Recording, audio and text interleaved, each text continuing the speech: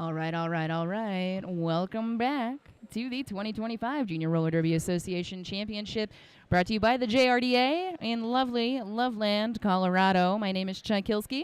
And I'm Sassy B, and we are here to give you a little bit of information about our next game coming up. All we right. are on game 4. Game number 4 of the day, 4 out of 6. Right now we will have Rose City Rollers Rosebuds National All-Stars versus the Nashville Junior Roller Derby Nash Villains in the female division. Skating in purple, the high seed, that is Rose City Rollers Rosebuds. We're just going to say Rosebuds. 1-2, Cherry Bomb. 1-4, Strawberry Short Fuse. 1-5, So Feisty. 1-7-7, Havoc. 2-2-0, Nicotine Kills. 3-1-4, Elbow Bell, also your captain. 3-2-7, Scooby Doom. 4-0-8, Zodiggity. 4-6, Donna Dangerous. 5-1, Nessie. 5-2, Madness. 6-1-9, Catastrophe. 6-4, Adri Helen Wheels. 7-5, 8-6-7, Teen Titan, and they are coached by Coach Bling, Blitz, and Monkey. Awesome. And in white, we've got our Nash Villains from Nashville Roller Derby. We've got number 09, Lunatic, number 10, Mac Attack, 101, Roadrunner, 139, Calamity, 141, Poison Ivy, 143, Kazilla, also your captain, and number 22, Blazing Grace, number 394, Wings, number 444, Felony, 47, Mayhem, number 50, Hurricane, number 615, Lethally Blonde, number 666, Little Devil, number 79, Toast, and number 814, Lunar Flare. And their coaches are Hines, Brannon, Bambi, and Brian. We got a lot of bees today on the coaching staff. Very busy bees.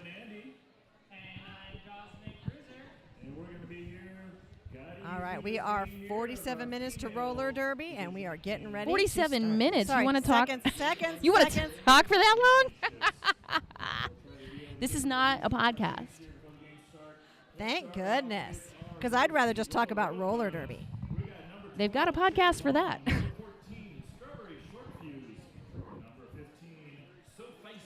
25 seconds. That means we've got time to talk about all our lovely referee crew. Off skates, we've got those non-skating officials. Stack Trace, officially Mel, Mortal Comcat, Pterodactyl, Thorn, Zookeeper, Goofy, Wednesday Adams, and Gnome Skull. On skates, we've got Johnny Demonic, Shebra, Judge Double Wapner, Whisk, Shrimp and Roll, Jekyll and Sides, and Extra Crispy. So this is the second one in a row for this crew. Looks like the refs are getting set up to do 2 in a row.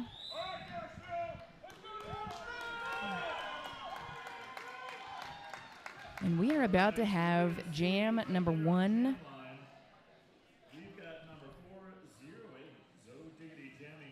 And the winners of this game will go on tomorrow. Yep, the winners of, so the winner of game 3, which was Santa Cruz, will play the winner of this game in the final. So that gold and silver medal game. And that's tomorrow. Is there no bronze medal? I believe there is. I think there is a 3-4 game. There is. Okay, you're right. There is a 3-4 game. That's going to be at 10 a.m. tomorrow. So the losers of these games. So Seattle will play whoever loses this game, and that'll be the third place game in the female division. And of course, we still have a moment here. Our next 2 games of the night are again open gender games. You'll see Foco against the winner of game 1, and Philly versus the winner of game 2. So actually, that's Foco versus Des Moines and Philly versus the Pixies. Okay, so first jam. First jam is live. Zodiggity sent out for Rose City Rosebuds. Felony for the Nash Villains. And we've got ourselves a lead jammer. That is Zodoggity.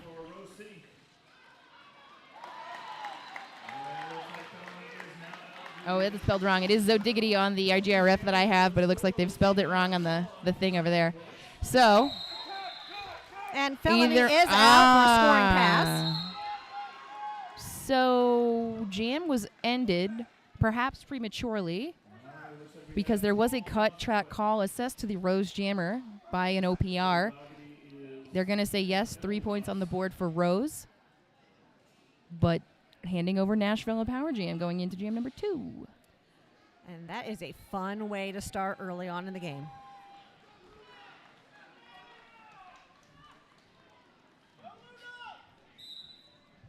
Up next, Zodogity starting from the box, Lunatic for Nashvillans. So if you're watching, if you're just tuning in, Rose is skating in purple, Nashville is skating in white, and maybe white and light blue.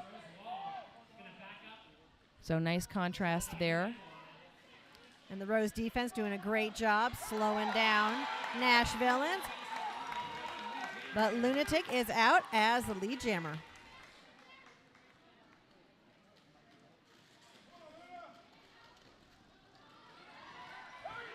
So Zodogity now out of the box, completing the initial pass.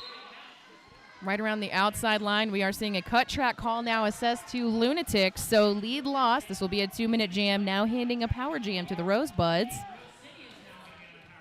Zodogity coming through on a scoring pass. Pack is moving quickly, but nothing crazy. Nothing like we saw in that first game today. Oh, that first game, they were running. They were running. Everybody realized we were at altitude after that. So 4 points on the board for Rose. So far in this jam, 52 seconds left. Lunatic will have to sit the whole 30. And now we are seeing another cut track call assessed to a Rose blocker. And a forearm call to a blocker for the Nashvillans. That is Mac Attack. So stuff is happening. Roller derby is happening. It looks like another penalty is also called for another Nashvillan blocker. So Lunatic out for 4, another 4 on the board for Zodogity. So this is the first points on the board for Nashville. There they are now on that overlay. And we've got 8 seconds left, just enough time to score some more points for everybody. 2 of the Nashville blockers are sitting in the box. Oh, 1 has just been released as the jam comes to an end. It looks like 1 Nashvillan still sits in the penalty box, or stands rather. Big jam for Rose. 16 points in jam number 2. It feels like 5 jams were played just now. 20 points. Just kidding. And it was really only just the second jam. Holy whoa.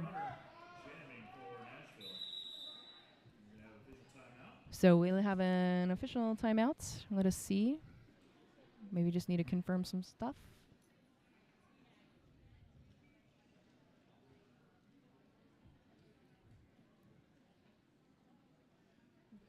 So once again, if you are just tuning into this game, we're only 4 minutes in, almost 4 minutes in. Rose has already scored 23 points to Nashville's 8. This is game number 4 of the day, the second game in the female division. The winner of this game will go on to the final, which will be at 2 p.m. tomorrow, Mountain Time. If you're watching on that JRDA YouTube channel, of course, always hit like and subscribe.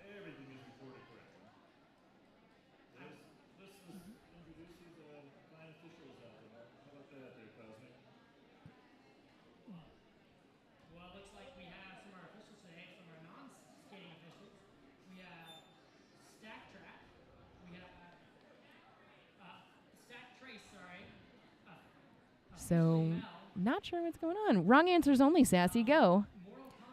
Well, they're discussing something, but most likely it has something to do with either the scoreboard or time clocks or something like that. We did see Stack Trace running around a little bit there. He is the head NSO for this game. All right, so starting jam number 3, we've got Vi on the line for the Rosebuds against Roadrunner for Nashvillans. Vi is your lead jammer now for Rose. Roadrunner with a star in hand, still stuck, honestly, right on the jam line. The pack has not moved. We do see a star pass called.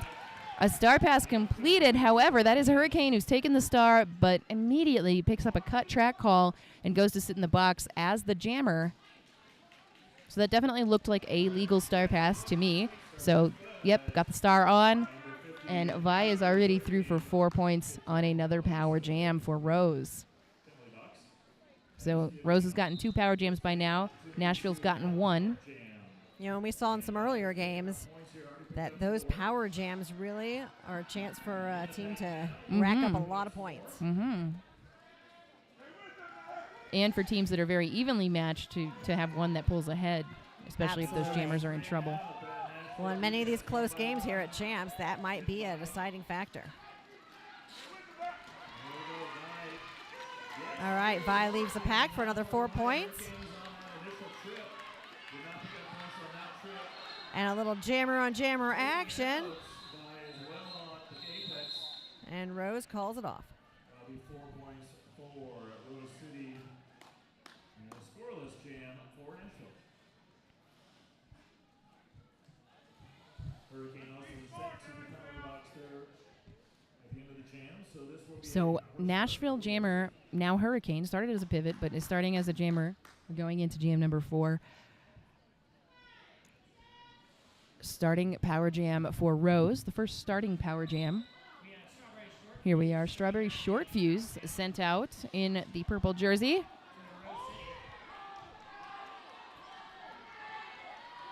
Rose has a goat. That is 7-9 toast. Little goat herd. Nice knockout by, that is Felony, 4 for 4, now in as the pivot. So Hurricane ready, you know, they've sent out a jammer to help Hurricane in case that's needed. And a cut track to Rose. A cut track to Strawberry Short Fuse. Hurricane sent out from the box. Hurricane determined to get out of this Rose pack. Already forcing the bridge, but knocked out to the outside line. Team gesturing to take off the star. She also does need to take off that pivot hat. Because there can only be one pivot on the track. And we've had the star pass. Okay, there we go. Pivot hat taken off. 4-4-4. That is Felony. Now jamming for Nashville. Strawberry Short Fuse out of the box and free, completing the initial. So a direction call on Nashville blocker Qzilla, the captain. Strawberry Short Fuse continuing the round for Rose, picking up 4 points in this jam. Felony has also already picked up 4 points. So Felony taking a spill here, going back into turn 1. Pack has gone full circle a couple of times now. Strawberry Short Fuse, again, another 4 points for Rose. Felony now caught up in this tripod as the jam comes to an end. We'll see if Nashville picks up all 4. Looks like they will. And 2 more picked up by Rose in this jam number 4. 10-4 jam, 10-8 jam, 41-16. All right, number 64, Adriel on wheels, will be jamming in purple for Rose City. So everybody's even on jammer penalties, huh? Out there in the white jersey. Yeah, there's been a lot of back and forth in jammer. So we've got number 64, Adriel on wheels, up against number 09, Lunatic. And it looks like Adriel on wheels is out as your lead jammer. But Lunatic is right behind her, also out of the pack and ready to score. Ooh, almost. A nice try. A direction call. Some good defense by Rose here. Direction on Scooby-Doo. But Lunatic's picked up 4 points for the Nashvilleans.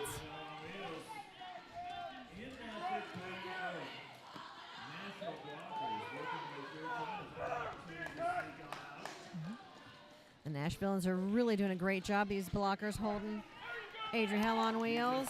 Knocked out by number 47. Mayhem.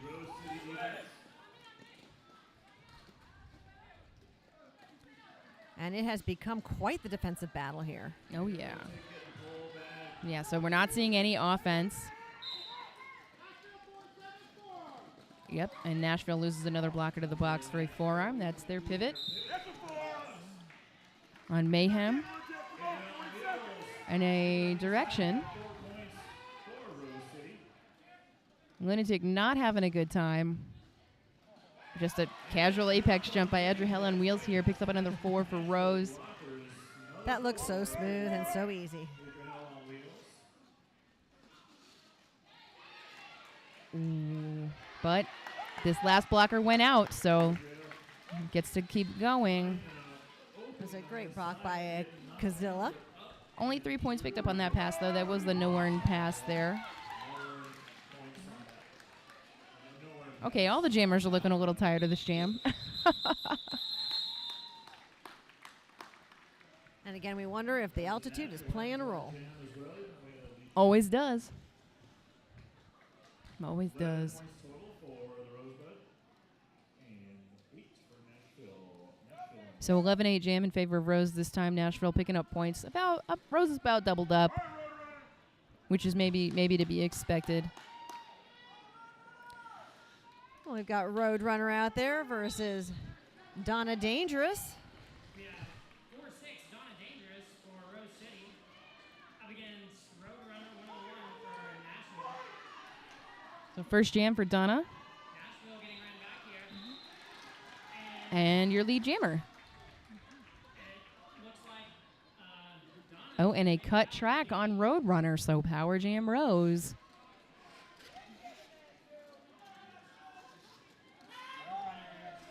penalty here, giving Rose City a power. And Donna Dangerous is through the pack to add 4 more points.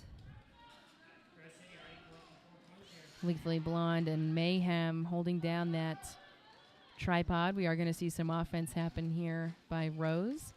Nashville definitely able to reform pretty quickly.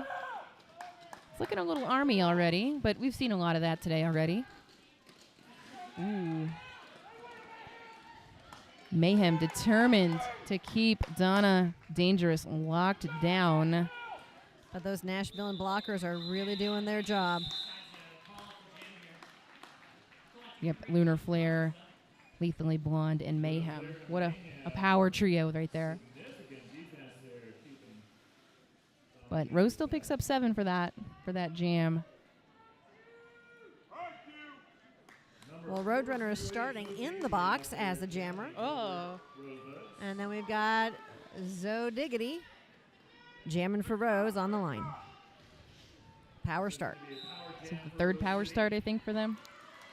And that was quickly through the pack and out as lead jammer. Roadrunner waiting in the box for that chance to go. Star in hand, maybe looking for that star pass. A nice hit into that tripod. Rose does lose their pivot. I saw a little bit of an out. I think we saw an out of play in the back, and then now a multi. So Rose 2 blockers in the box. This is a good chance for Nashville to make up and maybe get some points as long as Zodiggity does not call it. Oh, 3 blockers in the box, so 1 must return until somebody stands. And then they will report. And Nashville's out with 4 more points. Okay. Ooh, and a forearm. Is that a penalty for everybody? Yeah, so now 314 needs to report. That's Elbow Bell, the captain. So Rose blockers just taking their turns in the box on this jam. Again, Zodiggity not having a problem with this. Has already picked up 12 points. Some nice offense by Mac Attack to get Roadrunner out. 4 more, so 12-12 jam so far. You know, and sometimes it's really helpful just to keep on running the time clock and getting all your blockers out of the box. So Mac Attack going for a high block. We will have an injury call off.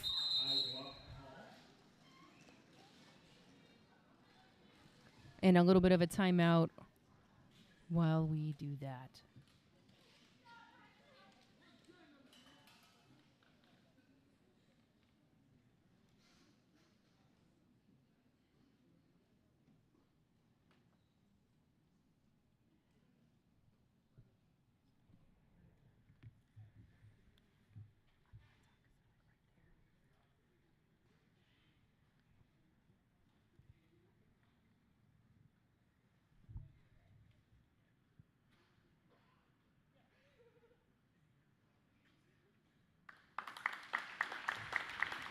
Okay. So that was the end of a jam. There was an injury call. We'll see if there will be a continuation. I don't think there will. I don't think there was a lead anymore, right? So no continuation. If there was No, no more Zodiggity lead- was the lead. I was gonna say, I thought there was a lead, but I honestly don't remember now. Yeah, Zodiggity was the lead jammer, but we'll see. That jam was almost over as well. They were running it. So 16-12 so far. Nashville winning that jam, perhaps, but Rose now at 71, Nashville at 40. Just over 16 minutes left in the first half of this game. So this game will determine who goes ahead to play for gold and silver and who goes ahead to play for bronze. And it looks like they're moving on with a brand new jam. Brand new jam. Yeah, it was almost the end of the jam either way because they It had been running it for a while, so nothing to be gained there. All right, we've got number 444 Felony jamming for the Nash Villains, and then Vi is jamming for Rose, number 7. And again, it's great defensive battle. They're hardly moving down the track at all. Wonderful defense. But Vi has popped out as your lead jammer.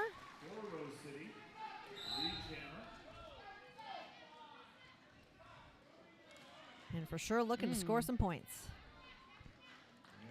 A cut track on the pivot. And then Toast, a nice hit to knock out the jammer. Recycled and ready to go again. And Felony has cleared the pack on her initial pass. 4 more points for Rose, and the jam is called. I see an OPR signaling for a cut track call, so we'll see who goes to the box at the end there. That is a Nashville blocker. So each team down a blocker. Only 4 points, so Nashville holding Rose to only 4 points on that jam. Definitely making adjustments. Just a note to those watching at home, the intermission of this game will only be 10 minutes long. We are a little behind schedule. And of course, now we have Lunatic on the line with Strawberry Short Fuse for Rose. Lunatic, your lead jammer for Nashville. Strawberry Short Fuse is out and racing around. Yep, and that's a cut. Toe stops on that inside line. Looks like another 2-minute jam. Correct. And another power jam for Rose. 4 points for Strawberry Short Fuse. And the pack has gotten much smaller. The box is filling up.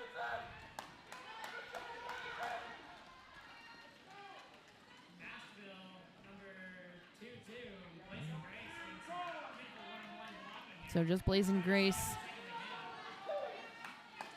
and Little Devil holding Nashville down here. Looks like their pivot has just returned as well.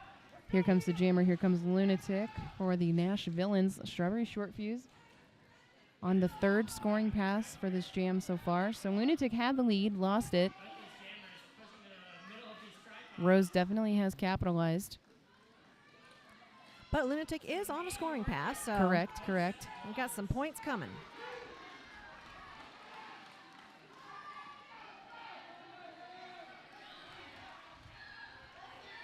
Lunatic hoping to get some space to maybe hit this pack a little harder, and maybe they'll break apart. But it looks like Mayhem goes to the box for a legal contact out of play. Looks like Lunatic maybe is used to being able to just blast packs apart, perhaps at home, and it's not really the case with these Rosebuds. 15-point jam at least, maybe 18. We're seeing 4 points held up for Nashville, so 4 points scored here. Tough. So both teams racking up those penalties. 13 so far for Rose, 17 for Nashville. Nashville's definitely had more jammer penalties at this point, which we've seen before. That's gonna affect the game. That's why the score is what it is. The score probably would be a lot closer if everybody jamming could stay on the track. All right, and Rose has cut. Oh, Rose has a cut. On Yep, the that's a jammer. cut. These Adrian Hell on OPR, wheels, heading to the box. the OPRs are catching them. They're catching those outside cuts. It is much easier when the pack isn't running as fast. I'll tell you that. So Andrew Hill on wheels maybe could have gotten lead, but had removed the star. This will be another 2-minute jam. So we've had so many 2-minute jams now. We've only got like 11:40 on the clock, and we've only had 10 jams. Yeah, totally different from our last Oh, game. Not yeah. so many stoppages. All right, looks like Roadrunner is through for 4 points. Adriel on wheels released from the penalty box. Here comes Roadrunner. Some A nice offense nice there by knockout. Toast. Nice knockout by number 47. That's Mayhem, the pivots. And that Rose defense is just sitting strong. Yo. Boy, are they looking good. So Nashville good with the hits.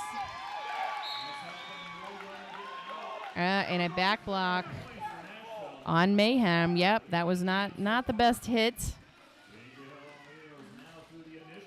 A little same team friendly fire. Roadrunner action. trying to push Hurricane through. Pushes her down instead. Adriel on wheels. They were hoping maybe to knock her out of bounds, but didn't quite drive far enough. And she is through for another 4 points for Rose. And here comes Roadrunner, another 4. So keeping up. Adriel on wheels held the 4 so far in this jam. Oh, unchallenged almost. No touches.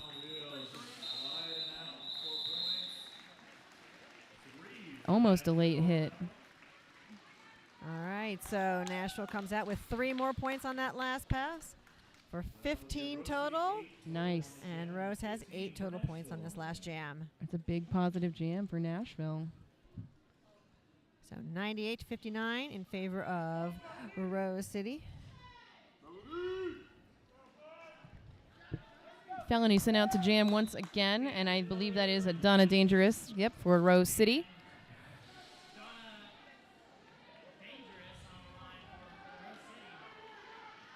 And just powering through that pack, trying to string them along. Fast feet, got to keep them moving. Yeah. Got to keep them moving. A nice chest hit. We are going to see a high block on a Nash villain as Donna picks up that lead status. Yeah, you've always got to watch with anybody shorter than you, or if you get lower than other people, you've got to watch those high blocks.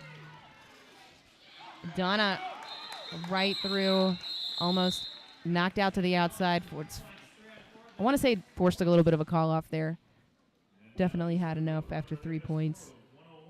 101. 101 Rosebuds. Section only 101. Looks like a timeout for Rose. And we have got official review. Ooh, it's an official review. Official review. Timeout, so that'll be a 1-minute timeout. Are they going to use it as a team timeout or? Either way. Yeah. Okay. That must be a nice thing for Roadrunner. Special thanks to all of our volunteers who make this event possible. Volunteers include officials, photographers, videographers, announcers, medics. Actually, I don't know. Are the medics getting paid? I hope they are. I don't know. Sometimes they do, sometimes they don't. Just depends. We're here to ask the hard questions and not answer them. Absolutely, all the time. But we could not do roller derby without our medics, so we're so glad that they are willing to be here and spend their time. Not to, I only grew up, 20 miles north of here. So I've always found it interesting how I don't know what to say about there are more officials than skaters I lived here for working at any one given jam. When you have 10 on the track skating and a whole bunch of It's because we're incorrigible. because there's so much going on out there all at one time, and you just can't see it all You unless you just- have a bazillion people out there to help. You just can't see it all. Okay, here we are. Next jam is live. Jam number 12, Calamity, sent out for Nashville. So first time out for Calamity. But it is still going to be Zodiggity, your lead jammer for the Rose City Rosebuds. Calamity with the star in hand, perhaps looking for the pivot And almost unchallenged, just a light touch as Zodiggity goes through. With the star, I believe that is, looking for that number 50. Yep, that is Hurricane. The pivot. Does she have the star? So in a house call, we would never say this until she had finished the initial. But we can say that she totally has the star. Okay, I couldn't tell from the distance. Mm-hmm. Totally has the star. So Hurricane is the official jammer now. Mm-hmm. But still trying to complete the initial. Rose not content doing that Hurricane blocking to stay in front of the Hurricane. And a multiplayer on Lethally Blonde.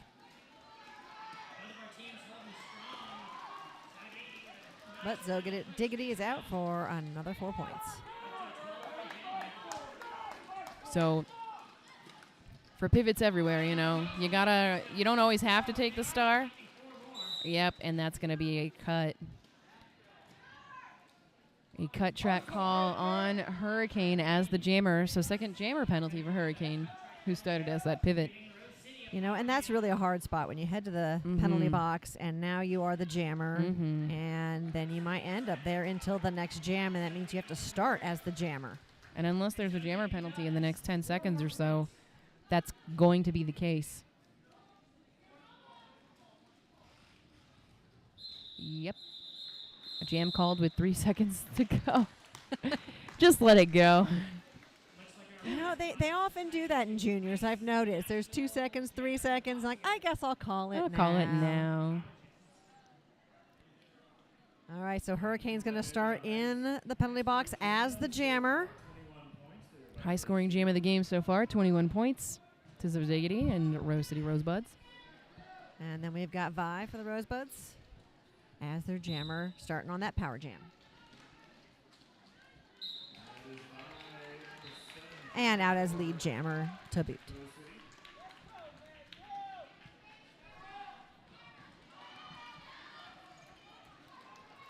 Nice blocking by the Nash Villains, making it a little bit harder for Vi to get through the pack. I think there's a skate problem happening here. We have some technical malfunction with the skate there now. Maybe a truck issue. Well, we've got it as an injury call-off. And then the question is going to be, will we have an injury restart? Hard to say. So just a reminder that the winner of this game will go ahead and go on to that gold medal game tomorrow at 2 p.m. The loser will go to play for bronze at 10 a.m. tomorrow. And all these teams had to win at their tournaments in June to make it to this tournament. Yes, in June they had playoffs all over the country, and only the team that won first at each of those tournaments gets to come to champs. So how many is that total? That was 6 teams total for the open division, and only 4 teams made it here to champs for the female division. Wow, so we've got the wow. top 4 teams in the country here right now for the female division. This will be a continuation jam. It will be a continuation jam. So Roadrunner's been subbed in for Hurricane because Hurricane is out for the injury. And then Vi will continue as the jammer for Rose and will be on a scoring pass right from the start.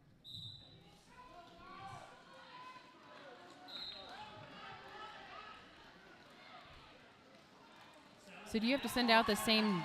No, you don't have to send out the same jammer. You have to send out all of the same players, but you sub out the player who was injured. So because the jammer was the one out on injury, that's the So skater who was subbed. Rose started with lead. Yes. Okay. Rose started with lead on a scoring pass and picked up, I believe, 2 points. 2 more points. Looks like Rose City picked up 2 there before calling it off. Nashville was able to pick up 4 points. So that was Vi. But it looks like Nashville picked up 4 points, so they were already on a Okay. scoring pass as well yeah, with the 'cause continuation. It was continuation, so it was definitely a scoring pass because they'd already made the initial. So now we have a new jam, jam number 15. Roadrunner sent out for Nashville. And Strawberry Short Fuse is out for Rose. Roadrunner is out on lead. Strawberry short fuse jamming for Rose City. We've got a couple blockers in the box, or just being released from the box now. And the jam is called. Gone off the jam after picking up 4 points.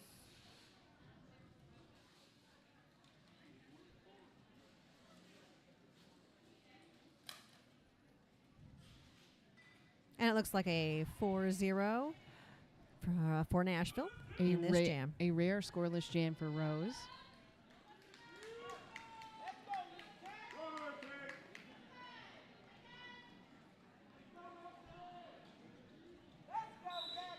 We have number 6'4", Adrian Helen Wills. Okay. All right. New jam, new jammers. Adriel and Wheels for Rose up against the Lunatic for Nashville.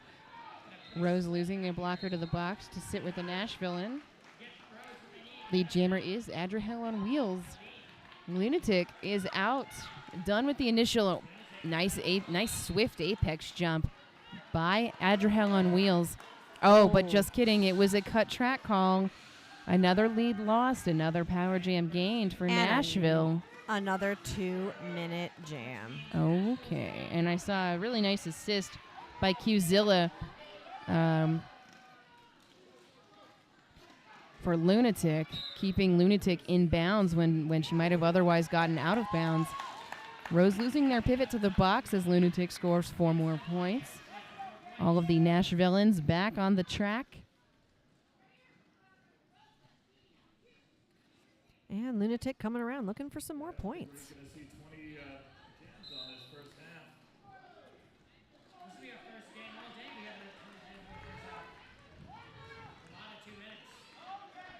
And another Rose blocker to the box. So Lunatic was having some trouble in the first part of the game here, but maybe seems to have found her stride a little bit. Finding out what works, using that footwork to get by the Rose blockers. Another 4 points for Nashville. Massive jam for them. This is exactly what they needed. Rose with 2 blockers sitting in the box. Makes it a little bit easier to pick up those points. Because, you know, once you pass just one blocker, you get all of the points for everyone who is in the box.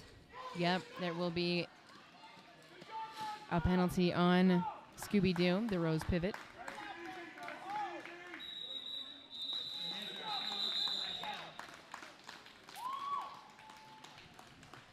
And all 4 points. So maybe an out-of-play hit, an illegal position assessed to the Rose pivot. 16-11 jam in favor of Nashville. 2 minutes left in this half. Oh, my goodness. We're only on jam 16. There's really been a lot of 2-minute jams. A lot of 2-minute A lot jams. of them. The most of any of the weekend. And an official timeout. Rose City is dangerous. Also, the name is dangerous. Oh, wow. And my guess is we're looking at just making sure the score is correct and the scoreboard is correct. That's usually what's going on when you got our official hanging out talking to the front table. Yep. Looks like Jam Ref Jekyll and Sides is ready to go. Just a reminder that after this, at 5 p.m., we will have Des Moines versus Spoco. Des Moines having won their game earlier today. And, of course, the Pixies versus Philly at 7 p.m. Pixies also having won a game today, so they'll be fresh and warm to play Foco and Philly. Warm for sure. All right, up now, Felony for Nashville, Donna Dangerous for Rose. Rose with definitely the blocker disadvantage. Wow, nice hits on the outside line, and that is Felony with that lead jammer status. Donna also finding a way through here. Felony skating fast, hoping to get those points before getting slowed down by that Rose defense. Wow, almost on the outside line. Couldn't quite get all the way under those hips. Donna has to recycle. Felony calls the jam. Full 4 points and then call it off. Leaving Rose City with 2. So that's 4 points for Felony and 2 points for Donna Dangerous. Sometimes it's worth to hold it call enough till you just pass that last blocker. All right. 1 minute left in this half. We got Zoe Roadrunner on the line for Nashville. And Zoe Diggity.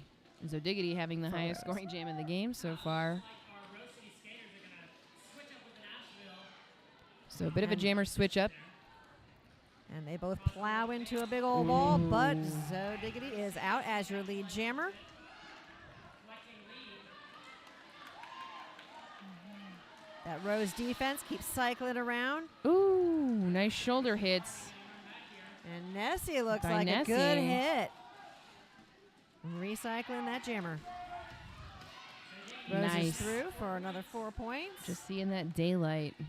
Going for it. And we've had a star pass complete to Mayhem, who's been wearing the pivot hat a lot this game.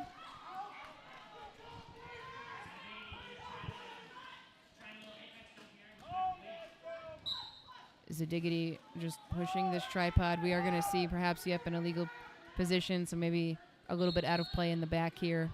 And now a multiplayer assessed to number 22, Nashville and Blazing Grace.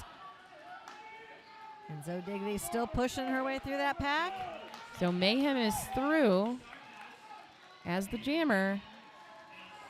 We've got 4 more points for Zoe Diggity, and coaches look like they're saying keep on going. You know, it's the thing. The period clock has expired. There's 40 seconds left on the jam clock.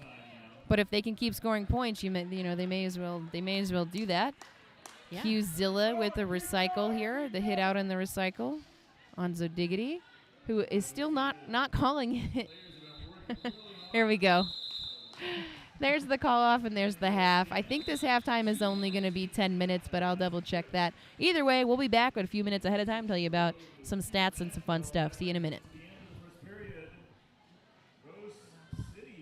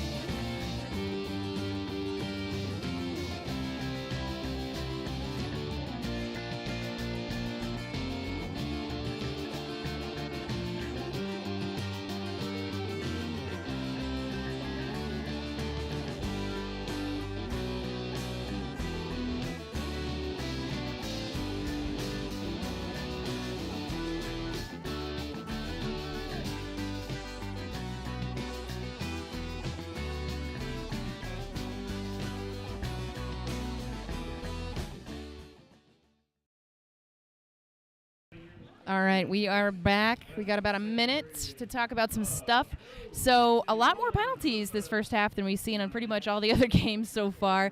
23 penalties for Rose City Rosebuds and 26 penalties for the Nashville Junior Roller Derby Nash Villains. We're doing gear checks just to make sure everybody's got everything. Making sure all the helmets are on nice and tight, mouth guards in. And those toe stops not falling out. Trucks intact. So a lot of penalties so far. We've seen a lot of jammer penalties for Nashville.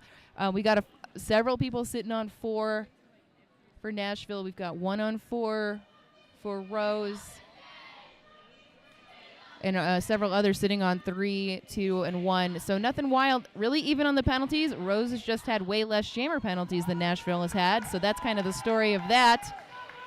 And then we see that score differential grow when there's a power jam. Yes, so you see the penalty board here for Rose City. That was up. And now let's see let's switch it. Penalty boards. Nope, that's not it. Team 2. Not showing up. I had it. Oh, there we go. Penalty board for Nashville here if you wanted to look at that. And now, of course, points per jam. We've had a few runaway jams for each teams.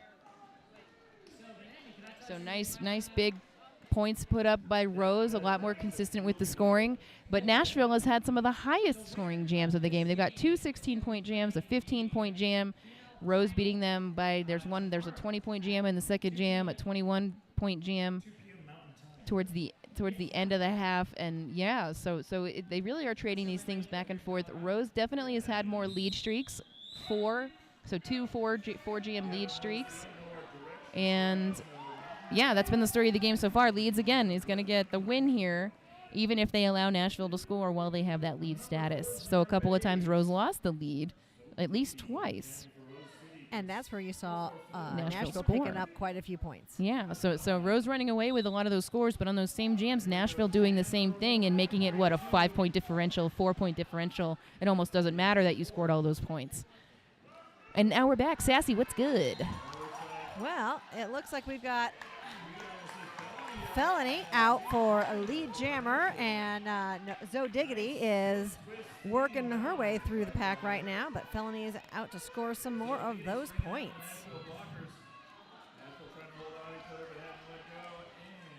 All right, Zoe Diggity is out. Had taken the star off, but put it back on again because no need to pass it.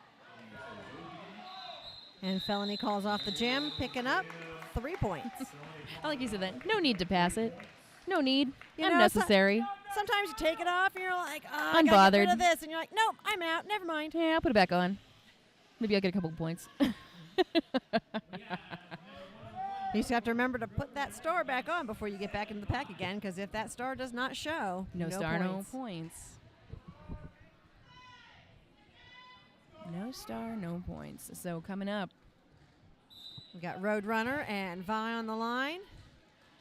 So Roadrunner out there for the Nashvilleans, pushing her way through the pack, dancing up on the line. And Vi is also pushing through the pack. It's just one big cluster of humans out there. A cut track on Roadrunner.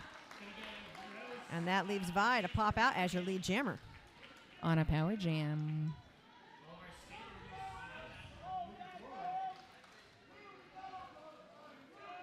All these blockers definitely had to mess with each other before they before Vi got back to the pack.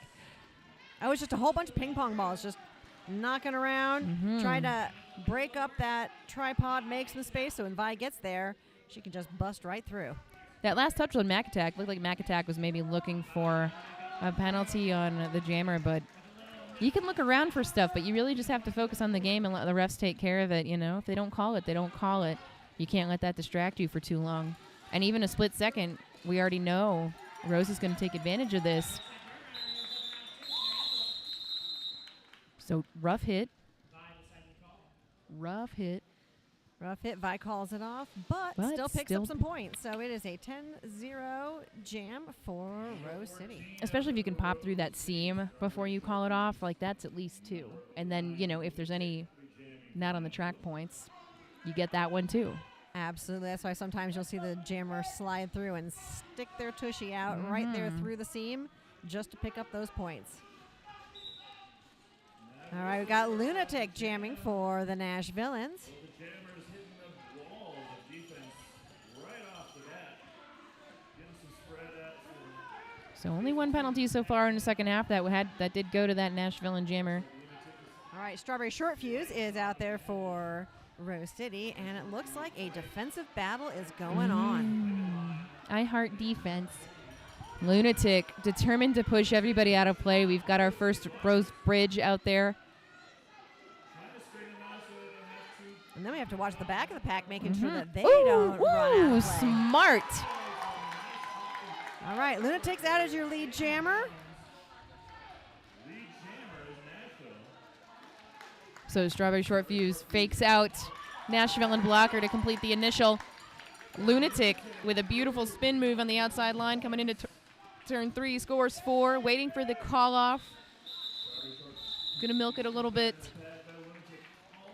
but not allow Rose to score. Okie dokie. Yeah, it looks like Lunatic has figured some stuff out since the beginning of the game. Oh yeah, that first jam was just a little bit of learning. Working smarter, not harder. You know, and sometimes it does take a couple of jams to figure out what's going on. You know, even if you've studied the other team, when you're actually up against them, it feels totally different. Yes, exactly so, and you're in the middle of it. Because everything looks so small on the screen. You're like, oh, I can do that. Yeah, right? And then you hit them, and you're like, oh, no, what was I thinking?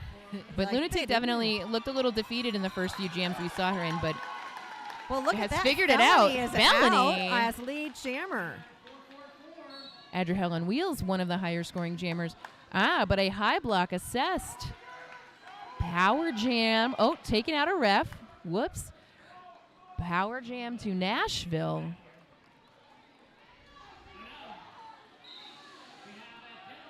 But still a whole lot of defense going on with Oh, yeah. the Rose blockers.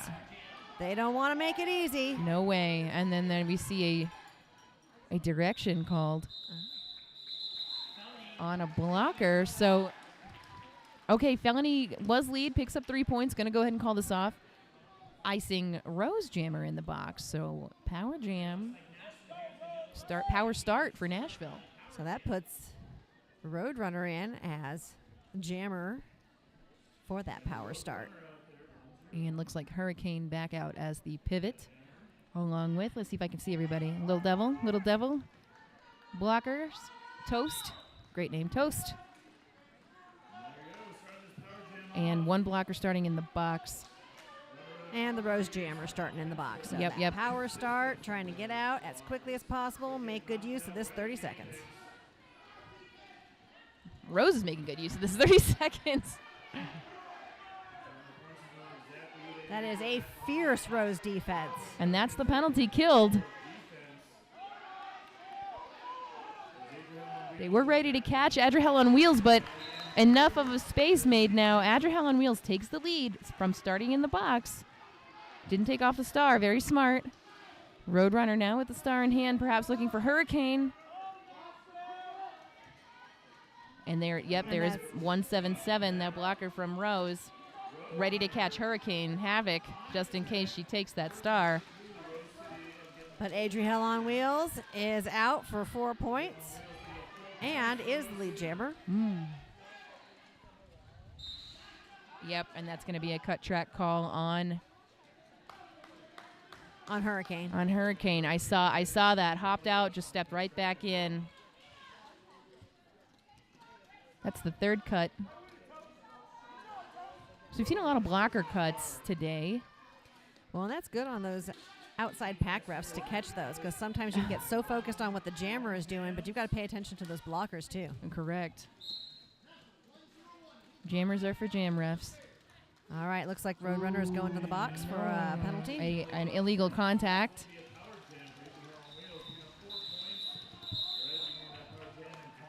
And Adriel on Wheels calls the jam. And it is an 8-0 jam in Rose's favor. Wow. So coming up today, we got 2 more games for you. Hopefully you're mostly getting back on time, but we'll see what happens. We will have FOCO versus Des Moines at 5 p.m. or thereabouts. And Pixies versus Philly at 7. And then tomorrow, games 7 through 11. We'll wait for the next timeout to tell you all about those. Donna Dangerous is your lead jammer for Rose City Rosebuds. Roadrunner on the line, starting from the box. Ooh. Oh, wow. Nice footwork. Just riding on the line. I don't know how she stayed in. That looks so good. Sometimes we have nothing astute to say. We just go, oh, wow. I find myself doing that a lot when I'm watching these juniors. It's just amazing what they can do. And Donna's like, cool, just another day, footwork training. Well, Roadrunner's back in action on the track, working on getting that initial pass. Star has come off of her head, so she's going to look for Hurricane to pass. One thing I'm enjoying watching is a lot of the juniors, they're really good at the catch and then adjusting their position to hold on to that jammer a bit more. Donna's not making that easy, having just picked up 4 more points.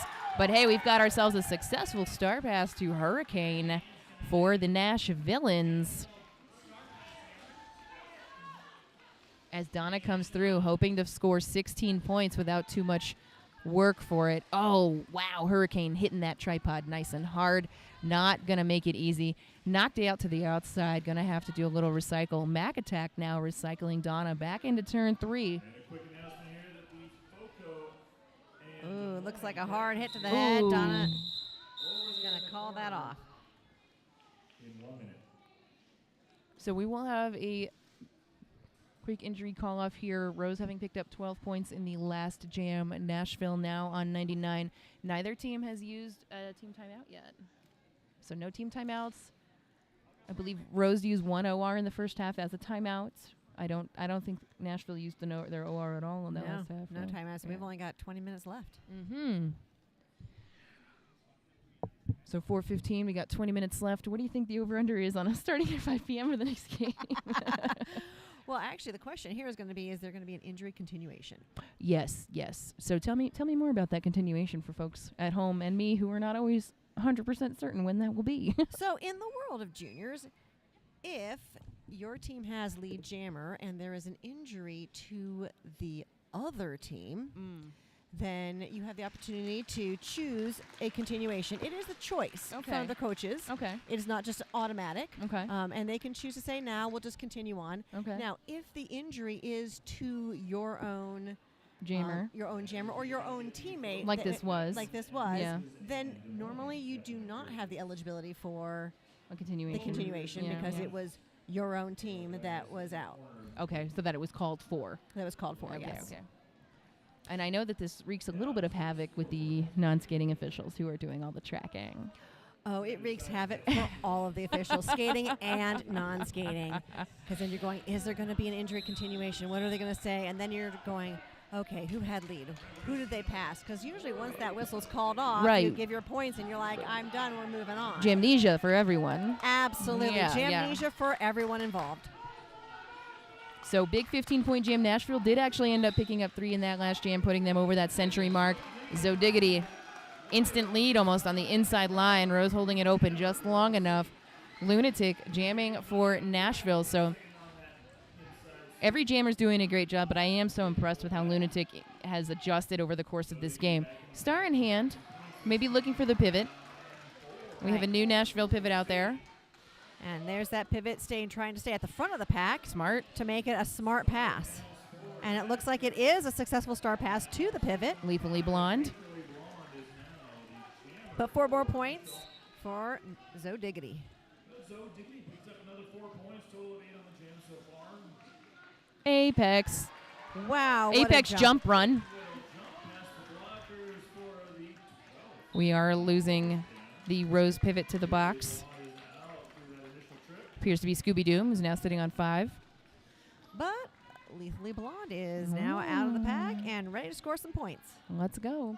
So Zodiggity usually tends to run the jam, so I think Nashville is going to pick up some points here. Zodiggity still working on it. The Nashville tripod has settled in to play a little defense. Just a cozy little defensive interlude.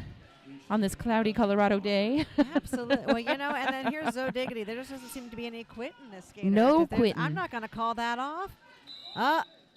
But as soon as she gets her hips through and knows she's got those points, she's calling it off, Yeah. and she gets all 4 points. Yep. So wings, toast, and lunar flare there, holding down that defensive tripod at the end for Nashville. Another big jam for Rose here, 16-2, 198-104. Just under 19 minutes left in this game. A prime number. It's a nice number. It's a nice number. I like that number. Oh, yeah. I like odd numbers. I thought you weren't a numbers person. I'm not, but I can still have favorites. Here we are. Vi on the line for Rose. Felony for Nashville. Sassy, take it away. Well, we've got 2 huge defensive battles going on, but these packs are getting separated little by little. So we've got a couple of bridges popping out to try to keep pack intact. No one wants to go to the box for breaking that pack. But Vi is out as your lead jammer. And I see a cut call on Felony. no. So Felony's heading to the box. First penalty for Felony. And a nice hop, skip, and a jump. And Vi is through for 4 more points on this power jam. And a Rose jammer goes to the box. It looks like it's Rose Blocker. Elbow Bell. Oh, sorry. Huh? Captain Elbow Bell. Ooh, Captain Elbow Bell. Busted. No. Busted. Breaking the rules, but doesn't seem to be stopping Vi. Vi is through for 4 more points. All right, it looks like Felony is back in action, looking to come out and finish off that pass. But Vi is again through for 4 more points. And we've got a Rose blocker heading to the box.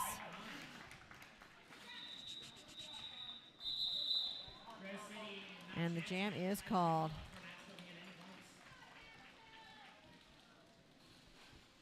It looks like a 12-0 jam in favor of Rose City. Those purple rosebuds. So Rose pretty much staying doubled up over Nashville the whole time. I don't know if that was the expected outcome, but that is what it looked like. Well, Rose City is a strong team. Very strong. And they are strong all the way through their ranks, from the adults all the way through the juniors. So it's a strong program across the board. All right. We've got Strawberry Short Fuse jamming for Rose right now. And for the Nashvilleans, popping out as your lead jammer, the Roadrunner. Roadrunner's able to pick up points on this next trip around. All right, the box is now clear. Everybody's on the track to play some good hard roller derby. Looks like Strawberry Short Fuse has the star off, looking for a pass. The Roadrunner is out for 4 more points. And there is a cut call Ooh. on Strawberry Short Fuse. So, power jam for the Nashvilleans.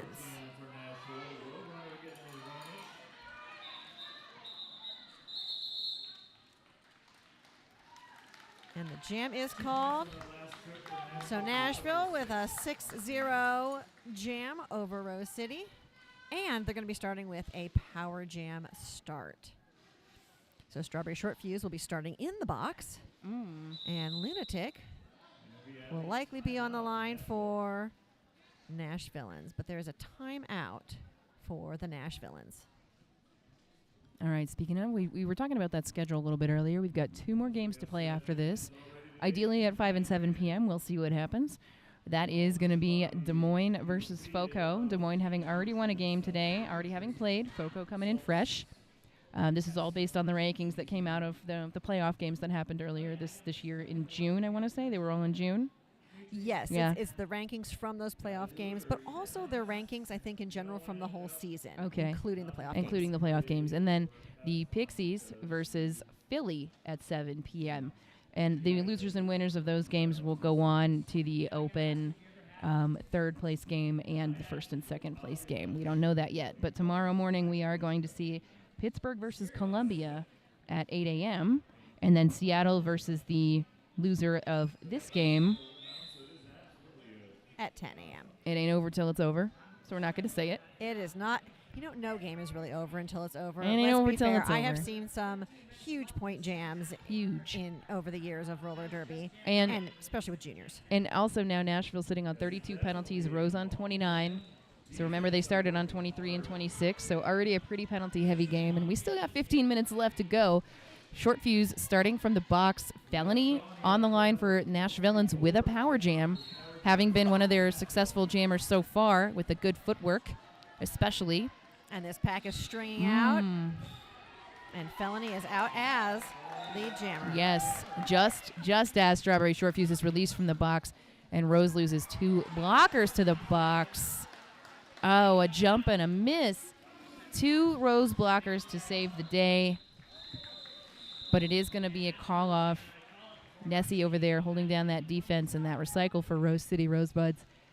Holding Nashville to 4 points, but icing 2 blockers in the box for Rose. Nashville also down 1. So Rose is starting with 2 blockers in the box. Nashville starting with 1 blocker in the box. So it's going to be a 3-2 blocker battle for these jammers. And we had a timeout for Rose City. But then Rose City's calling a timeout. Okay. So we're going to take a breath, grab a little oxygen, and So if you haven't had enough junior roller derby, is there ever enough junior roller derby? there is more to come. It will also be on the JRDA YouTube channel, the Junior Roller Derby Association World Cup, held in Brisbane, Australia. Obviously, they're much further ahead of us. Well, the times are not going to match our times here in the U.S. However, it is going to be some really fun roller derby to watch. And many of the skaters that you are seeing here this weekend, you might actually see on Team USA out there in Brisbane, Australia. We don't have a list, or we would tell you. And right now, it's getting on to be, 4:30 here. It's 8:30 in Brisbane right now. So some of those early games 8:30 a.m. are going to be So easy really, to watch, yeah. so really, if you're here in the United States, and if you're in Mountain Time like us, it's actually pretty convenient because you can settle down for the evening and catch those morning games before you need to go to bed. Yeah, there's never enough junior roller derby in our world right here. And this Right? weekend with 11 amazing games to watch, what more could you ask for? All right, on the line right now, we've got Lunatic jamming for the Nashvilleans. The pack going a bit A bit clockwise. backwards. Is somebody going to get a direction? No? Interesting. That would be nice. But Donna Dangerous I is going to be jamming here for Rose City. feel like I see refs doing things. Nice, clear, no pack signals. Pack is here. Pack is all. No lead. No lead yet, and everybody is pushing through. And it looks like we've returned back to where we started. Yep. To the jam line. Yep, in between that jam line, Back to where it pivot line. all began. A I see direction finally assessed. Yeah. I know you're watching that with your official's eye right there, and you're like, I'm over here shaking my head. I'm like, everything looks like a direction on the outside line, though. though it does, and then you have to go, are they sucking back or are they actually pushing back, Are and the- how much pressure? Are the jammers actually moving back? Because sometimes We it is don't actually hard to know. tell when you're right there We don't know. that close. So And Donna is your lead jammer, has come around, I believe is on a scoring pass. Lunatic still hasn't completed the initial. Captain Qzilla coming in to play some offense. But Mayhem was just Right amazing there. defense there at the front of the pack, just trying to hold Donna Dangerous back. But she's out again and ready to score some more points. Lunatic maybe thinking maybe I'll play some defense, but wants to get this pack moving. Watching that head, trying to keep clear. That Rose defense Ooh. is just so strong. So strong. So we need to see some offense now. Okay, Donna's going to go ahead and call this one off after picking up just 2 more points. So Nashville defense locking it down, but if Nashville wants to catch up or at least get a little closer, we're going to have to see some more offense for these jammers. And we can definitely see that fatigue starting to set in. Mm-hmm. And So now likely the oxygen. we've got 2 Rose blockers sitting on 5. The captain for Nashville sitting on 6 with 3 directions in a row in the second half. 5 on another blocker, and then a couple of other players with 4. So we got 11 minutes. Hopefully nobody fouls out, but we'll see what happens. Lead jammer is Adrahel on wheels. Roadrunner free for Nashville. Adrahel not seeing that call off, seeing that keep going from Coach Bling over there. Also, a pretty good referee in his own right. True that, true that. Everybody here is pretty good at roller derby this weekend. Nice. Roadrunner never giving up, always moving forward on those edges, not always on the toe step, finding those inches to get through. Oh, a direction. Ooh, And Adriel on wheels calls it off. And it's an 8-4 jam in Rose's favor. Total of 8 on the jam for Rose City there, and 4 for Nashville. for sure. Speaking of 4, we got number 444. Like for everybody, not just one team. That would be Felony. I'm like, guys, they're still going. Number 408, Zoe Diggity for the jam for Rose City. So here we are. Felony back on the line for Nashville. Right up the inside line. Lead jammer, Zoe Diggity, one of the rare times she's not lead. Still working on the initial. Again, Zoe Diggity is also one who's not going to give up. They want to get out of there. Felony hitting that pack nice and hard, but taking a spill. But she's quickly back up on her feet Quick, and you moving gotta forward be. again. You gotta be, or those And blockers just pushing, set up. pushing. They set up Never right giving on you. Oh, and it's going to be a blocking with the head, unfortunately, for Felony. So lead lost, 2-minute jam. So Diggity has the power jam for Rose. And guess what that means? A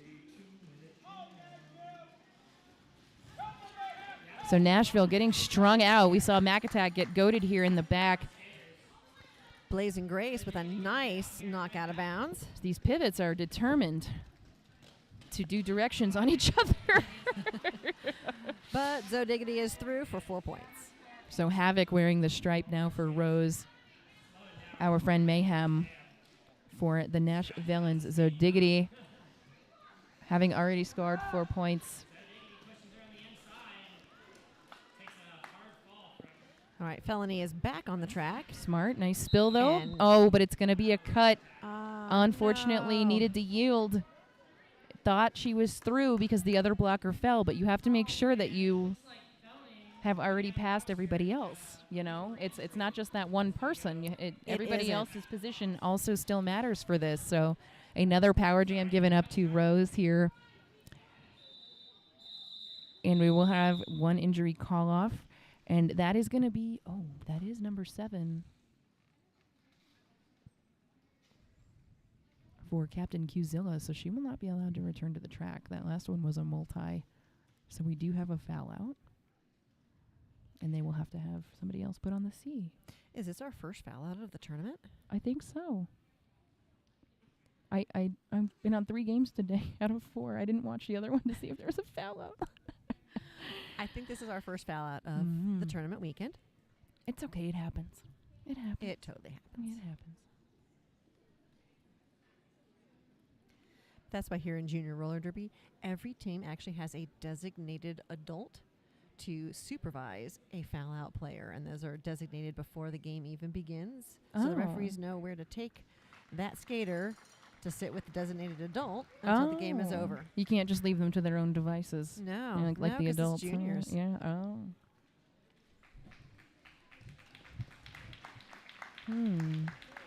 So bringing up that score, we'll be back to the track shortly. 230 to 121. Rose definitively in the lead here. I think it's just under 9 minutes left in this game. If Nashville's going to make a comeback, it's got to be shortly. But I don't know if they're going to overtake Rose at this point. They would need some pretty big scoring jams. Yeah, everybody's all got back to back. stop going to the box. We got 33 penalties so far for Rose, 38 for Nashville. They've been keeping pretty even. You know, Rose slightly less, but again, a lot of the same things. A lot of directions, a lot of multis, a lot of cuts, a lot of blocker cuts. A lot of blocker cuts in this game. And then Nashville's been working very hard, and I know, that Cusillo, the captain, has been playing a lot of the offense here, so ended up getting a lot of directions and a multi. So, and when you're playing offense, that is probably the time people get the most direction, I think because you're just so focused on hitting somebody and getting them to move out of the way. You're trying, and that's also a time I think the refs are very focused on you because you're alone in the opposing pack a lot with that jammer. So we do have a new lead jammer. That is Vi. Felony for Nashville. Done with the initial. Vi going to try and get some points and call it off, holding Nashville scoreless. So a 6-point jam for Rose. Right, looks like Lunatic versus Strawberry Short Fuse on the line as we go into jam 15 of the second half. So the winner of this game will go on to play Santa Cruz in the final at 2 p.m. tomorrow. And won't that be an exciting game? Yeah, because Santa Cruz played very cleanly. Very clean. Strawberry Short Fuse is out as your lead jammer. And Lunatic is working her way through the pack, pushing hard and not giving up. Nice spinning right through there. And Strawberry Short Fuse pops out with 4 points for Rose City. That Rose City defense working hard to keep Lunatic from moving forward. Lunatic has the star off and is probably looking for that pass to the pivot. And there it is, the pass to the pivot. And so now Mayhem is our jammer. And it looks like we've got a cut. Just not sure on who. The cut is on. The cut is on Mayhem, sitting as the jammer in the penalty box. Strawberry Short Fuse. Ooh, a big hit by Lunatic. But Strawberry Short Fuse stays inbounds and is out for another 4 points.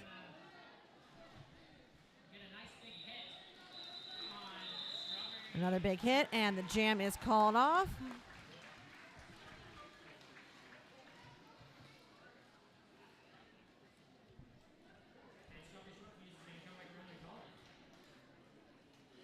So Mayhem's been in the box a few times. We've seen some illegal position, a back block.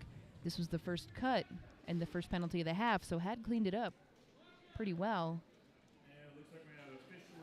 And a shout out to all those skaters who've gotten no penalties this game.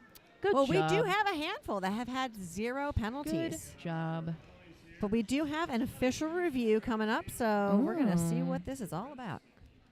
And it does not look like it's being used as a timeout. We do see some folks conferring in the middle. So don't forget, up next, Des Moines versus FOCO, Pixies versus Philly.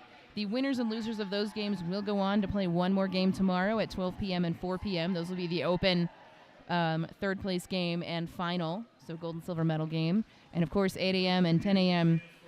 8 a.m. you'll see Pittsburgh versus Columbia. That should be a really good game. And then at 10 a.m., I believe we'll be seeing Seattle versus Nashville if the score stays the way it is.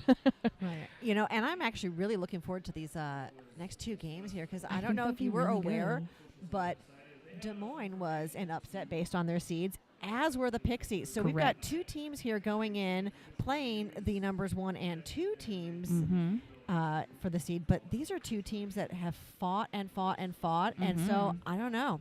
I think there are going to be some really interesting games when you have teams that are just on fire and coming back from a hard win. I love this for the JRDA.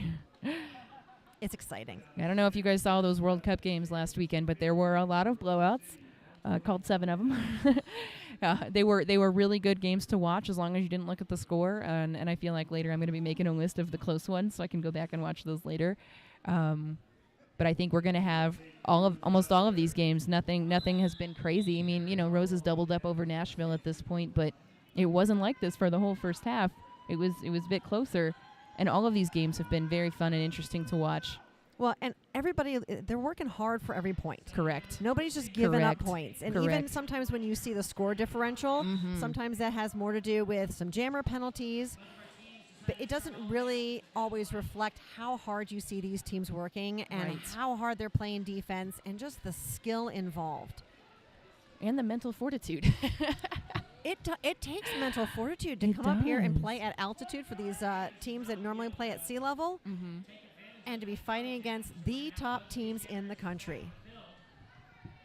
So we are back to the action. Donna Dangerous on the line for Rose. Mayhem jamming for Nashville. No lead yet. It's been over 30 seconds. So defense is locked in. Jammers are getting tired.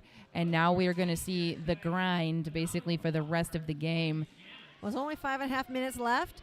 So a grind it will be, but what a battle. Rose losing a blocker to the box.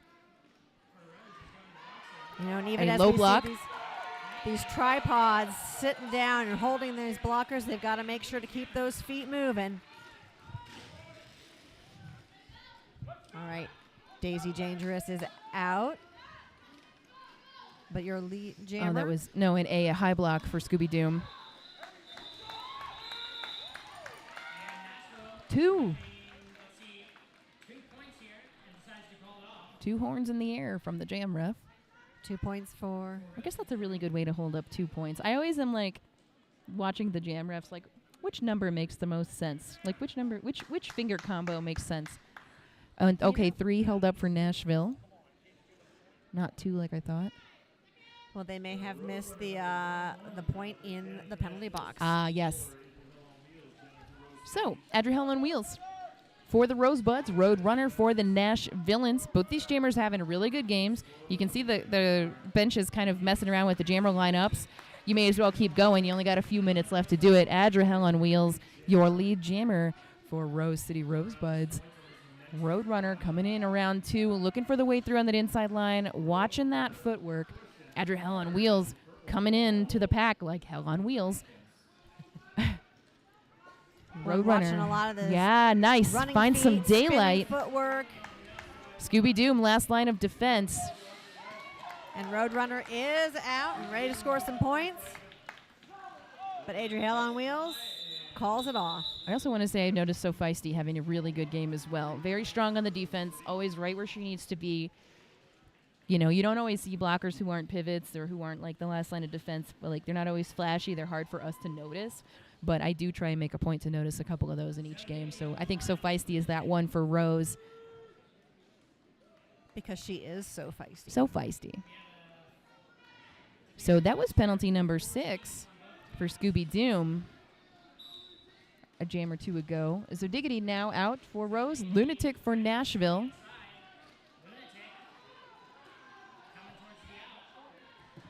Again, grinding defense, but it is going to be Zodiggity who takes that lead jammer status. Lunatic, star in hand, looking for the pivot. That is number 615, Lethally Blonde. And it looks like that was a pivot pass fake there for a minute. And so Rose decided to knock the pivot out. No, Lethally Blonde came back, pretended to grab it, and skate up the side. Did grab it. But now has grabbed it. Yep. But grabbed it without making sure there was an avenue of escape here. So this leaves Lunatic now to go block. But Zodiggity gets a cut penalty. So we have another 2-minute jam. And it's a power jam for Nashville, but Lethally Blonde with the star in hand. Guys, you got to play some, you got to do that offense. There we go. There we go. Stuff is happening. You see her, I could see Hurricane gesturing. Guys, offense. I think that's so hard as a pivot. I know. All right, guys, go do it again. You got to do it. Because if your pivots were jammers, they'd be jamming. Absolutely. You know, your job as pivot is to make the jam be over. And now that's not going to be an option for 35 more seconds.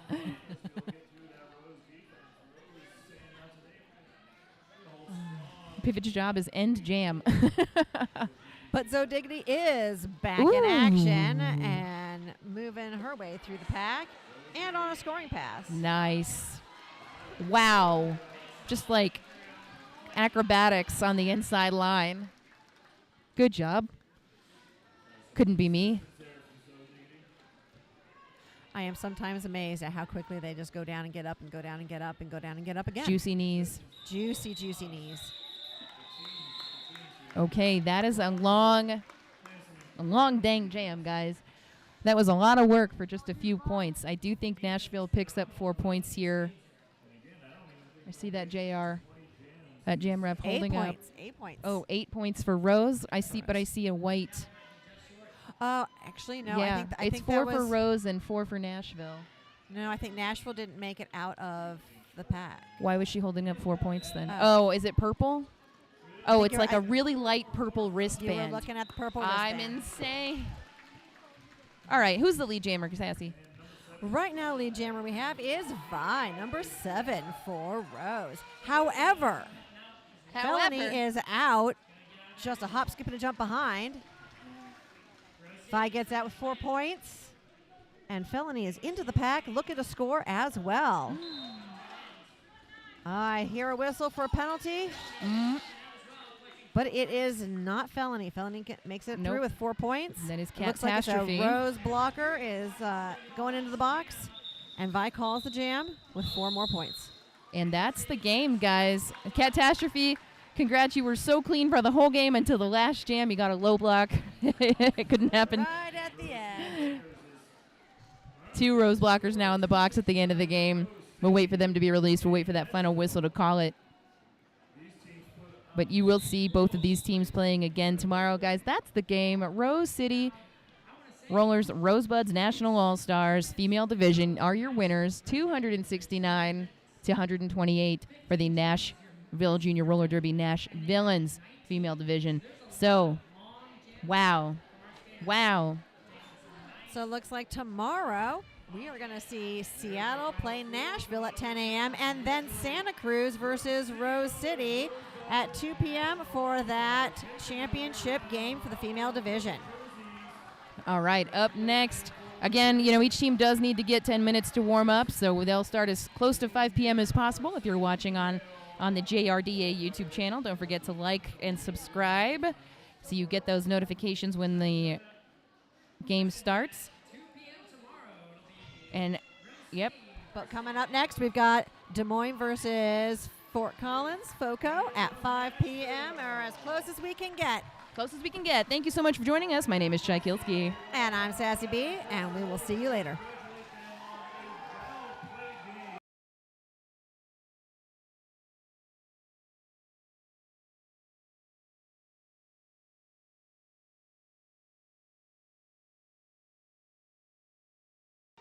So we're And a couple times I saw your mic. Yeah. And then I was like, oh, I gotta shut up. Let's ask talk. So you see how it gets better. I'm afraid that I don't want to like start talking while you're still talking. So I'm like, I just. I will always steamroll. So if you want to say something, just hold it. Just do it. I will keep talking through it. So, I'm just going to say hi. How you doing? You ready? because I got you next one. Are you on the next one? I'm on the next one. Bro. Yep. Well, I feel bad now. Like, look at poor Ginger on 4 games, and I'm only on 3. Well, Ginger only ends up having 3 because she didn't do that one. Oh, that's right. But then she's got 3 tomorrow, so she actually had the most of everybody anyway. Look, but Nandy. 1, 2, 3, 4, He put himself there. 5, 6, 7, 8, 9, whatever the hell that is. That's post-game announcement.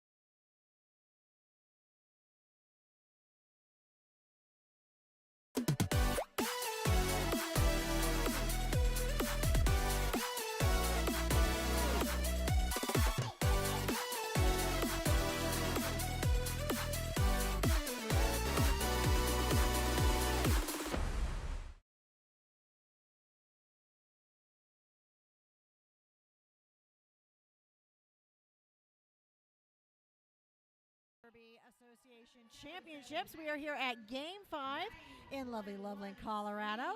And we are just a few seconds away from kicking off this game with FOCO Roller Derby Spartans versus Des Moines Derby Brats. So FOCO will be here in the blue and Des Moines in the white.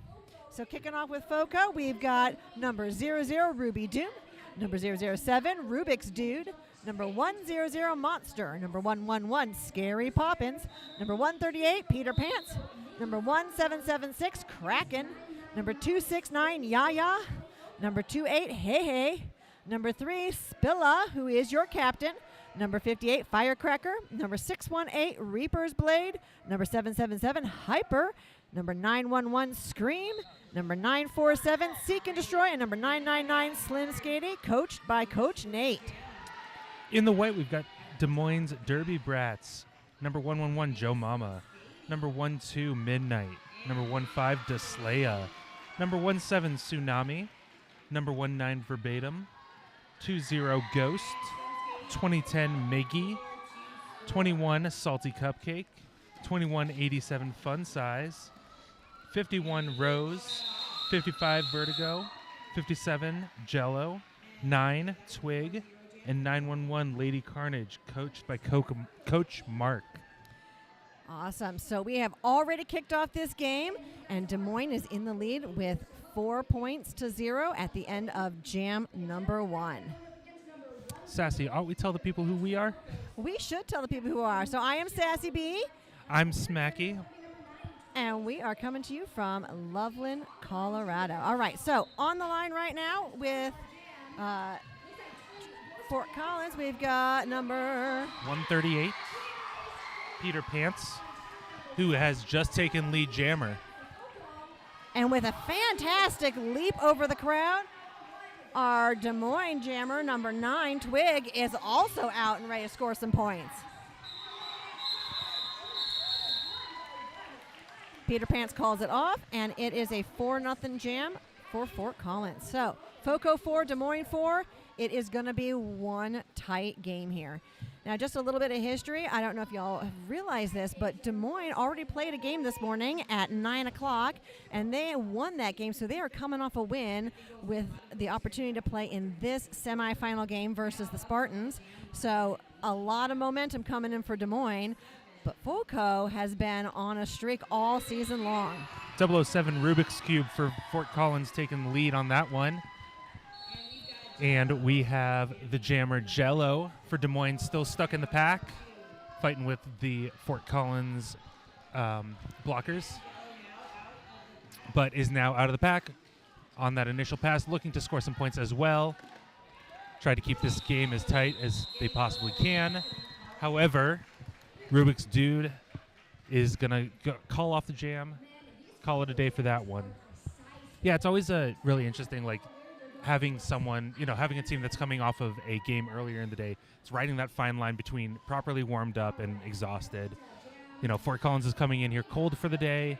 Des Moines is coming in warmed up, but already having played a full game this morning. Right, so you've got FOCO, who's nice and fresh, but not as warm. But FOCO might have a bit of an advantage, being that they are already out here in Loveland. And so they're used to the altitude, whereas Des Moines is coming in not used to this altitude. So that has played a role in all of our games so far. Definitely a lot of variables here. 2010 Miggy, the jammer for Des Moines, up at the front of the pack, fighting through the Fort Collins blockers, and takes lead jammer. Hey Hey still in the back, though, trying to make their way through, working to get up through the Des Moines blockers as well. But we've got a tight pack here around turn 3. And a little jammer on jammer action there. It looks like Miggy trying to knock Hey Hey out as he comes around for his scoring pass. But stumbles over the apex and calls the jam for 4 points. Looks like tying it right back up. Again, going to be nice and tight here. Nice tight game always makes for a more exciting game, that is for sure. I love to see a 4-0 jam. That's my favorite thing in the world. All right, so it looks like we've got Slim Skady up for the Spartans. And number 9, Twig up for Des Moines. Des Moines? Des Moines. Des Moines. Des Moines. All right, and the jam is on, and both jammers really wrestling with this tough defense. Yeah, really, really defensively oriented games. We just saw that with a game a couple games ago. It was we had fully losing my mind here. We had the women's team for Santa Cruz up against Seattle, and really, really defensively oriented. We can see Slim Skady finally breaking through the pack, though. I love seeing all of this very good blocker work. And Slim a Skady, huge jump for yeah, Slim Skady. big jump for 4 points. Twig following closely behind on that initial pass.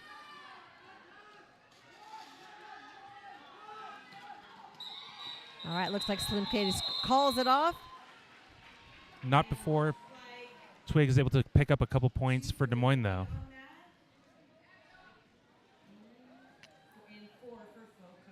All right, so it's a 7-2 jam in FOCO's favor. This is the first gap we've seen of more than 4 points between the two teams. And we're going into jam number 6. So we've got Peter Pants for FOCO. And 57 Jello up for Des Moines.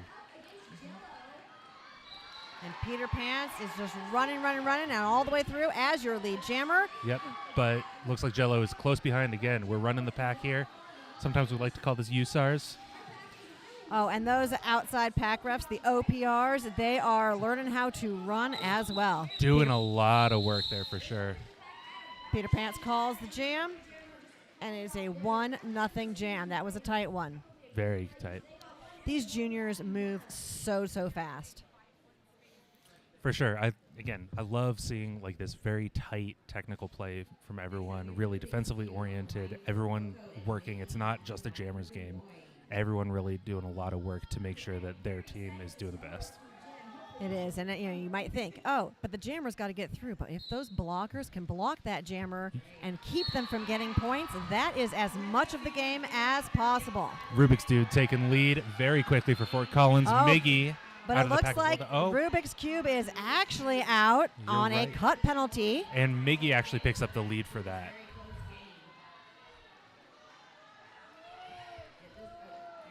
So Rubik's gets to sit for a nice 30 seconds as the jammer, leaving a nice power jam for Des Moines. Sometimes that's the only break you get as a jammer, though.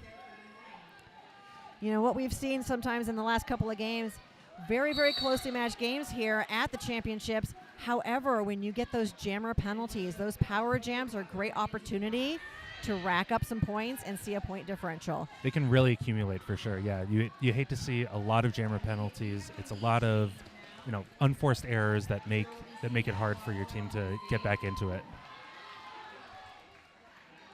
Got a no pass there, allowing for Rubik's Dude to make that initial pass and come around to try to start scoring, but Miggy calls off the jam.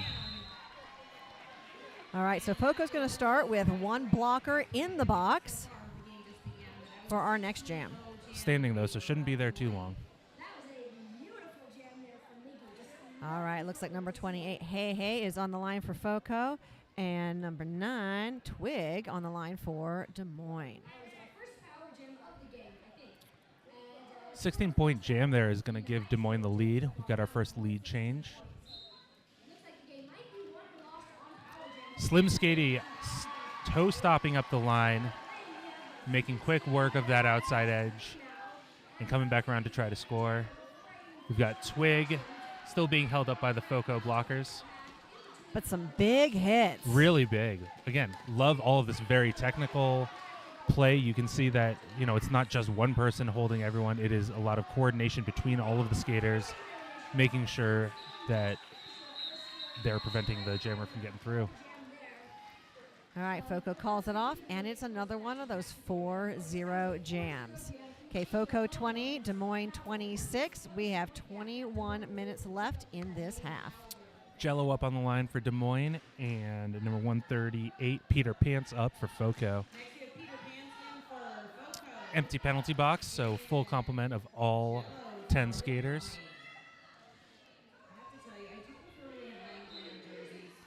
And the jam is on. Peter Pants looking to bust through the line. Very quick toe work, too. Really impressive to be able to see someone, make all those very quick moves. Bodes well for future ability. And is able to pick up lead, Peter Pants. Giving Fort Collins one more lead in this game. However, Jello's also out of the pack. Looking like it's probably going to be another very quick jam. Just a couple points here. And sometimes just 1 or 2 points Just is 1 all you point. need. So it looks like it's a 1-point jam. Exactly. Sometimes you really just got to make those very quick. And in a close game like this is looking like it's going to be, every single little point can matter. Absolutely. A little bit of handshakes up on the jammer line. Number 2010, Miggy up for Des Moines. And 007 for Foco, Rubik's Dude. It's really nice to see that sportsmanship, that handshake at the line, because that's really what Derby is all about. Right. Once that whistle blows, it's all-out warfare. But in between jams, not so much. All right. Consensual violence. Yeah, so we've got Miggy out as your lead jammer. However, Rubik's Dude is close behind. Very close.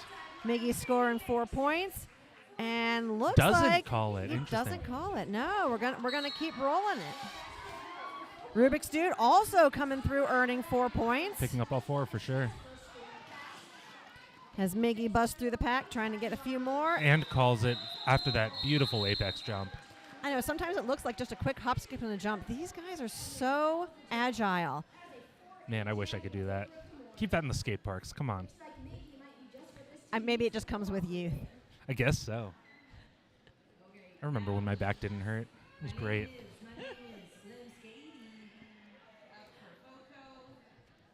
All right, so going into Jam 11, we have number 999 Slim Skady on for Foco.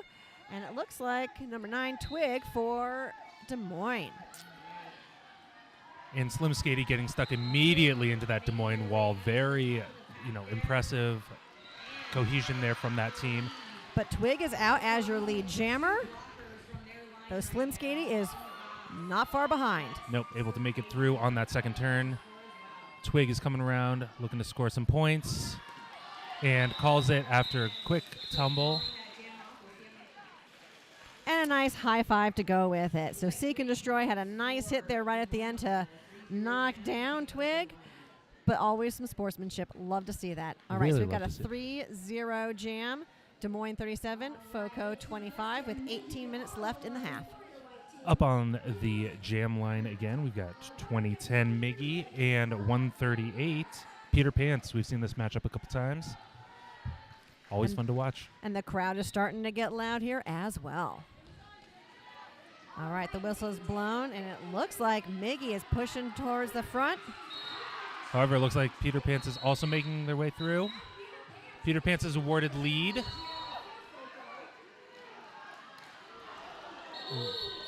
And that's going to be a call for injury. Usually, if we see a head hit the ground, that's going to get called pretty immediately by the officials. So when they see that head hit the ground and they call the jam off for an injury call off, any junior skater who hits their head on the ground has to get seen by the medics and cleared for a concussion, because you know what? We've got to take that seriously. Developing minds are important. So that moves us into an official timeout. Nothing particularly untoward about that hit either. It was just, big hit. Sometimes take a weird fall. And often they're just fine. They get checked out. They get cleared. But especially with these juniors, those referees do not want to be slow calling it off for a possible injury. For sure. Absolutely. Yeah, thank you so much to our medical crew. Doing a great job. Everyone here volunteering to keep this sport alive, keep it safe, keep it fun. All right, and just a little shout out to our officials. We've got our non-skating officials, Anya Arson, Rocket Chop, Wreck-It Ref, Diva, Asylum, Bionic Envy, Huggins, and Ivana Rage, and Vicky Vanish. And then on skates, we've got Breadpool, Nick Tater, Jawbreaker, who, by the way, is our only actual junior official. And, props out to Jawbreaker for being here officiating at the championship level, because she is rocking it as an official as a junior. It is nerve-wracking to do it out here. It is. We also have Oh Yo She Didn't, Adam Splitter, Illinois, Sydney Vicious, and Peter. Again, thank you to everyone who's donated their time to make this sport possible. It's a niche sport, but it's got a great community. And you find all the volunteers out here between the medics, the officials, the track crew, the coaches. There's so many people here. The announcers, the scorekeepers, the videographers. So many people are out here volunteering their time to make this sport happen. You love to see it. Still got the official timeout running here. Might be coming up towards the end of it, though. We got a nice handshake on the line between 007 Rubik's Dude and 57 Jello. Again, it's all about consensual violence and everyone having a good time, having a lot of good sportsmanship here. Really nice to see. All right, so the real challenge is going to be, what are we going to see come our second half when we've got our altitude team versus our non-altitude team? I always like to see what happens and who holds on. For sure, yeah. There's a lot to be said for the longevity of training at altitude. Fort Collins, 007 out there on the initial pass getting lead. However, Jello is close behind Rubik's Dude. And the pack is racing. It's really hard as a ref to keep up on the outside, so you'll see them drop and shift so that there's always somebody nearby. Not to speculate too much, but I do think that running a jam like this, having a lot of skating, I think is going to benefit the team that is used to training at altitude. That's an easy way to burn up a lot of oxygen. You'll probably see the team from Des Moines fatiguing a lot quicker if you keep running it like that. That is quite possible, but it also looked like maybe they were trying to move it along to clear out the penalty box a little bit and get all their skaters back out on the track. For sure. All right, we've got a 3-2 jam. Des Moines advantage, and Des Moines at 40 to FOCO 27. 16 minutes left in this half. Next up on the line, we've got number 999 from Fort Collins. Oh, I'm sorry. Yes, yeah, 999 from Fort Collins, Slim Skady. Number 9, Twig from Des Moines. We're going to take an official timeout here first.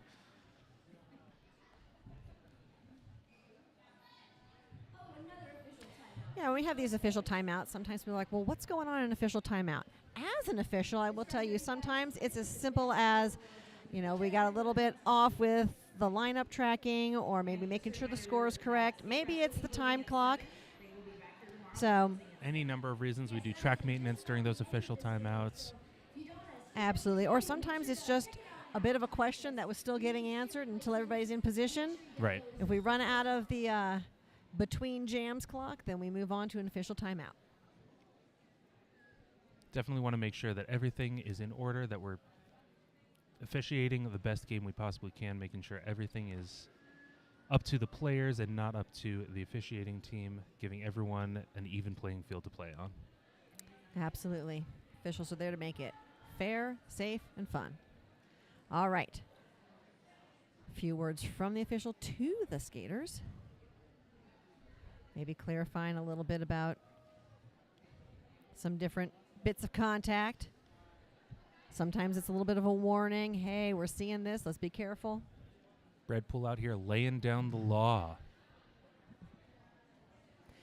And you're having refed with many of these refs. We definitely have the cream of the crop out here at our championship level. So it's really good to see a solid ref crew out here. Really do, yeah. This is a really good ref lineup.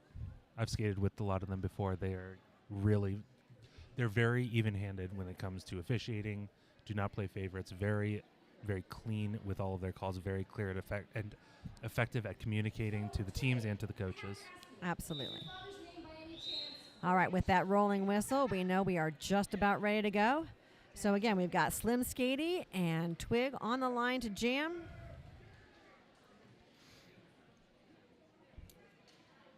The next whistle is going to start our jam for us.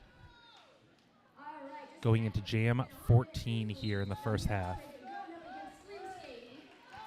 Slim Skady breaking through the pack and takes lead. And it looks like Twig is not going to be far behind. Busting through, stringing out that pack, a couple of big hits, and Twig is out and ready to score points himself. Held up pretty well by the Fort Collins team, though, not breaking through too quickly and definitely is able to be held to 0 points there. Absolutely, but a big hit by Fun Size to knock that jammer out and force the call off. Next up, we've got Miggy on the line, as well as Peter Pants again. Feels like we're going to see this matchup a lot today. It's gone back and forth a couple times. And Des Moines is requesting an official timeout. Or an official review, an official I apologize. review. So we'll have to wait and see what this review is about. There are a lot of reasons the team can take an official review.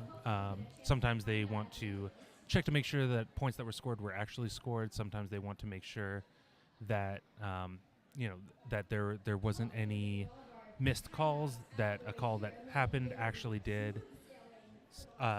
That official review can also sometimes just be used as a timeout. It doesn't seem like that's the case here. We're a little early in the half for that to be the case, but True that. Now, just keep in mind that we do have one more game coming up today, so this is not the end of Junior Roller Derby today at 7 p.m., or at least close to that, because we are running a little bit behind schedule. We're going to have Philly versus the Pixies. So that's going to be a nice, tough matchup as well, probably similar to this game's matchup, because, again, we'll be having a team that's coming from a big win earlier in the day. And, in fact, both the Pixies and Des Moines were upset wins. So they're coming in with a lot of good energy to face some of these teams that have the 1 and 2 seed in this championship tournament. yeah, really a full head of steam coming into these matchups. Winner of this game as well as the next game will be facing off in the championship tomorrow. Awesome. And then tomorrow we do have on a full slew of games coming up.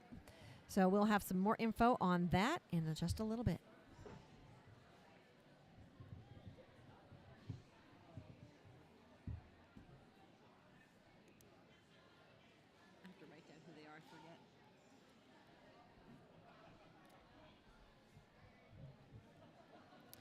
So we are still waiting to hear what our official review is about. But in the meantime, yet another big, awesome thank you to all of our medics and skating officials and other volunteers who are here making all this happen.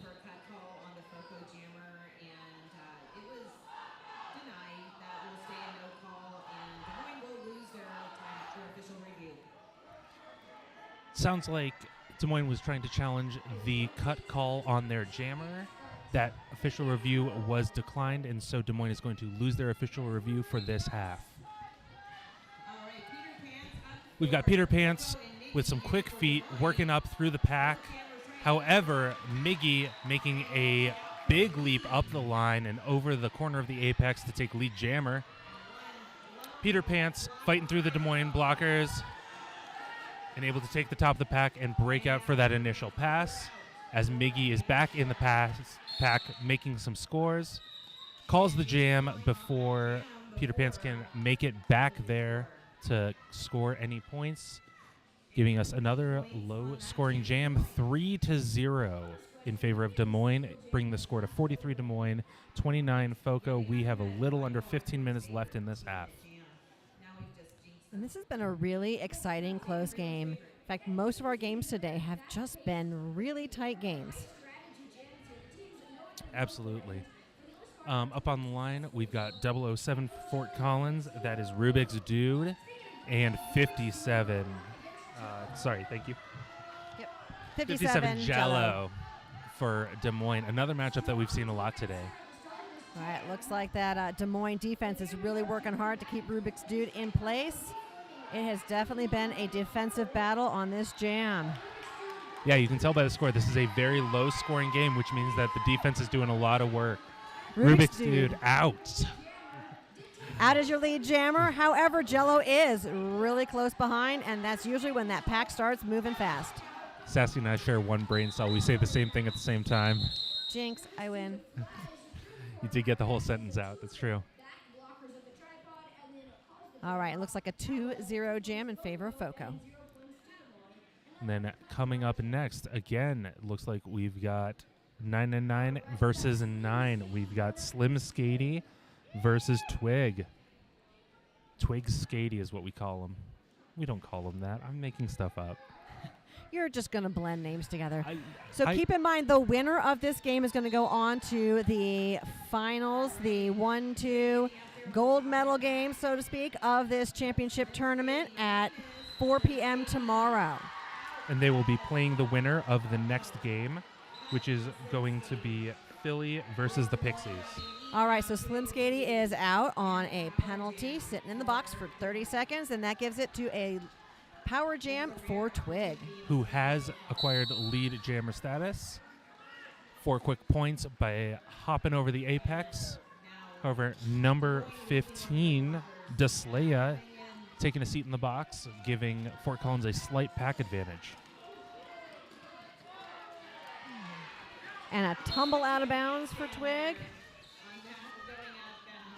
But still on this power jam. Number 269 for Fort Collins. It's going to be Yaya taking a low block penalty. All right, and the jam is called, and it is an 8-0 jam in favor of Des Moines, now with a 20-point lead at 51 points to 31 points. Like you said, it's, the Des Moines is coming into it with a lot of momentum, coming off of a really invigorating win. You can tell here that they are really fighting for it. They've got that drive, that desire, that hunger to win. Exactly. Okay, right now it looks like we've got a blocker for each team in the box to start this jam. And a team timeout taken by FOCO. Likely trying to take a look at where they can shore up some of their defenses, where they can try to eke out a couple more points here and there. Make sure that they're playing cohesively as a team. Both teams are playing fairly cleanly. When we look at the penalties, Very clean. we've got only 3 penalties right now for Des Moines, and it looks like, is that 12 penalties for FOCO, but nobody has more than 2. And we seem to have maybe a jammer penalty for 1 for each team. And those jammer penalties, that's where you get that power jam and a potential to score a whole slew of points. Those can absolutely add up. Again, those are if you are going to take a penalty, you don't want to take a jammer penalty. And in a tight game like this, that could be a chance for a team to break away a little bit. And sometimes it just takes a little bit of a breakaway, and that mental game is what's going to either keep a team in play or not. Exactly. In a world of single-digit jams, the double-digit jam reigns king. All right, so we've got Miggy again versus Peter Pants on the line as we wrap up this team timeout, and we are ready for roller derby. All right, the jam is on. It looks like Peter Pants is trying to go up the middle, and Miggy took a little slide down the inside, but Peter Pants is out as your lead jammer. However, Miggy is right behind. But has unfortunately misplaced that jammer star. Looks like he'll be able to snag it on the way through, though, and score points coming through. Right, because if you lose that jammer star and it's not on your head when you go through the points, through the pack, no points. Exactly. Got to have the star on your head to get those points. All right, and FOCO 2 to Des Moines 0 on that jam. So here's the thing, though. If you take off your star as a jammer, you lose the ability to get lead jammer. However, if the star just happens to fall off, you're pretty much good to go. Exactly. You just have to pick it back up again. It's all about that intentionality. All that matters is whether you are intentionally removing your star that will prevent you from getting lead jammer. We've got Rubik's Dude versus Jello on the line again. Jello working against that Fort Collins wall, and Rubik's Dude scooting up the inside. Very quick footwork. Impressive. And Rubik's Dude is your lead jammer. However, Jello is now out of his initial pass, and the pack is running again. Running the pack, and Rubik's Dude is making a quick call. Again, just a couple points. That's what we're going to see a lot in this game. It's these very low-scoring jams. And when you see a 2-0 jam, you're really looking at that defensive battle. Exactly. They feel quick, but it's a lot of, get through the pack, trust your defensive line to do what you need them to do, hold their jammer for just long enough for you to score those quick points and get through. Absolutely. And, when you think in terms of also the cardiovascular challenge of being at altitude. For this team, Des Moines coming from a lower altitude, those quick jams are actually going to make it a little bit easier for them because they don't have to skate for that long before they get that quick 30-second break. Fort Collins taking lead for the third time in a row. Slim Skady on a quick out, but again, just moments behind Twig for Des Moines. Ooh, and a big jump for Slim Skady, but not a clean landing. No. Only picking up 3 points on that one. Now, what we may see, I'm speculating a little bit here, but we may see a late penalty assessed on Slim Skady for hitting a player while in the air. It doesn't look like that's going to happen. I was actually seeing the same thing, but... Oh, and there is an official timeout. We are taking an official timeout, so that may yet still happen. Looks like the officials are going to bring it in and discuss it, try to figure out what it is that needs to happen to make sure that the game proceeds as it should. So when somebody takes to flight when they're playing derby and they're jumping that apex, flight. So poetic of you. Well, you've got to look at as an official. You need to look at the beginning, the middle, and the end. So did they take off inbounds? In the air, they cannot hit another player while in the air. That would be illegal contact. Exactly. And then their landing also needs to be clean. But also, in terms of safety, a skater who takes off for that jump needs to make sure that there is actually a clean landing zone. Exactly. Sometimes they hit it, sometimes they don't, because that's just derby. But was there an actual clean landing zone? So these are all the things that the officials can look at, and that's going to factor into their decision on whether or not there would be a penalty for a jump that does not land cleanly in bounds. But also sometimes the blockers maybe move into that position when they're landing, and then that would also be initiated by the blockers, not the jammer. So there's a lot of thought going into a penalty when an official decides whether or not to assess it. And all this has to get assessed in the split second where one person is in the air, one person moves potentially into position, but maybe not. We'll see what happens. So I'm curious to see what the officials decide in this little bitty powwow. I could see this going either way. I'm, again, this is my editorializing here. I would personally view that as illegal contact, but I don't know that that is necessarily the right call. It looks like it is getting assessed, though. We see Slim Skady sitting in the box for a penalty. I'm assuming it's that illegal contact that we've been talking about. Most likely, absolutely. So we've got Miggy on the line starting as a power jam, and Slim Skady is going to sit in the box for 30 seconds as this jam gets going. And Miggy making quick work of those Fort Collins defenders, coming around and taking lead, and really doing their best to make the most of this. Ooh. And that was a really nice juke coming into the pack. Really good hit. An amazing ability to change directions while on a set of wheels on a very slick floor. And this is a particularly slick floor. I've heard it said from the refs and from the skaters. It really is. So when you see these skaters sometimes kind of look like they're flopping around, that is because this floor is slick as snot. All right, so Slim Skady is back in the pack, working his way through his initial pass, while Miggy continues to gain points and calls off the jam. And we're going to see a low block assessed on the Fort Collins jammer as Miggy tripped over them. We've got an 8-0 jam in favor of Des Moines on that one. That is our 21st jam of the half. By this point in the last game, I think we were only at jam number 10 or something like that. You can see how much quicker these jams are than the last one. We were going to time a lot last time. That last game, we had a ton of 2-minute jams where the lead jammer was assessed and then lost. Or maybe a jammer went to the box and the other jammer, before getting a chance to get lead, chose to take off the star and therefore lost the ability to get lead. So there were a lot of 2-minute jams in our last game. In this game, here we are rolling into jam 22 with nearly 8 minutes left. It's definitely a game with much, much shorter jams. Quick shorter. Call-offs and notable. a quick turnover. Yeah, and like we said, that may benefit the team who's coming from sea level. We'll see in the long run. That kind of just speculation there. Absolutely. So we've got Des Moines here with 59 points and FOCO at 38 points. just shy of 8 minutes left and an official review. And it looks like these officials are having their little powwow. And it's interesting because as an official, one of the things that they teach you in the very beginning is that during an official review, don't use your hands to gesture. You're giving away what we're trying to say. So learning how to speak and clearly and enunciate what you saw is really hard to do for some of us who like to talk with our hands. I would imagine so, yeah. It is definitely difficult to tell a story about a lot of physicality, about a lot of impact, without using those big gestures. Absolutely. All right, so we're waiting for our verdict. Hold on 1 second.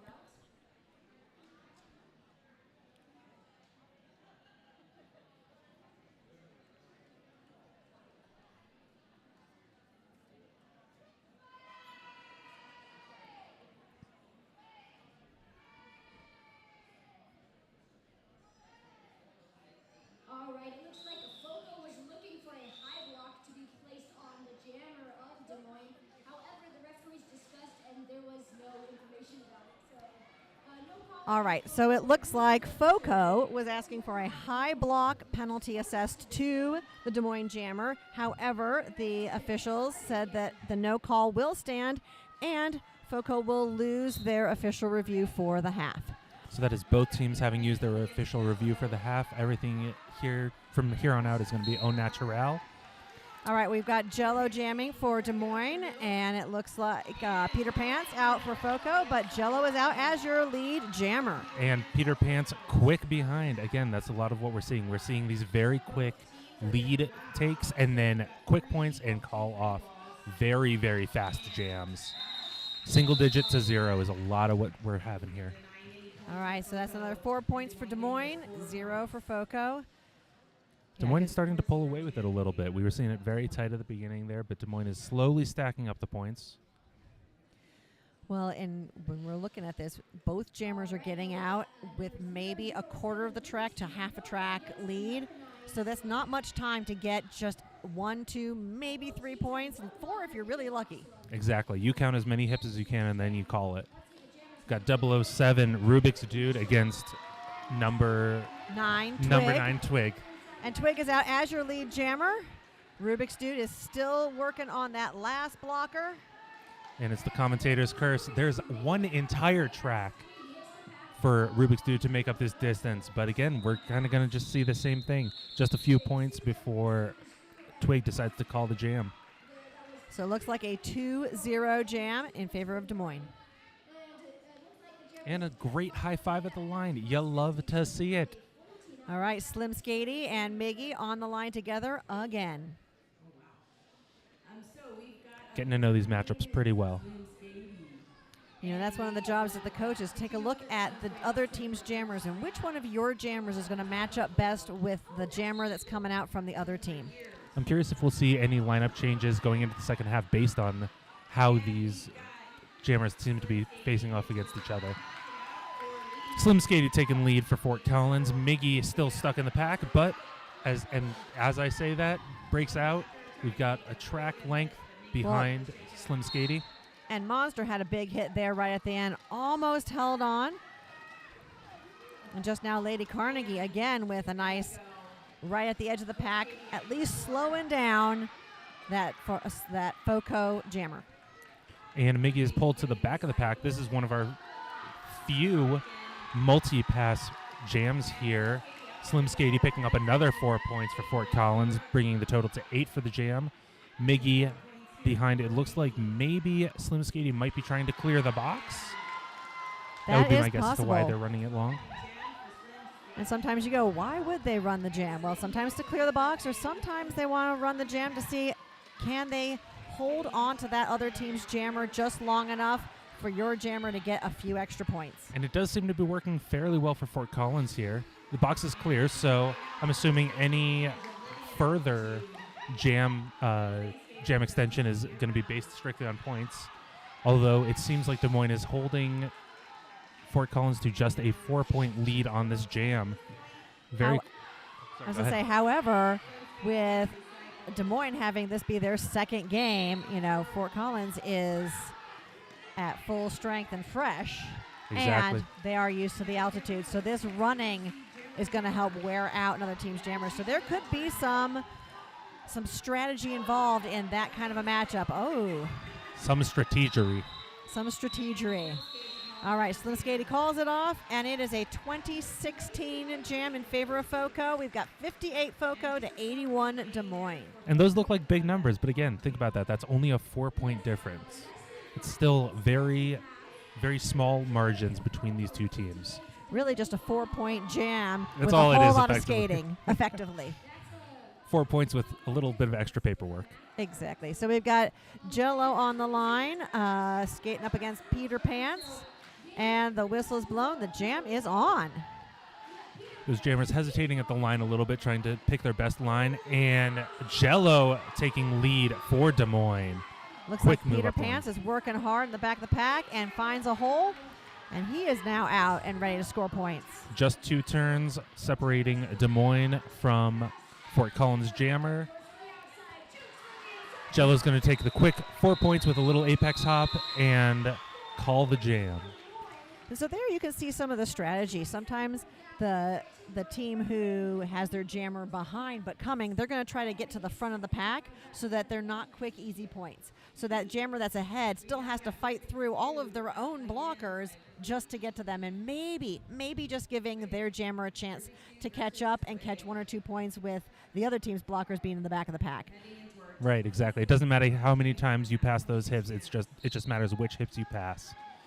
007 Rubik's Dude up on the line for Fort Collins, taking lead, and Twig for Des Moines, getting stuck in that Fort Collins wall. Number 28, Hey, doing a lot of work holding Twig in the back there. And that is 1 full pass for Fort Collins as Rubik's Dude picks up 4 points, coming around for another scoring pass. But Twig has gotten out and is now available for points himself. Exactly. We might see some quick points here. No, it looks like Fort Collins is deciding to run these jams a little bit longer. Seems like that might be their choice. Again, there are several reasons they could be doing that, but it does look like they have a blocker in the box. They might be trying to clear that.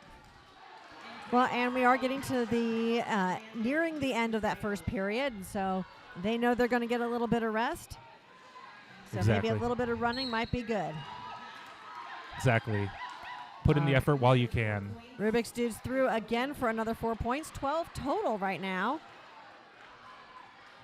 Currently a 12-4 jam in favor of Fort Collins. So Fort Collins trying to close that gap a little bit. And that Spartan defense is really tough for Twig right now.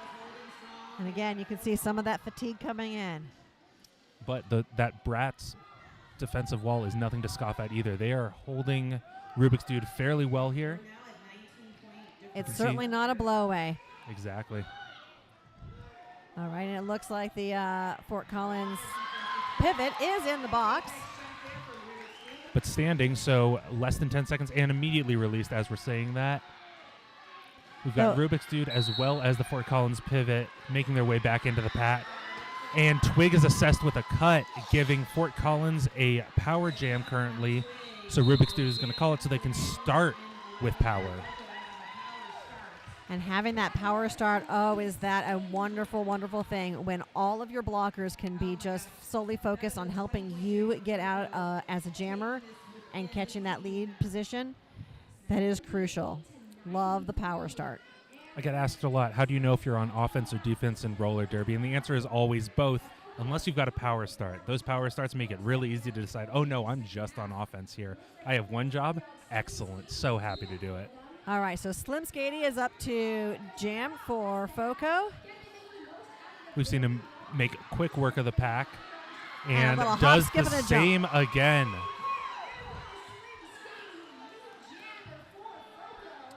And the speed at which he's coming around the pack is just amazing. And a little dancing on the inside. However, the Des Moines defense gives him a little bit of a stop. He gets hung up on his own skater while they come through trying to play a little bit of offense. For Des Moines, number 51, Rose, some great defense there. We've got Twig coming out of the box, and the Fort Collins wall is ready to stop him from getting through. Keep in mind, Twig is still on that initial pass, tripping Not- a little bit over some skaters. Not yet eligible to score, but has now passed through the entire pack. Will be ready to score on that next come through. However, Slim Skady really looking to, again, pick up those quick points. Might be looking to call it here. We have ended the period time, so everything from here on out is just bonus jam time. Look at these Des Moines blockers, though. They are just on fire. Really, like, you can see how all of them work together. They are moving as a group to make sure that Slim Skady is not able to make it all the way through. And you are more effective as a group of blockers than as one always. Absolutely. Looking at Rose and Salty Cupcake out there, they were just killing it. Absolutely. Well, that brings us to our 10-minute halftime. And I know it's a short halftime, and that's because we are a little bit behind the schedule. We're trying to catch up. So we will see you back here at the end of the half. So stay tuned. We'll see you back. You'll see that the 10-minute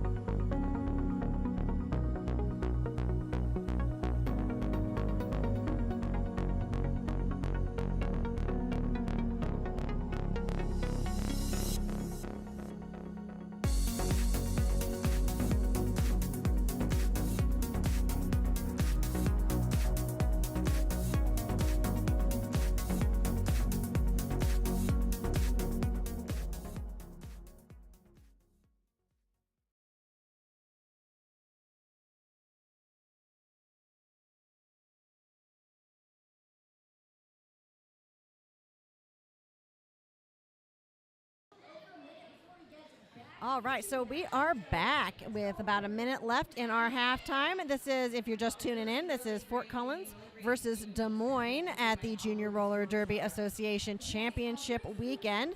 This is one of the games of our semifinals. And just taking a little bit of a look at the penalties.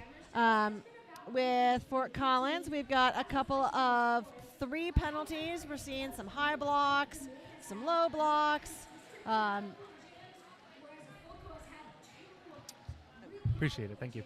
Anyway, and then, so we're seeing some penalties, but nobody's getting a ton. So the most we have right now is 3. Yeah, you don't really get concerned about a player until they get on 4, 5, and 6.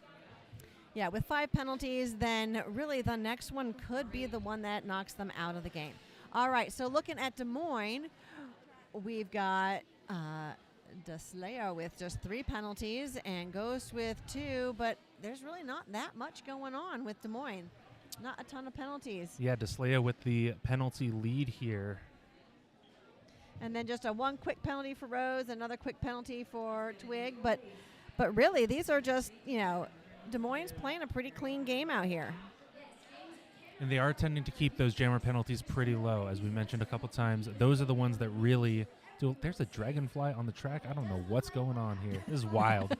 Sorry. Yeah, those jammer penalties are the ones that are really going to cause a lot of problems for a team.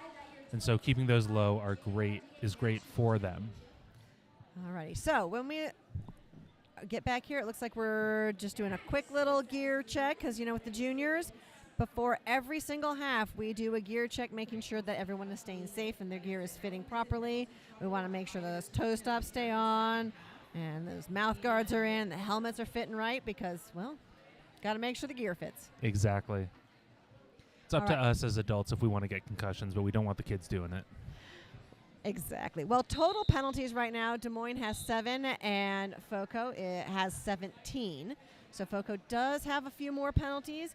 And something I do notice when the team that's usually behind, they're pushing a little bit harder. They're trying to catch back up again, and they have caught up. There's only an 11-point difference here, but that extra push sometimes leads to a few extra penalties. So let's see what the second half brings. With an 11-point differential, this is anybody's game. First up, we've got Rubik's Dude versus Miggy on the line. Miggy kind of jumping back and forth, trying to get around that Fort Collins line. However, being held up by Rubik's Dude, who makes their way out of the pack and is awarded lead jammer. There are 2 Des Moines blockers sitting in the box. Miggy, blocker and a pivot sitting in the box. Yeah, and Miggy as well as the jammer. This is going to be a power jam for Fort Collins. Rubik's Dude dancing around the last remaining Des Moines blockers there as one returns to the track. That is the captain, number 15, Deslea. And we're seeing some big hits from Deslayer out here Yeah. as a blocker. She is just doing phenomenal. A little bit of goading there, but she makes it through to catch up to her teammates. And the Des Moines pivot is also back out of the box. So all the blockers are back out on the track. However, and as I was about to say that, Miggy is now returning to the track, but is knocked out to the inside by the Fort Collins wall. And Rubik's Dude also knocked out to the inside. A lot of big hits there. And it looks like Miggy is out and available to score points. Out on that initial pass, correct. Rubik's Dude is going to call off the jam after a 12-0 jam. And we have a lead change. Both teams nearing that 100 mark. Fort Collins now at 98. Des Moines 97. I guess maybe there was a little talk in the locker room at halftime. Got to have some good locker room talk, and I mean that in a good way. Next up, we've got a 999 Slim Skady and number 9 Twig. Again, all the nines out there. Just so many nines. 4 nines out on the line. All right. And both jammers pushing, but Twig is knocked out and recycled back to the back of the pack. Slim Skady is out as your lead jammer. While Twig is still battling at the back with those Fort Collins blockers. we might be seeing the effects of that earlier game taking their toll here. We're seeing some mistakes here. And we've got a cut penalty called on Twig, so he goes to the box for 30 seconds. And now a power jam for Slim Skady and the Foco Spartans. Slim Skady out on another scoring pass, while Deslea heads to the box as well. So not only is there a power jam, but there's also a pack advantage for Fort Collins in this one. And Slim Skady, easy work through the pack there. Very quick. It looks like Des Moines might be trying to just regroup here, give Fort Collins a quick pass so that they don't make any more mistakes, don't accrue any more penalties. Those penalties are what kills you. Twig is back on the track, making their way through into the Fort Collins pack. I hear a whistle, but I'm not sure where the penalty is Not just sure yet either.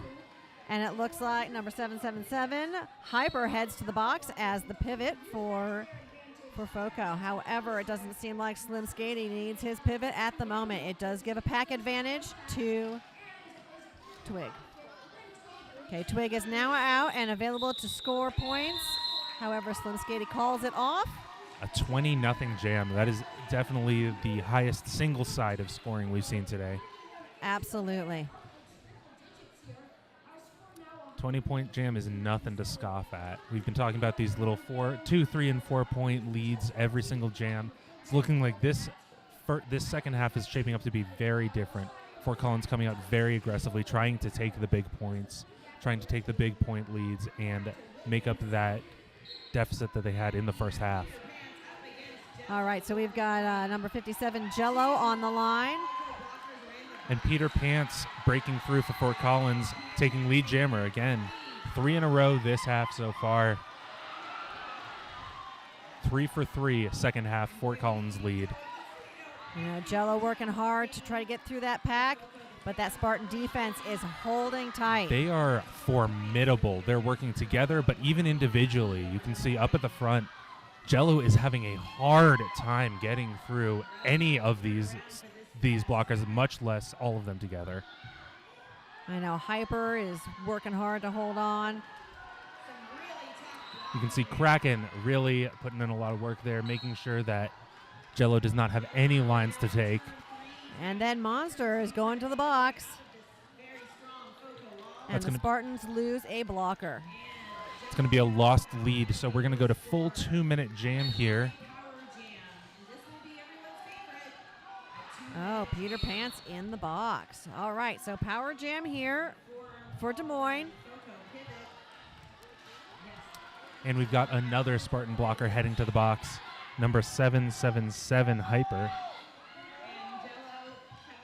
All right, Jello's coming in the pack, dancing through that inside line, gets knocked out, recycle to the back, and at it again. And Peter Pants is back on the track, taking another scoring pass and another 4 points to add to that Spartan total. But Jello's also out with another 4 points. So currently looks like an 8-8 jam. That is an even jam. This is a lot more similar to what we saw in that first half. These very even jams. But those early large scoring jams might be enough for Foco to maintain their lead. All right, Peter Pants coming back into the pack again for another scoring pass. Trying to use every single second of that jam, really sprinting those last few feet to see what he can make up. Unfortunately, coming up with nothing for that last pass. So we've got an even 12-12 jam, and we've got Foco sitting at 130 points to Des Moines 109. So that really big jam there early in the second half really pushed Foco ahead, and now the Des Moines just has to hold on tight and come back from that. Definitely reversing that differential. We've got Miggy versus Rubik's Dude again. Both of them, however, meeting formidable defense here.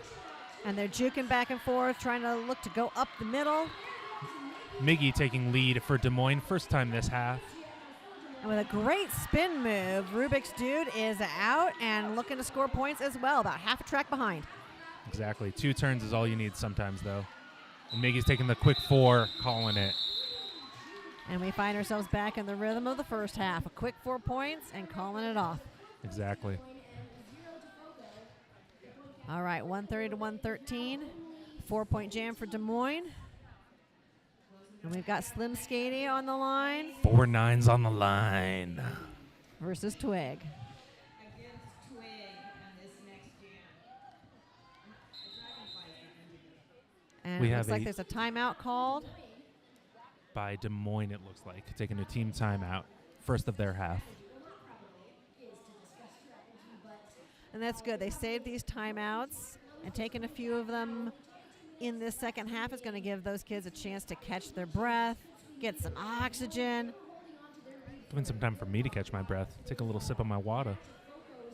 Got to stay hydrated when we're here in altitude. As Loud Llama says, hydrate or dihydrate. Hydrate or dihydrate. And I have seen some of those canisters of oxygen floating around with some of our teams coming from sea level, so hopefully that helps them. Look, sometimes I need that, and I'm from here. Definitely a good idea to make sure that you have enough oxygen at altitude. We do have a lot thinner air up here, and so coming from sea level, it's good to try to supplement that. I do think that using those oxygen canisters is actually a really good idea for any athlete, not just these ones, coming up to the Mile High City or anywhere above it. So as we finish up this team timeout, do not forget we've got one more game coming up tonight at 7 p.m. or as close to that as we can get because we are running a little behind, and that is going to be the Pixies versus Pixies versus Philly. So that'll be our other semifinal game, and the winner of this game is going to go to the championship game tomorrow at 4 o'clock. 5th jam starting here for Twig versus Slim Skady. The whole pack moving fairly quickly. Twig up at the top of the pack with those Fort Collins And skaters. Monster, a great spin move. Knocking Twig out, but Twig gets through. Twig is assessed lead jammer. And a little jammer on jammer action. Twig goes down and calls it off. Yep. Losing your footing a little bit might be a good reason to call that jam or prevent the other team from scoring anything. Absolutely. This is still anyone's game. We've got 21 minutes left, well, almost 22 minutes left, and it is a very, very tight game. Extremely tight. 15 points, 17 points, that's just one jam. We've seen higher than that in this game already. All right, Peter Pants on the line against Miggy as we roll into jam number 6. Peter Pants starting off of the line, interestingly. You don't see that too often, but some jammers like to take that little bit of a run up before they get into the pack. It seems to be working out for Peter Pants, though. Although both of them out of the pack at the same time, Peter Pants is given lead, but he and Miggy are neck and neck, arm in arm, skate and skate. And Peter Pants is going to call it before either of them make it around for a scoring pass. And that was some great defense from Des Moines right at the end there to hold Peter Pants back and not get quite that much lead. So great job, Des Moines, Absolutely. on that defensive end. Yeah, and no, you can't give enough credit to these blockers. Again, this is not just the Jammers game, despite the fact that they're the ones scoring the points. You know who they're scoring points against? Blockers. And if the blockers aren't letting them score those points, then it means that the Jammers aren't doing their job. Blockers are doing a great job. Absolutely. Now the crowd here is absolutely going nuts as we see Miggy out there against Rubik's Dude. Rubik's Dude taking the top of the pack, but Miggy for the second jam in a row coming out and taking lead. Rubik's Dude is right behind, only a quarter of the track. Exactly. And it is a race back to the pack to see who can get the points. A little hit out, and then Miggy calls it. We maybe see 1 or 2 points there for Miggy, but it might be a scoreless jam as well. It looks like a 2-point jam for Miggy and 0 for the Spartans. And after 2 in a row, I think Miggy deserves a break. We're going to see Twig back out on the track. Oh, no, I'm sorry, that's not Twig. Apologies, that is Jello. Jello back out on the track for Des Moines. And Slim Skady out there for the Spartans. Not enough 9s on the line. All right, Slim Skady goes for the inside line, back to the middle. Dancing around these Des Moines blockers, racing to the top, and out as your lead jammer. We've got 1 blocker each in the box for Des Moines as well as Fort Collins. Jello working hard in the pack. But being held by number 947. That is Seek and Destroy. Great defense by Seek and Destroy. However, Jello is out and available to score points, but Slim Skady is through for 4. And we're seeing the bench coach telling Slim Skady to run the jam, keep it moving, potentially to clear that box, but also, looks like these long jams seem to be working for Slim Skady. Seems to be able to make the most of it while the Spartans defense is doing a lot of work to keep the Des Moines Jammers stuck in with them. Right, we've got Scary Poppins over there as well as Seek and Destroy, really working hard at the back of the pack there and holding that jammer. So we are on 11 points for a no awarded pass there for Fort Collins, while Des Moines is still sitting at 0 on the jam. I'm not even sure if Des Moines is out on their initial pass. I'm not sure. I believe they are. I think they are on a scoring pass, and they are just getting stuck in that pack. The fatigue of having a game earlier, plus the altitude, seems to be taking its effect. And you know what? Fort Collins is one hell of a team to play against. Now, you will often see if the player that hits another player out goes out of bounds as well, they do not have to recycle behind them. So sometimes that's where you get that no earned pass, or if they've earned the pass already earlier, they can just jump back on the track and keep on going. We see a little bit of that with both jammers in this jam. Exactly. A lot of what you'll hear talk about when it comes to officiating and awarding points is about gaining position. That comes down to gaining points. That comes down to whether or not someone is given a cut penalty.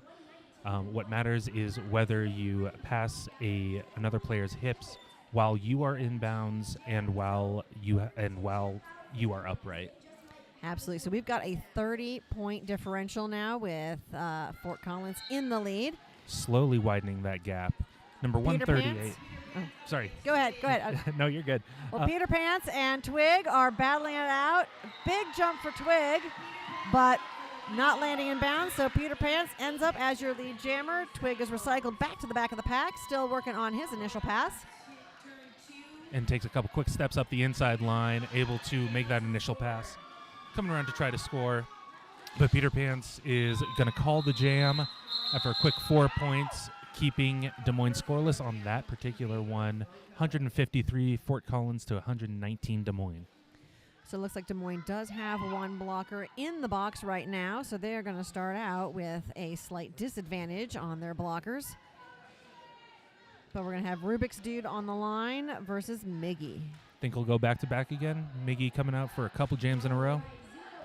I don't know. We'll see how long Miggy can hang on. We've got 16 minutes left in this game. And there is a timeout, official timeout. Official timeout called here. Again, that's not going to be assessed to either team. This is just to make sure that everything is done correctly and by the books. Got a great officiating team here, making sure everything is running smoothly and running as it should. All right, I see number 51, Rose, standing by the box, having a conversation. And I'm wondering if there's going to be a penalty assessed, and that was why the timeout was called. It looks like maybe the wrong skater went to the box, and so they are just rectifying that and making sure that the correct skater is sitting their penalty. Looked like there was a swap there. Got it. All right, so then number 51, Rose, is in the box now to start this jam for Des Moines. And still with Miggy and Rubik's Dude battling it out as the jammers.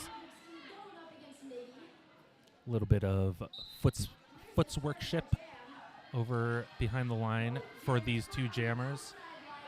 And Miggy knocking Rubik's Dude out of bounds and drawing them all the way back to try to see if they can get some advantage for Des Moines.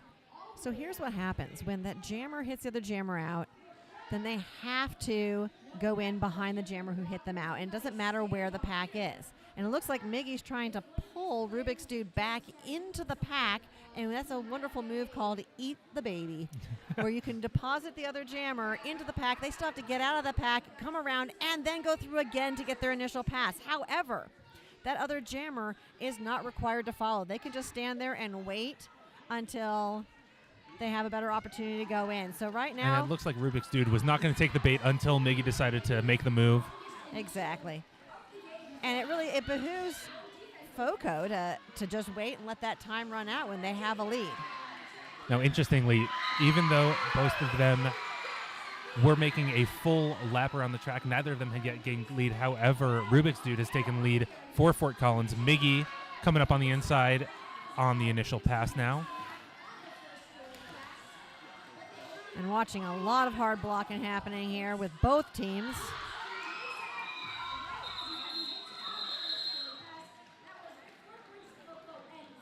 A nice dip move by Miggy right there at the end, maybe scoring some points. We'll see. Nope. Seeing Looks a like 0. none. All right, so we've got FOCO with 4, Des Moines with 0, 157 to 119. Little under 15 minutes left in this half. Again, we are at Jam 11 here, going into Jam 11. Definitely longer jams this half than we saw in the first half. Much longer jams. And I think FOCO's realizing that those longer jams are serving them well. We've got Peter Pants jamming against Twig here. Peter Pants taking lead up at the top with a little bit of an apex hop. Twig stuck in here. Getting drawn to the back of the pack and then facing against that formidable Spartan defense, but through on the initial. And Peter Pants is through the pack, a quick 4 points, and looks like he's going to run the pack again. Being told to run the pack by the coach, and so he's going to run the pack. But Twig with a quick little hop, picking up 3 points. And it looks like we have an injury call out. So we've got 116 to 122, FOCO lead. I'm not sure what the injury call out was, but at this point in time, we have to wonder if it's going to be a continuation jam or not. It looked like there was a Fort Collins skater that was a little bit slow to get up after a hit. I, as someone who does not do a lot of JRDA announcing or spectating, I don't know much about the process for initiating a continuation jam versus just starting a new jam.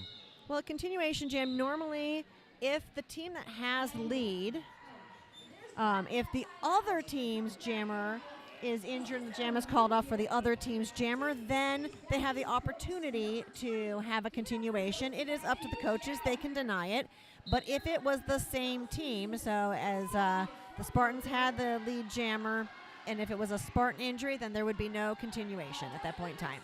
And it does look like that's the case, as Slim Skady is taking the top of the pack on a fresh jam here, jam number 12, and taking lead. And we've got a new jammer in. Ghost is jamming now for Des Moines, and that would be the first time we see Ghost out there. Ghost number 20 with the pivot cover, the jammer cover off, and a star pass to the pivot number 2187. That is Fun Size. So Fun Size is now out. Star is on their head, and they are racing around to make it for some points. And wow, busted through the pack, quick and easy. 4 points for Fun Size. 4 points for Fun Size. And 4 points for Fort Collins as well, with Slim Skady at the helm. You can see over on the sideline there that the Fort Collins coaching staff, though, is telling Slim Skady to run it, to keep that jam going long. I think you were right with your assessment that it seems like that those long jams are benefiting Fort Collins more than they are benefiting Des Moines. Well, because it looks like, with the earlier game in the altitude, then Des Moines is having more of a struggle. And you can see those Des Moines skaters skating a lot slower. Okay, I hear a whistle. And it looks like we've got one of each, a blocker from each team heading to the box. 3-on-3 for those walls. Slim Skady gets through one more time and calls it. As well as 4 more points for Fun Size. So we've got a 16-8 jam in favor of FOCO with about 11 and a half minutes left on the clock. And they've widened that lead from 20 points a few minutes ago to 177 to 30. That's 47 points. All right, Twig on the line. Up against Rubik's Dude. And we're hearing those 4 whistles, which indicates a timeout or a stoppage of some kind. Looks like an official timeout. Jinx. Killing me, Sassy. Killing me. Ray, who's here for FOCO? And listen to that crowd. Everyone's here to watch some really good sport. Great derby. And this whole weekend, we've got the cream of the crop in the country out here in the roller derby world. The top junior roller derby teams going head to head. It is amazing roller derby to watch. Ain't called champs for nothing. All right, we've got Twig out there for Des Moines and Rubik's Dude. And it's a little 3-on-3 for the blockers because they each have a blocker in the box. Twig getting shoved out of bounds by number 618. That is Reaper's Blade on Fort Collins. And Rubik's Dude taking lead jam. But Twig is out. A little bit of a hard push, and out he goes. Hoping to get around for some scoring points before Little bit of Rubik's jumps. Dude gets too far ahead.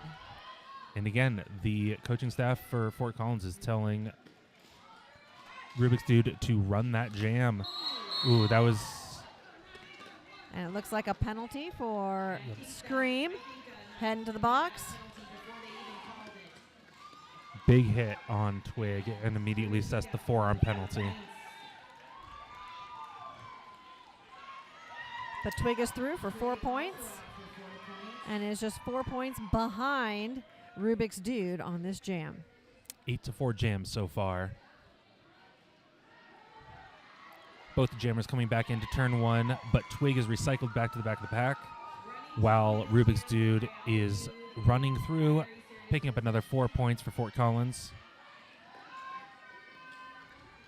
Some great blocking by the Spartan blockers. Really excellent defense, absolutely. Relying on your teammates makes everything so much easier. The jam is called. It is a 16-8 jam in favor of FOCO, and they are now at 193 to 138. And we're watching a little bit of a pull away here from FOCO, and I wonder if Des Moines can regroup themselves and make a comeback. That's a 55-point lead, yeah. It does look like Des Moines is kind of starting to lose a little bit of the steam here. We've got an official timeout being called as well here. Both teams still have 2 timeouts left, and both teams also still have their official review left. So both teams still each have 2 timeouts as well as an official review, but it looks like FOCO is going to go ahead and use their official review right now. And looks like FOCO calling for an official review. And it looks like it's actually an official review for something, not just as a timeout. Not just as a timeout. So we will have to wait and see what they're asking for and what the results are. I did see the coach kind of talking to the player in the box, so they might be looking for an overturn on that forearm penalty. Possibly. Now, keep in mind that at 7 o'clock tonight, we still have one more awesome game with Philly versus the Pixies. And then tomorrow, we're kicking it off at 8 o'clock with the female division, with the open division, Pittsburgh versus Columbia. Then the female division at 10, Seattle versus Nashville. And at 2 o'clock, we're going to have the finals for the female division. And at 4 o'clock, we will have the finals for the open division. So whoever wins this game is going to that 4 o'clock finals game.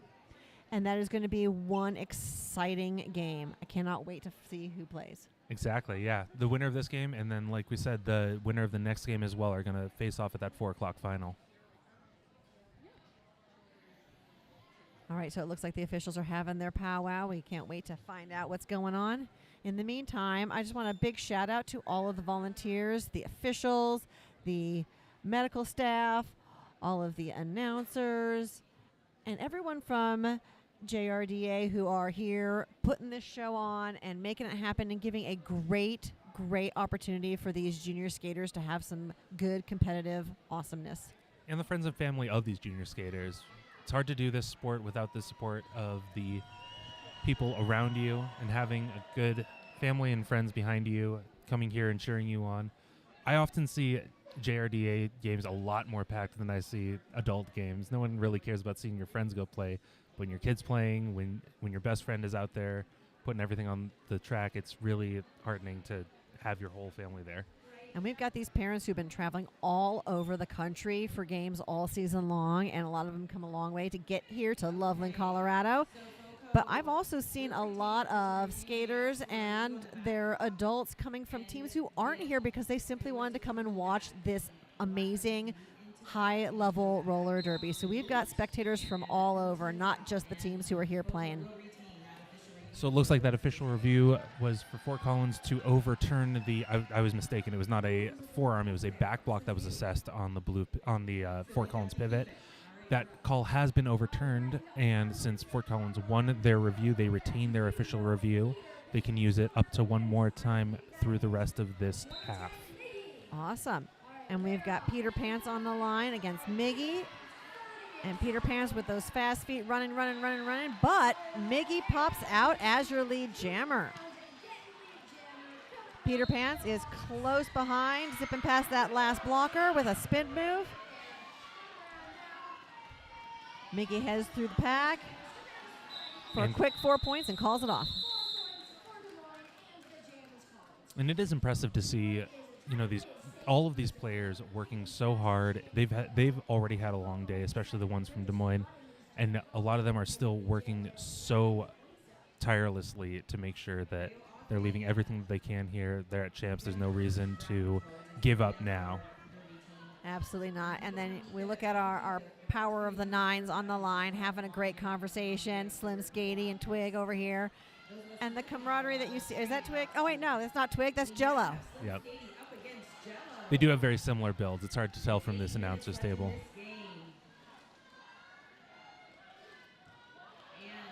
All right, a little Jello spin with move for Jello, yeah, and out nice as lead spin jammer.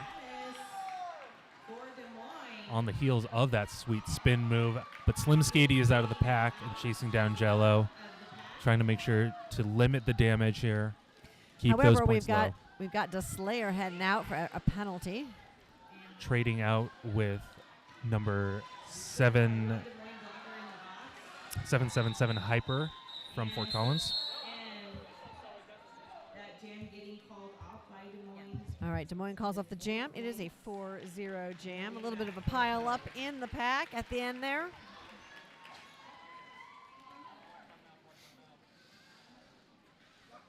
But that nice low score, you can see that Slim Skatey did their best to make sure that Des Moines isn't able to pile up those points and try to make up that deficit.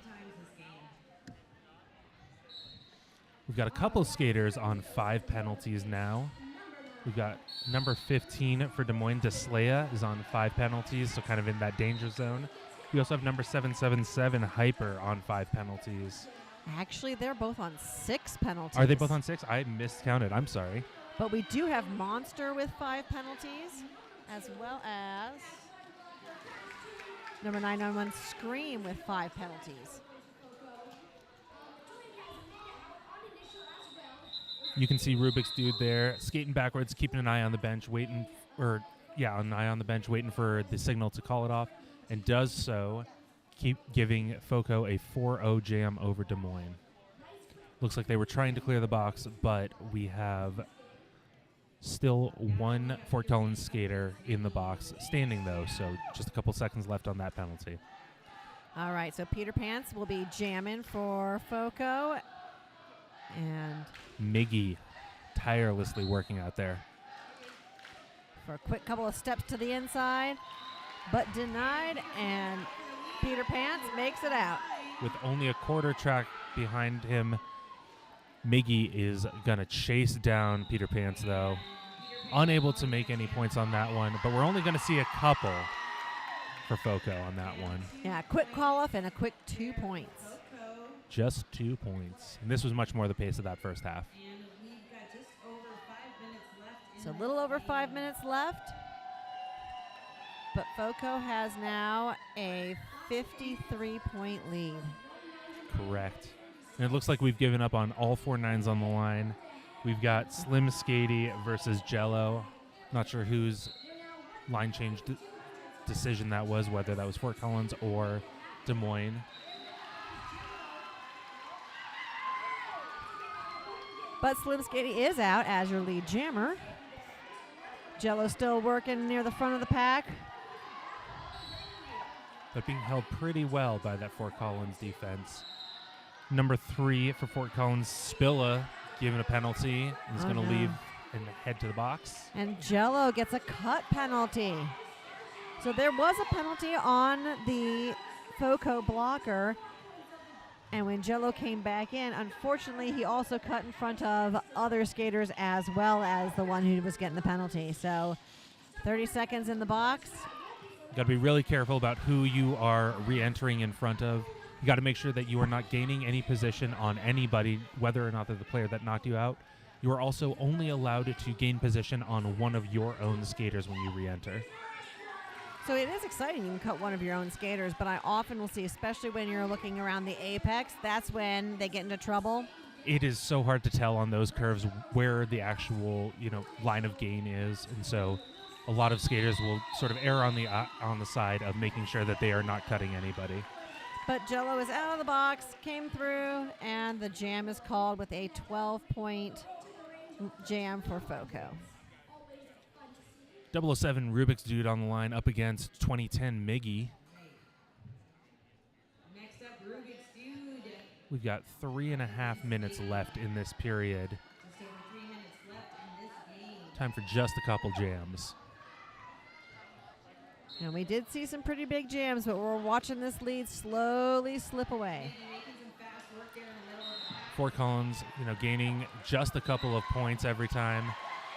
Rubik's Dude is assessed lead, and Miggy is out on that initial pass. And it was a big hit by Kraken, but managed to get by. All right, jam is called. Jam is called with 3 points for Fort Collins, 0 for Des Moines.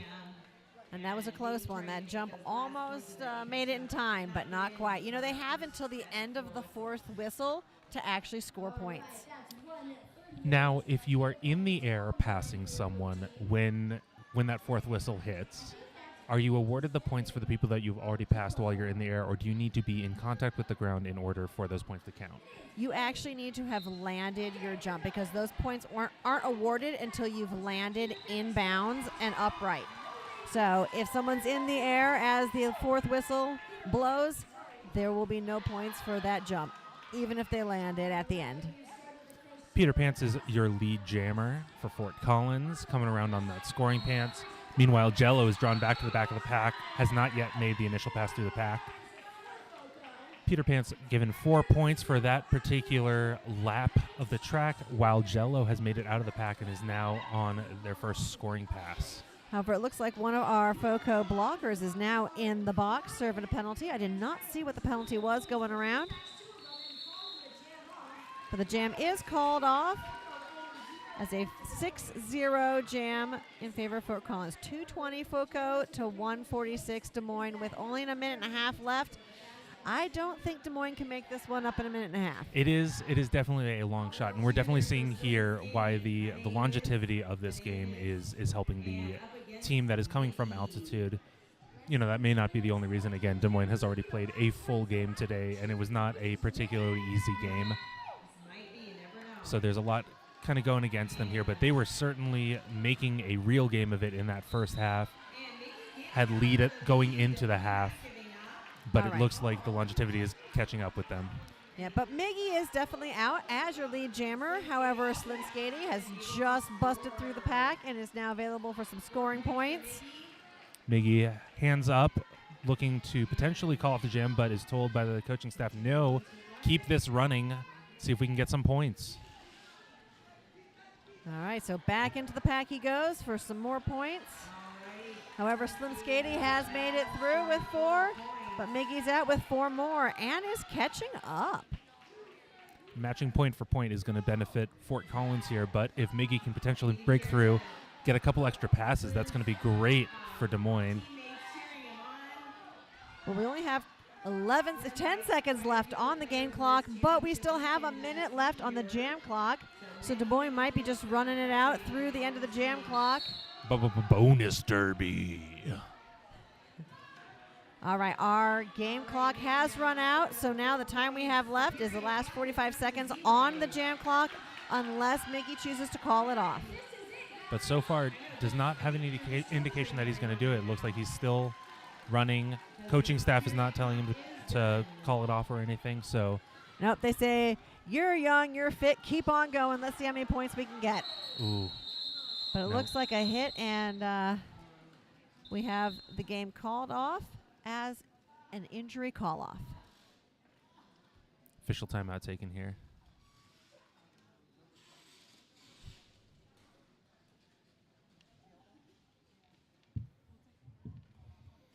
And that is one of the perils of running a jam long, is you can end up with those injuries that you don't like to see.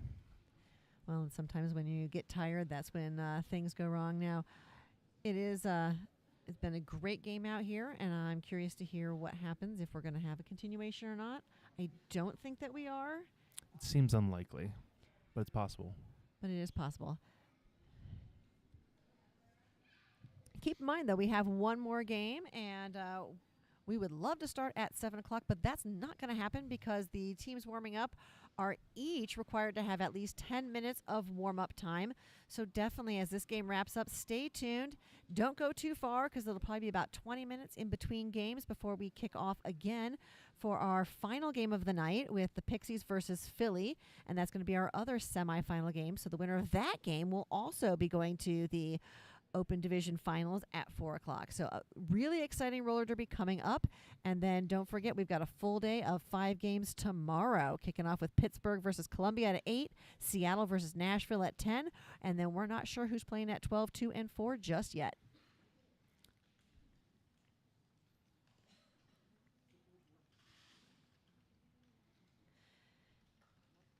And you know, roller derby cannot happen without our medics present. So when we do have our injury call-offs, our injury timeouts, that's their job to come in and assess and make sure everybody is safe and healthy and this game runs without any unnecessary injury.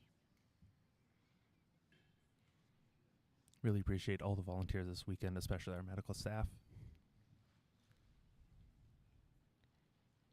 And so here we are on the JRDA, Junior Roller Derby Association Is it YouTube Twitch? channel. I wasn't sure where we were streaming this. I wasn't sure if it was Twitch or YouTube. It is YouTube, so don't forget to follow the YouTube channel so that you can get all the updates and know when we're coming up next, who's playing next, and all of the fun things. So do click to follow our JRDA YouTube channel.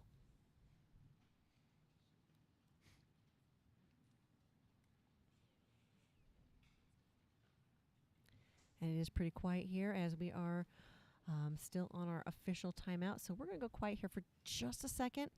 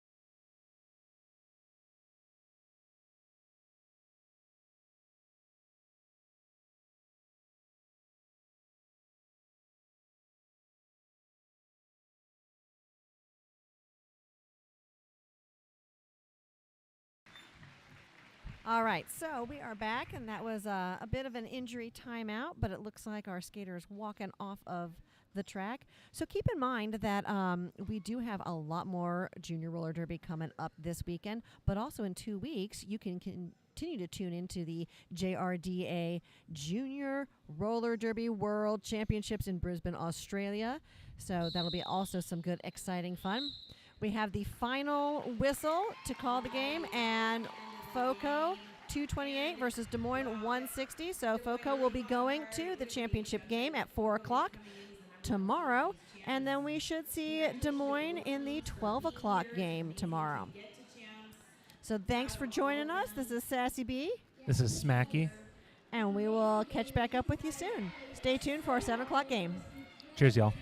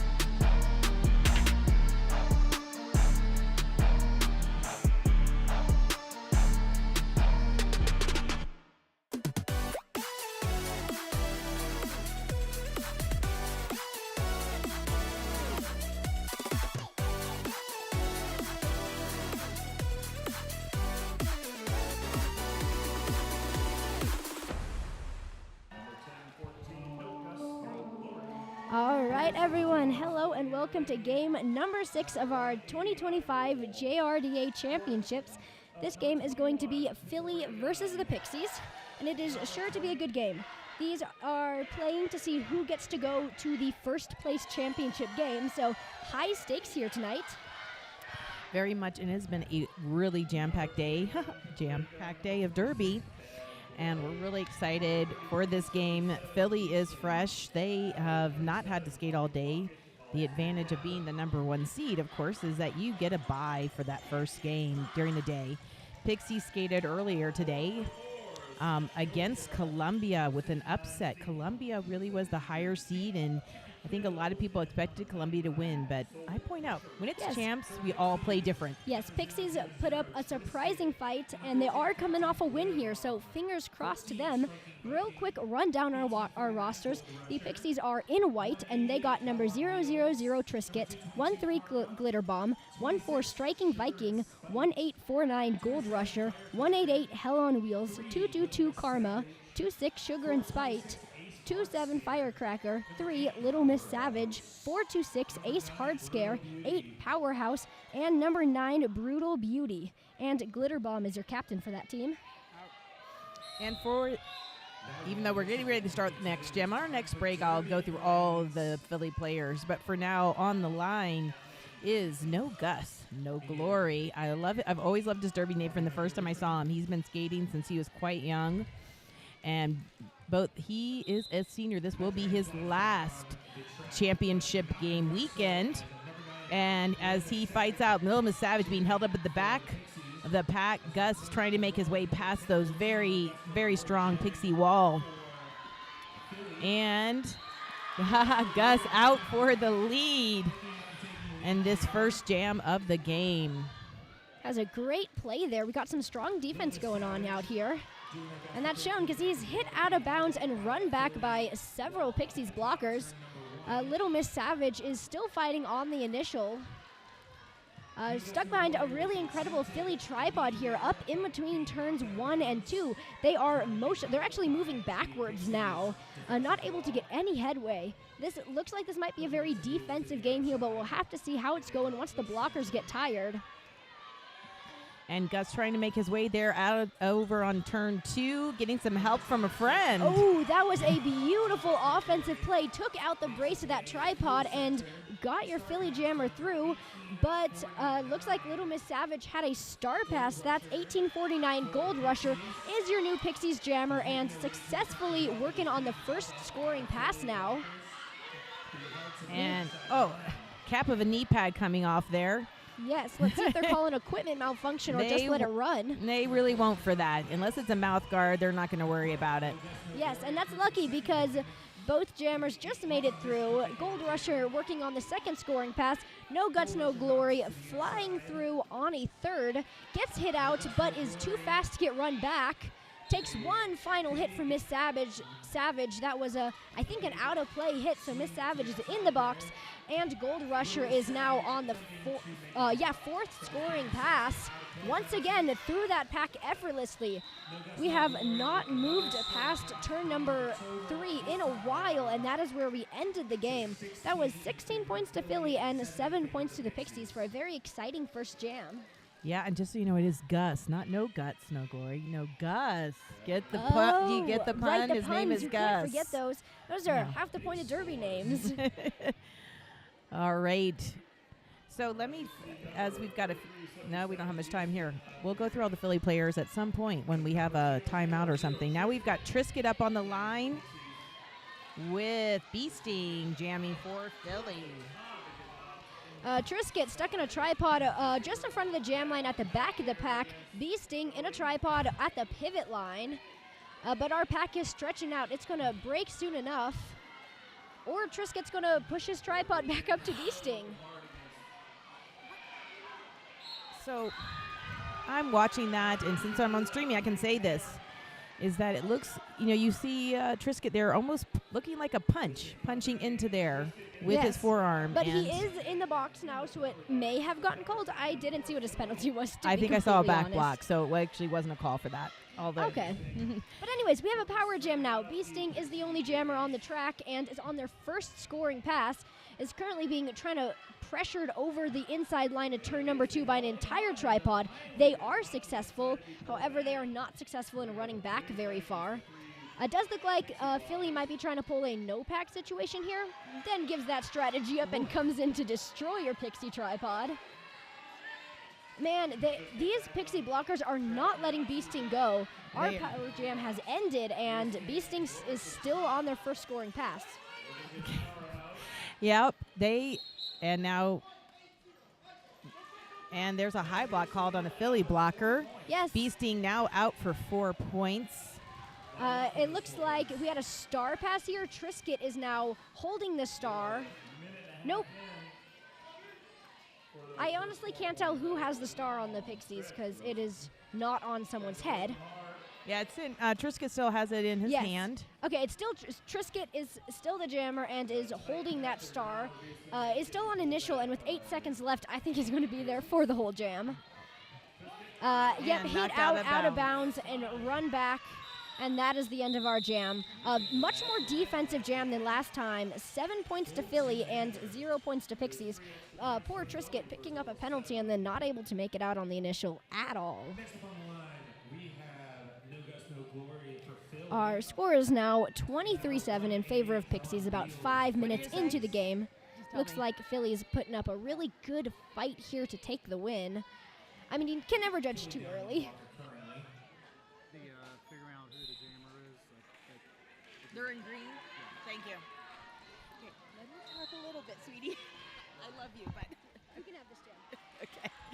All right. Sorry, we were just doing a little technical issues here.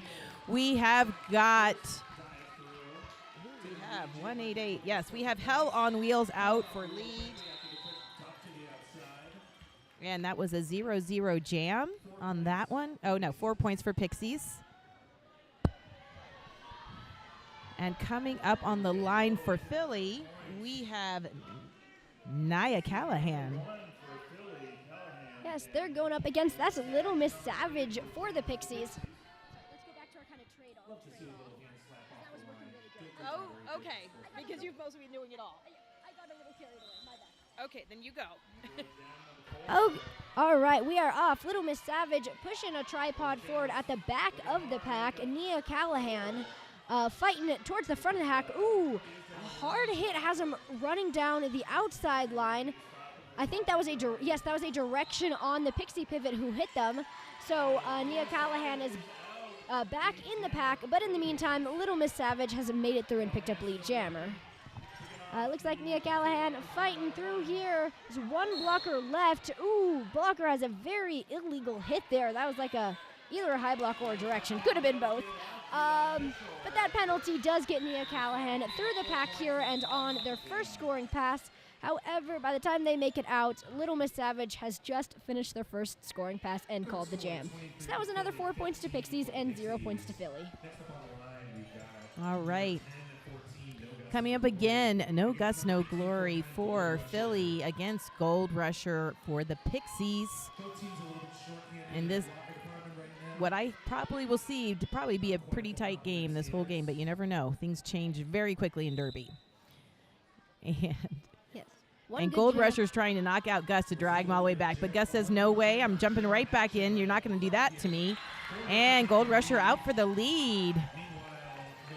Listen, I've watched Pittsburgh play a lot of games, and you don't see Gus not get lead very often. It's very rare. Yeah, Pixies have put up an incredibly surprising, amazing performance at the Nationals here. They have, for sure. Gus, both jammers in a scoring position. And when I'm watching Gold Rusher, they're getting pretty close to blocking with the head. You see him get really low like that. At some point, jammers often get a blocking with the head when you see that. And now Gold Rusher out for 4 points. Gus at the top of the pack. It definitely seems like no pack happening. And Gus also out for 4 points. And Gold Rusher calling it off. And it looks like in the end that will be a 4-4 jam. Philly in the lead by just 8 points at 27, and Pixies at 19. Yes. What were the Pixies seated at again coming into this tournament? I think they were the fifth seed, fifth or maybe? sixth. So they were coming in as one of the tail end teams, and now they're putting up an amazing fight for the championship game. So no one is more surprised than we are, and it is fun to watch. Speaking of Pixies doing a great job, we got Little Miss Savage as their jammer in this jam, but they are going up against Tenacious K, your Philly jammer, who just got lead. And is coming around now on the first scoring pass as Little Miss Savage makes it out of the pack. Two jammers about half a lap apart. Both scoring now. There goes Tenacious K past that final blocker with a great hit on the inside of turn number 2. But Little Miss Savage still makes it out unscathed, only half a lap behind Tenacious K. We're at 4-4 now. Both jammer entering their first scoring pass. Tenacious K being pushed by a Pixies tripod to the outside line, now the middle of the track. Little Miss Savage does not get hit though and actually laps him. Little Miss Savage may not have the lead, but they are in the front of the jammer race, and that causes Tenacious K to just call the jam off there. That was an 8-point jam for the Pixies and 7 points for Philly, so pretty rare you see the team that does not have lead getting more points than the team that does. So that was a pretty good performance there from Little Miss Savage. Yep, that's not how you want things to go when you have lead. When I watch it, we've got no Gus on the line again, no Gus, no Glory against Gold Rusher. I often see Philly plays a different style than a lot of teams out there, and I always think, well, that doesn't work. But they've been national champs for 3 years, so they have their style and it works. Maybe they're on to something. Yeah, because they've 3 national championships in a row, trying to head it for a 4th, and we've got a forearm called on one of the Pixie blockers, but 2 Pixie blockers going to the box at the same time here, giving Gus a little bit of life to go over, a little bit of help from friends. Gold Rusher still trying to make it out. Looking tired for sure. Gus is out and scoring 4 points for Philly. And you'll see the Philly always watches their coaches, we've got Coach Brett on the side here with his flags. I don't know if you've ever seen those, Pinky, but we sometimes don't know what the flags mean. You'd think you could figure it out, and I honestly haven't figured out all of them. He has like 7 or 8 flags. Have you tried? Because I've tried. It is one of the more complicated aspects of Derby for sure. But one thing I know is that Philly really, really works on stamina in their training, and I think at this point they know they're fresh, and they see how tired Gold Rusher is. So Gold Rusher is being held to an exhausted standstill here in turn number 1, and only being 10 minutes into the game. That is a little concerning looking at Pixies going forward. Yeah, and you see now that Gold Rusher's taken off the star. And Philly, like I said, even if I don't think, has Gold Rusher gotten out of the pack yet? Still in the pack, right? Nice apex job. Gold Rusher has made it out of the pack once. They're on their first scoring pass, and no Gus, no Glory is on their 4th now, coming in for 16 points. Only 5 seconds left in the jam. It looks like he does not make it through before the end of the jam, but let's see how many points he gets there. Gold Rusher did hand the star off at the last second, made it out of the pack just in time for 4 points at the end of that game there. It looks like Philly did not get any points on the final pass. That was just a 12-point jam for them.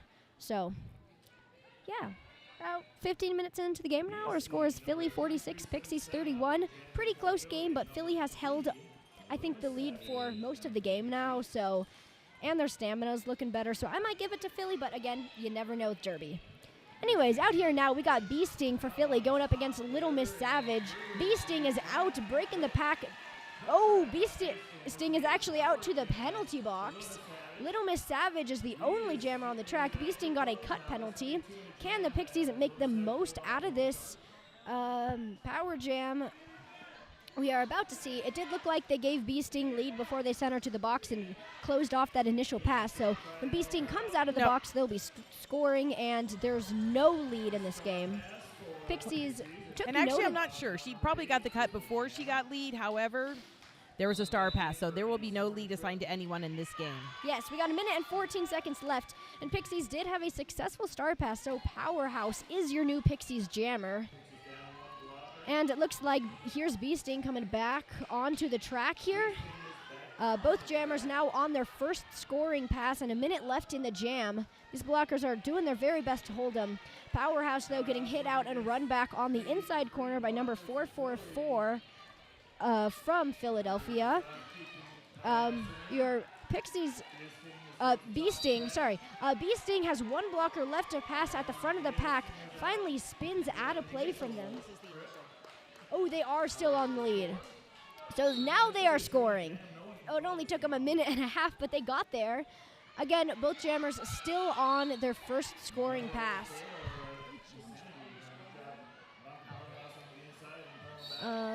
Very full box here. We got 2 blockers from each team in the box. 3 blockers from Philly now. One's being returned to the track until there's an open seat. There is now, so we should be back to the box. 8 seconds left in the jam. Philly, both teams are going to be in a bad spot at the start of this next jam. But in the meantime, both of them made 4 points on that one pass, but neither of them even made it to a second scoring pass there thanks to some great defense despite only having 2 blockers on the track from each team.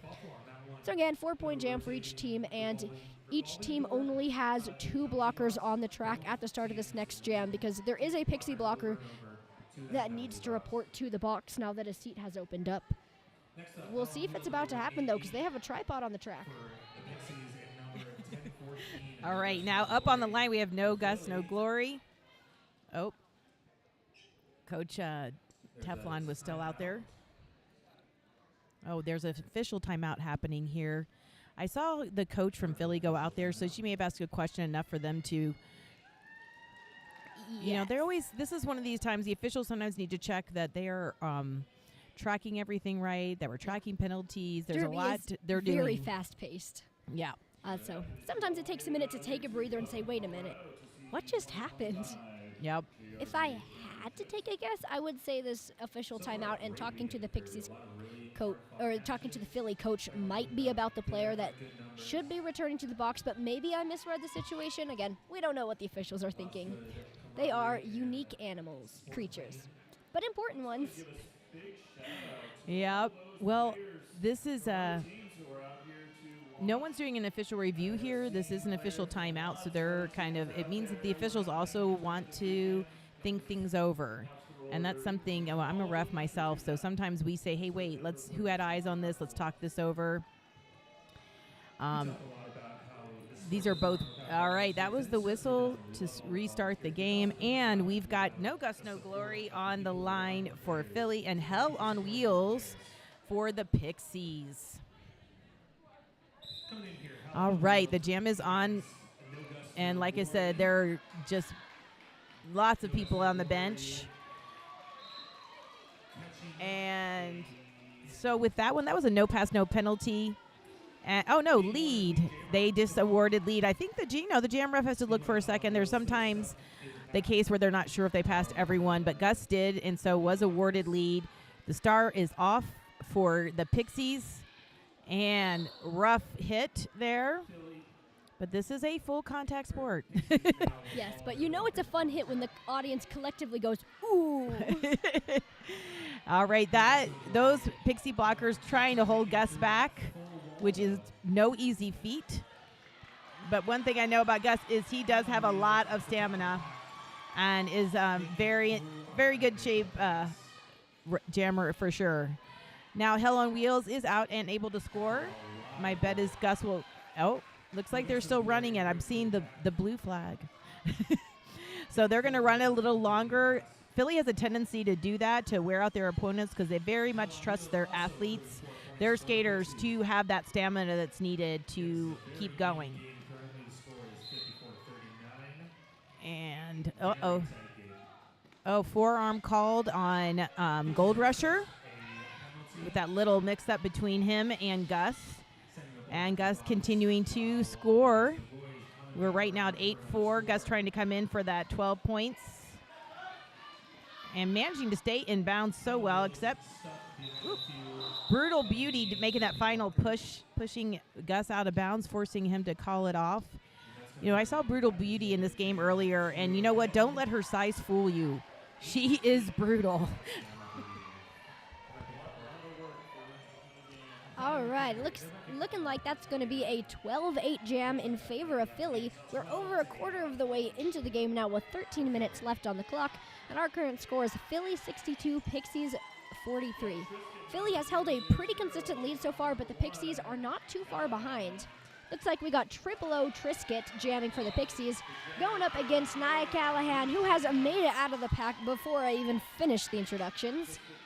Callahan's coming around now on the first scoring pass. Triscuit still held in a tripod at the back of the pack. Callahan does get hit out and cycled back to the jam line, but is once again pushing out the pivot. She got one blocker left to pass, but doesn't look like that blocker slowed her down enough for the others to catch up. Meanwhile, Triscuit finally shakes off that tripod, makes it through the pack, and is coming around now on their first scoring pass. I can hear the coach desperately screaming for the Philly Jammer to call it off before he hits the pack, and that is heard because there goes the call of that jam. 4 points to Philly and 0 points to Pixies. All right, coming up, back up on the line is Gus for Philly and Little Miss Savage for Pixies. I believe both of them are in Team USA. Oh, that's really cool. Yeah. This will be a fun jam for sure then. Yeah, so they'll be heading to Australia in a couple of weeks because the weekend after this next coming weekend is the JRDA Worlds being held in Australia. So that's going to be a really great trip. Gus making up here trying to push out that pack, making to the top. You know, Triscuit's a double threat, both a good blocker and a good jammer. Double threat, not triple threat, double threat when it comes to Derby. And Gus still trying to push his way, but starting to drag out the pack. And Gus still, at some point I think they're going to be out of play. And Gus there finally getting the lead. But being held for that, that was almost 40 seconds there. And now Star has been passed to Triscuit 0-0-0. There's that double threat coming into play. Yep, it is. Yep. And a high block called on someone. I feel like they haven't heard it yet. Oh, high block on Powerhouse. Now heading to the box. Gus still making his way here on a scoring pass. And I see from Coach Brett that they are saying to continue to run this. And we've got 8 points on Philly. Philly trusts their blockers to continue to hold back that jammer. And it's true. They still are holding them, and Gus is out for another 4 points.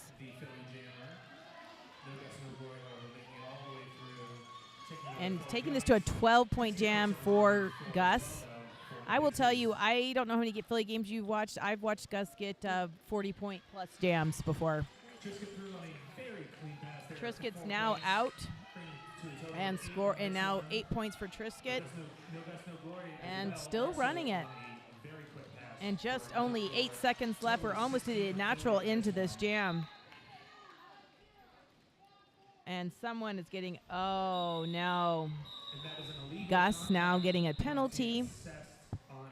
So Pixies will get a really nice long full 30-second power jam to start the next jam. Yes, that was a very high point jam there, but from both teams. 16 points to Philly, but 12 points to Pixies. Like I said, Philly is holding a good lead, but Pixies are not letting them get too far ahead. I think it really comes down to which team's going to come out stronger in the second half, and unfortunately for Pixies, they already have a game under their belts today, and it was a hard game if you guys were watching it. So Very much so. yeah, it's gonna be an interesting game to see the rest of it. I am real excited. Okay, so we're gonna have a power start for the Pixies. It's gonna be almost a full 30 seconds. I have not. It looks like they're putting out 1849 Gold Rusher for their jammer, so fingers crossed to him. Going to make a great jam here. Maybe catch Pixies up to Philly a bit, close the point gap.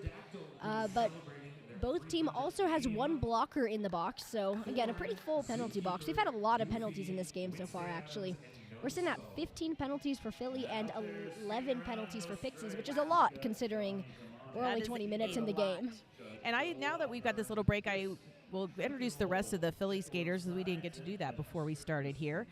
But playing for the Philly today is 04 Insanity, number 1 Nia Callahan, number 10 Tenacious K, 10-14 No Gus No Glory, 1-6 Stay in Your Laney, 180 I Roll, number 21 Pippa Raygun, number 26 Bad Blood, 3377 Bee Sting, 37 Holly Blockett, 444 Smashiopia, number 69 Steampunk, 72 Chicky Kills, and finally number 99 Soul Crusher.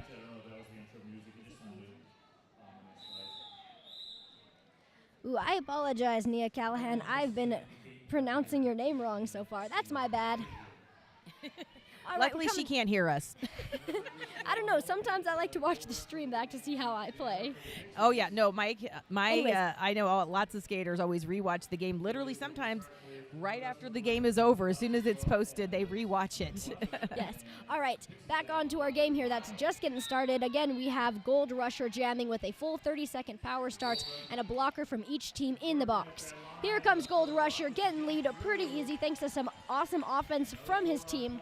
That only took him 7 seconds to get lead, so that's always a good start to see. All right, there he goes. First scoring pass, unscathed. They not even get a hit in on him, thanks to his blockers coming in for some good offense. Looks like Gus is standing in the box, so they got 10 seconds left to try to get a couple more passes in while this power jam is in play. All right, here comes Gus, is out of the box, and now facing off against a Pixies tripod. But Gold Rusher has made it through the pack again for 8 points now. Only 40 seconds into the jam. That's a pretty good start. However, Gus has made it out on initial, so is on his first scoring pass as well. All right, Gold Rusher makes it out of the pack for another 4 points and calls the jam there. Looks like Gold Rusher was, your Philly jammer Gus was able to pick up 2 points at the end of the jam there, but does not match up to Pixie's 12 points that Gold Rusher was able to put onto the board. Helping close our point gap a little bit because it's 67-85 now for Philly. And it's still, this game is extremely close. Up on the line, we have Little Miss Savage for Pixies against 1-0 Tenacious K. Next up, we've got number 10. And There's I think Pixies only brought about 12 skaters, which is a really low amount of people to bring. It means that you're going out every other jam at least when you're down to only 12 skaters. And so that's why you see a lot of people double duty as blockers and as a jammer. But they're doing well. So, and there we go. Little Miss Savage out for lead jammer. Tenacious K getting hit out by Powerhouse, but they both go out, so she is able to still keep going. Takes a smart jammer to know if your initiator went out with you, and to be smart enough to know you don't have to recycle back if they went out with you. And then Little Miss Savage calling off that jam, and it looks like she was able to squeeze out 2 points and 0 points for Philly. Yes, and those smarts are generally called track awareness. At least that's what my coach calls it. And these players are doing a great job with it. It's always fun to see when you're thinking, oh, you should do this, and then the player does it. And you're like, how did you know that? I would not have known that if I was on the track, but look at you go. All right, looks like our penalties have slowed down a little, which is nice. We only have one blocker in the box right now, and that is from the Pixies. Having a quick team timeout here called by Philly, and it does look like the coaches are using that little breather to talk. And let's give a shout out to our officials. Of course. We've got Stack Trace here, someone who's a friend of mine from Denver. Officially Mel,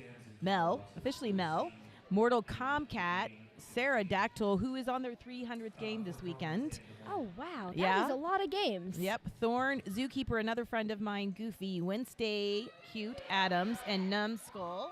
And our skating officials are real quick because the game's getting started. Johnny Demonic, Shebra, Judge Double Wapner, Whisk, Shrimp and Roll, Jekyll and Sides, and Extra Crispy. All right, thank you, officials. I know you can't hear me, but we're sending good vibes your way. 10-14, no Gus, no glory. All right, we got number 3, Little Miss Savage, wearing the star for the Pixies. And I think that's Gus for Philly, but I can't see the number. It is. That is Gus. Look at me go. I can I recognize him just by people. his stance. he's a tall All right. guy. Yes, both jammers trapped on the outside line at the start of this jam, but it breaks pretty quickly as a Philly blocker is sent to join that Pixie blocker in the box. 3 blockers on the track right now for each team, but they are not letting them slow their defense down at all. We're at 20 seconds now. They've been held on initial, and of course, as soon as I say it, there goes Gus running down the outside of turn number 1 to get lead jammer. Little Miss Savage still fighting in the pack here. Blockers trying to come to assistance, but they are run back all the same. Gus is now fighting on their first scoring pass. They got 2 blockers left to pass who are trying to push him out, but he is too stable on the skates and stays inbounds, picking up the first 4 points of the jam. Little Miss Savage passes the star off to Gold Rusher, who just had a very successful 12-point jam. Let's see if he can keep that going now as he comes around on the first scoring pass for the Pixies. Looks like Gus is being held a little more successfully this time. Oh, of course, as soon as I say that, he gets through. There goes Gus getting another 8 points for Philly. He's here to prove you wrong. Yes, every time you say, this is going to be the last jam, they're not going to get any more points. It happens. Announcer's curse. Both jammers stuck in the pack right now. Gold Rusher still on their first scoring pass and Gus on their third. And there goes Gold Rusher. 4 points now for the Pixies, and it's coming around now to join Gus on the second. Nope, they're on their second. Gus is still on the third. Both hitting the pack. Our pack is now moved up to in between the jam and pivot lines. Got 20 seconds left in this jam. It may end naturally. We've been having some longer jams this game, which is nice.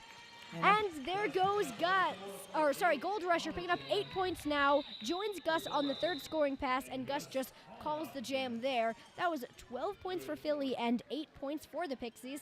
Philly is now at 97 points, which is only 3 points away from 100, which is less than 1 scoring pass, so it might happen this next jam. Yep. Very fun landmark to hit as a team, especially in a big important game like this. Oh, wow. I see now there are 2 Pixie blockers in the box. I saw Powerhouse go in before the end of that last jam with a back block and then a late call for some other sort of penalty against another Pixies blocker. You know what I noticed in this game, and I was watching and announcing the earlier Pixies game, and I don't think Little Miss Savage did 1 star pass in that game, and in this game she's already done 2. So it shows you that the Philly defense is really Yes. putting her to the test. Yes, it's always rough when you play against a team that has good defense and has good offense, because you're like, what am I supposed to do? I can't find any weaknesses here. It's true. And that's how you make it to the national championships. You know, you don't have much weaknesses. Exactly. I'll tell you one thing, when I'm reffing out there on skates, because I do that a lot, that's I cool. love it when the blockers are winning, because that means I'm not having to skate super fast. Yes, we have seen a lot at this tournament where our packs are literally flying around, like faster than the I jammers hate that are when I'm skating reffing. back. Because Let's if you're on get the you outside, you hey, can't keep up with them. Hey, at least you don't have to go to the gym that day, right? Yeah, exactly. No, I always say I'm getting my exercise. That's one of the great things about Yes. Derby, reffing Derby, is get to watch Derby and exercise. Yes, and I gotta say, there is one referee, I think it's Yoshi Dint, who's playing in a different referee lineup at this tournament, playing on inline skates, or reffing on inline skates. That is honestly impressive. You have to stop and go and turn and stop and go so much. I could not imagine taking it on without toe stops. I agree, but there used to be another ref I know that refs a lot here in Colorado. I'm surprised he's probably at RollerCon this weekend, is Fast Freddy, and he skated on inlines for years, and then he finally a couple years ago made the switch to Derby skates. So, Derby, the peer pressure comes on, and eventually they usually switch to quads. Yes, I don't know. Sometimes I get stressed looking at Yoshi because he's like flying around on his inlines, and it's like, don't fall. But I don't know, man. It works for him, so kudos, I guess. Oh, absolutely. Yeah, kudos where kudos is due. All right, enough talking about that. I'm sure you guys on the live stream are like, we don't care about this. And I will apologize. Normally when I do live stream, we're able to see chat, but I don't think we have the chat turned on, or if it is turned on, we don't see it. Because I normally like having fun, because usually one thing that's fun about live stream, I don't know if you've seen this, Pinky, is a lot of times they share fun facts about the skaters with me. Like the parents will, someone who knows that skater will share a fun fact. And so I miss that. I like the fun facts. Yeah, I don't like know any fun facts about these teams. No, I actually had this. I was hoping that, could we ask all of them to give us one fun fact about every skater? I think we should survey them before games, and it would be fun for the announcers to have that, don't you think? Yeah, that would be. At least it would give us something to talk about in these long official timeouts. We need officials. We love them. I mean, the best of everything to you guys.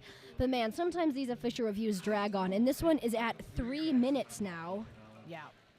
And it looks like my mom just texted me they do have the chat blocked, so sorry, guys. Maybe it's a JRDA rule. I don't know. I've never announced a championship game like this before. Sadly, it's probably because someone ruined it for everyone by being mean. Ugh. I don't like hate that. when that happens. Ruin it for everyone. Yes. And another quick shout out here just while we have a break, because, you can never give too many shout outs. This is to people who are super underappreciated in Derby, and that is the Derby parents. Thank you, Pinky. Yes, I agree. A specific shout out here. I'm from Tacoma, Washington, in case any of you know, which is a long ways away from, where are we? Loveland, Colorado. And my grandma drove me all the way down here just to announce. And I don't know. Thank you, Grammy. How long did that drive take? Well, we kind of turned it into a little road trip, so we're going on like a week and a half now. Oh, wonderful. I love road trips. Yes, it's been fun. It's been a good way to spend the time. But anyways, Derby parents, as a skater, announcer, everything, we love you guys, and we appreciate everything you do for us. Yeah, sweet. Thank you. I am a Derby mom and a referee, so many things. And the crowd, one thing is sad when you're watching from home, you don't know, this is a packed house. And Philly has some very loud cheerers. I've noticed whenever we play them, they have wonderful families who are shouting out to the, to really make sure, when you're feeling down. I don't know about you, when you're skating, when you're feeling down, don't you like hearing the shouts of the parents? I do. I don't jam very often. I'm not a jammer, actually. I've jammed maybe 4 times. Got the wave ever. going now here. But I remember one time I was playing and I had to take a star pass, and it took me a minute and a half to make it out of the pack, but when I finally did, everyone was cheering me on, and I'm like, hey, look at that. Maybe I don't suck that bad. So cheering is nice. Okay, this official review is going on, or this official timeout is going on 5 minutes, so. Yeah, there's a goal in Derby. They would like official timeouts to be no more than 2 minutes, even official reviews, but typically it goes over that. This one is extremely long. Yes, I'm running out of things to talk about, you guys. I guess we could cover penalties for a minute. They're heavy. There's a lot of them. We'll be back here bright and early. Sometimes it's good to listen up in case they say what happened. Looks like we have 3 players sitting at 4 penalties already, which is a lot considering they only get 7 and we're less than halfway into the game. 2 of those players are from Philly and 1 of them is from Pixie. So, I mean, the heavy penalties are even, but there are a lot. I would not be surprised if we see some players foul out over the course of this game, especially normally the play ramps up as you get closer to the end, especially with a pretty close game like we have now, only a 20-point gap. Yeah. I would not be surprised. Yeah, there's only 5 players from Philly have no penalties. And also 5 players from Pixies have no penalties. Everyone else has spent some time in the box and obviously did not learn from their time sitting there. Oh, and look at that, you guys. That's the whistle that we love to hear ending the timeout. Only took 6 minutes, but we're back in action. All right, up on the line we have, as we get back to Derby, much longer they would have to have the kids warm up again. It's no Gus, no glory against Trisket for the Pixies. And Gus making some nice footwork there and getting out for the lead. Trisket still being held up by that really strong Philly wall. And I've seen a lot of, it's always hard. It's easier to watch for penalties when you're sitting still. But I'm seeing a lot of poor playing, and sometimes looks like almost a punch. But who knows? We've got a good ref crew here that are keeping an eye. It's really, really hard to see everything. And Triscuit's still being held up going into more than 30 seconds of this jam. And you can just, gosh, that Philly wall is just brutal. Oof. And there's Gus going in now for 12 points on this jam. Philly wants to go into this second half, end this half in a winning position, spreading out that lead. I will tell you, when you get behind with Philly, it is very difficult to catch up and make up anything can happen, but with the strength of their team, I have not seen people very often ever come back from a deficit that they're looking at even right now. But we've seen a lot go on in this jam. This is probably one of the higher point jams this time, and it's 16 and now 20-point jam for Gus. And 30 seconds left still.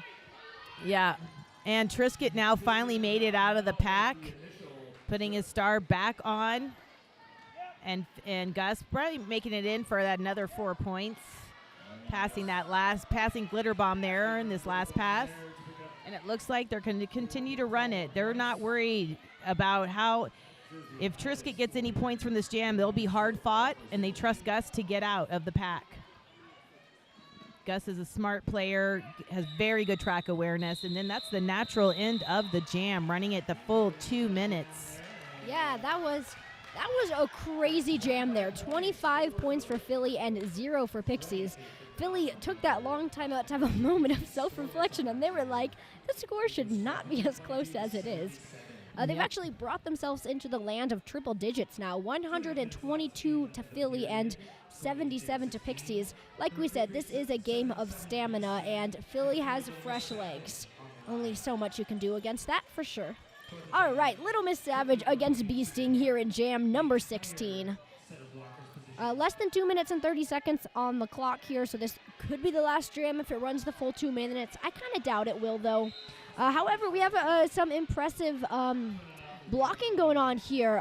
20 seconds in, both jammers are being held, but our tripods just got broken apart in turn number 2, and they're exiting that turn onto the long side now. So let's see if the jammers can make the most out of that confusion to get through the pack. They can!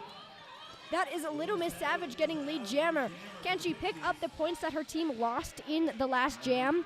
We're about to see. Bee Sting is not going to make it easy, though, because that's your Philly jammer out only a quarter track behind Little Miss Savage. And they're both hitting the pack now on their first scoring pass in between the jam and pivot line. I've got a minute left in the jam here, so much more low points this time than last time, that's for sure. But there goes Little Miss Savage. First 4 points of the jam going to the Pixies.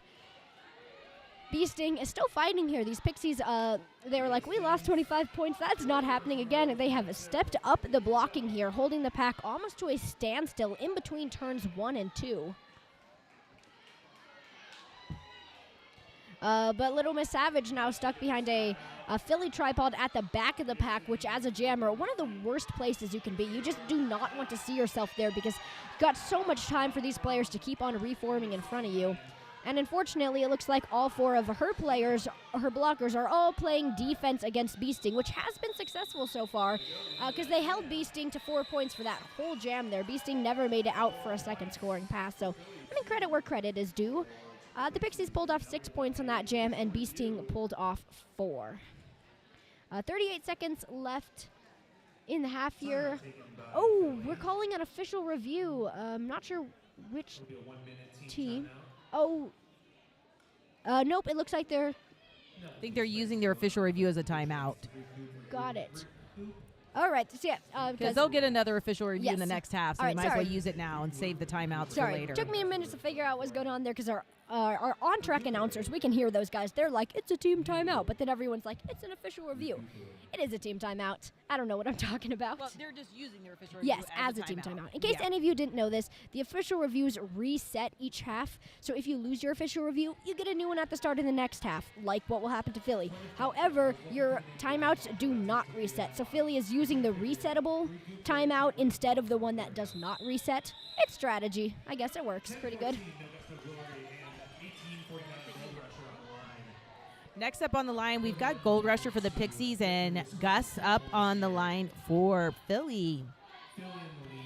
And they match each other close in size, both big guys and Powerhouse trying to pull through. And gets a cut, which I can see from here. And that means that Gus gets a 30-second power jam. You do not want to give Philly, and especially Gus, a 30-second power jam. You can see Gus celebrating here like power jam. Yes. You can't help it. This is an exciting game, and you're going to be excited for those power jams. All right, there's 4 points from Gus coming around now on the second scoring pass. All right. Yep. Up there on turn 1. Pixie's trying to hold back, to not let them score too much during this power jam.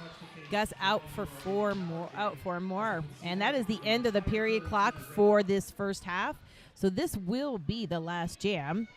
8 points, Gus going for 12. Powerhouse trying to make it out on their initial, and he has done that. And Powerhouse now out and able to score. Gus is out as well. Obviously getting with another 4 points, getting up to 12 points on this jam. Wow. That Philly blocker tried to stop Powerhouse, Gold Rusher, but Gold Rusher rushed right through. And Gus getting recycled here, but still running it. The blue flag, I think, means to keep running it. Gold Rusher is just plowing people down, trying to get those points. Yeah, no, it is difficult to stop him. And now Gus coming back in, already at 16 points. They really want to widen that lead as they go into the half. There is just 20 seconds left in this jam. And I see Gus looking to his coach to make sure, hey, am I doing what I need to do? Again, that's a great try. We want our players to be looking to the third base coach to know when to call. And now I think they're going to let this jam come to its natural end. And here we go. That is the end of this jam and intermission. All right. Does look like this intermission is going to be 15 minutes. It's weird. Our half times have been flipping between 10 minutes or 15 minutes. Yeah, to make up the time when they're behind. Now it's the last game of the day, so they're not worried about it. That actually makes a lot of sense. I had no idea what was going on. So that is why. Earlier today, they don't have to be 15 minutes. They have to be at least 10. I did not know that. You learn new stuff every day. Sometimes I swear I know everything that has to do with roller derby, and then someone just like plows me over with this new piece of information. It's like, I had no idea. Awesome. Yeah. We'll see y'all back here before the start of the second half. No, they changed the intermission to 10 minutes after all. Oh, they changed their minds. Okay. Maybe normally they don't know care what we're because it's the talking end of about. the day. But we can look at our penalties really quick for the teams. Why don't you tell us, Pinky, where we're at with penalties on both teams? Philly is at 19 and Pixies is at 17. So again, a very penalty-heavy game. However, we mentioned that there were 3 people at 4 penalties, and they did pretty good not getting a fifth. None of them got a 5th penalty, so that's nice. Hopefully these guys are figuring it out and getting their skates back under themselves. But like we said, at games, the penalties get higher near the end as players get tired, sloppier, and more desperate. So more desperate. I like that. Okay. Let's see what's going to happen. All right, guys. We got 8 minutes and 40 seconds left in the halftime. We'll probably be back about 2 minutes left in the half, but, you know, we're just talking, so you guys don't need to come back until the end of it. Have a great halftime, folks. Fill up on your popcorn, go to the bathroom, and see you in a minute.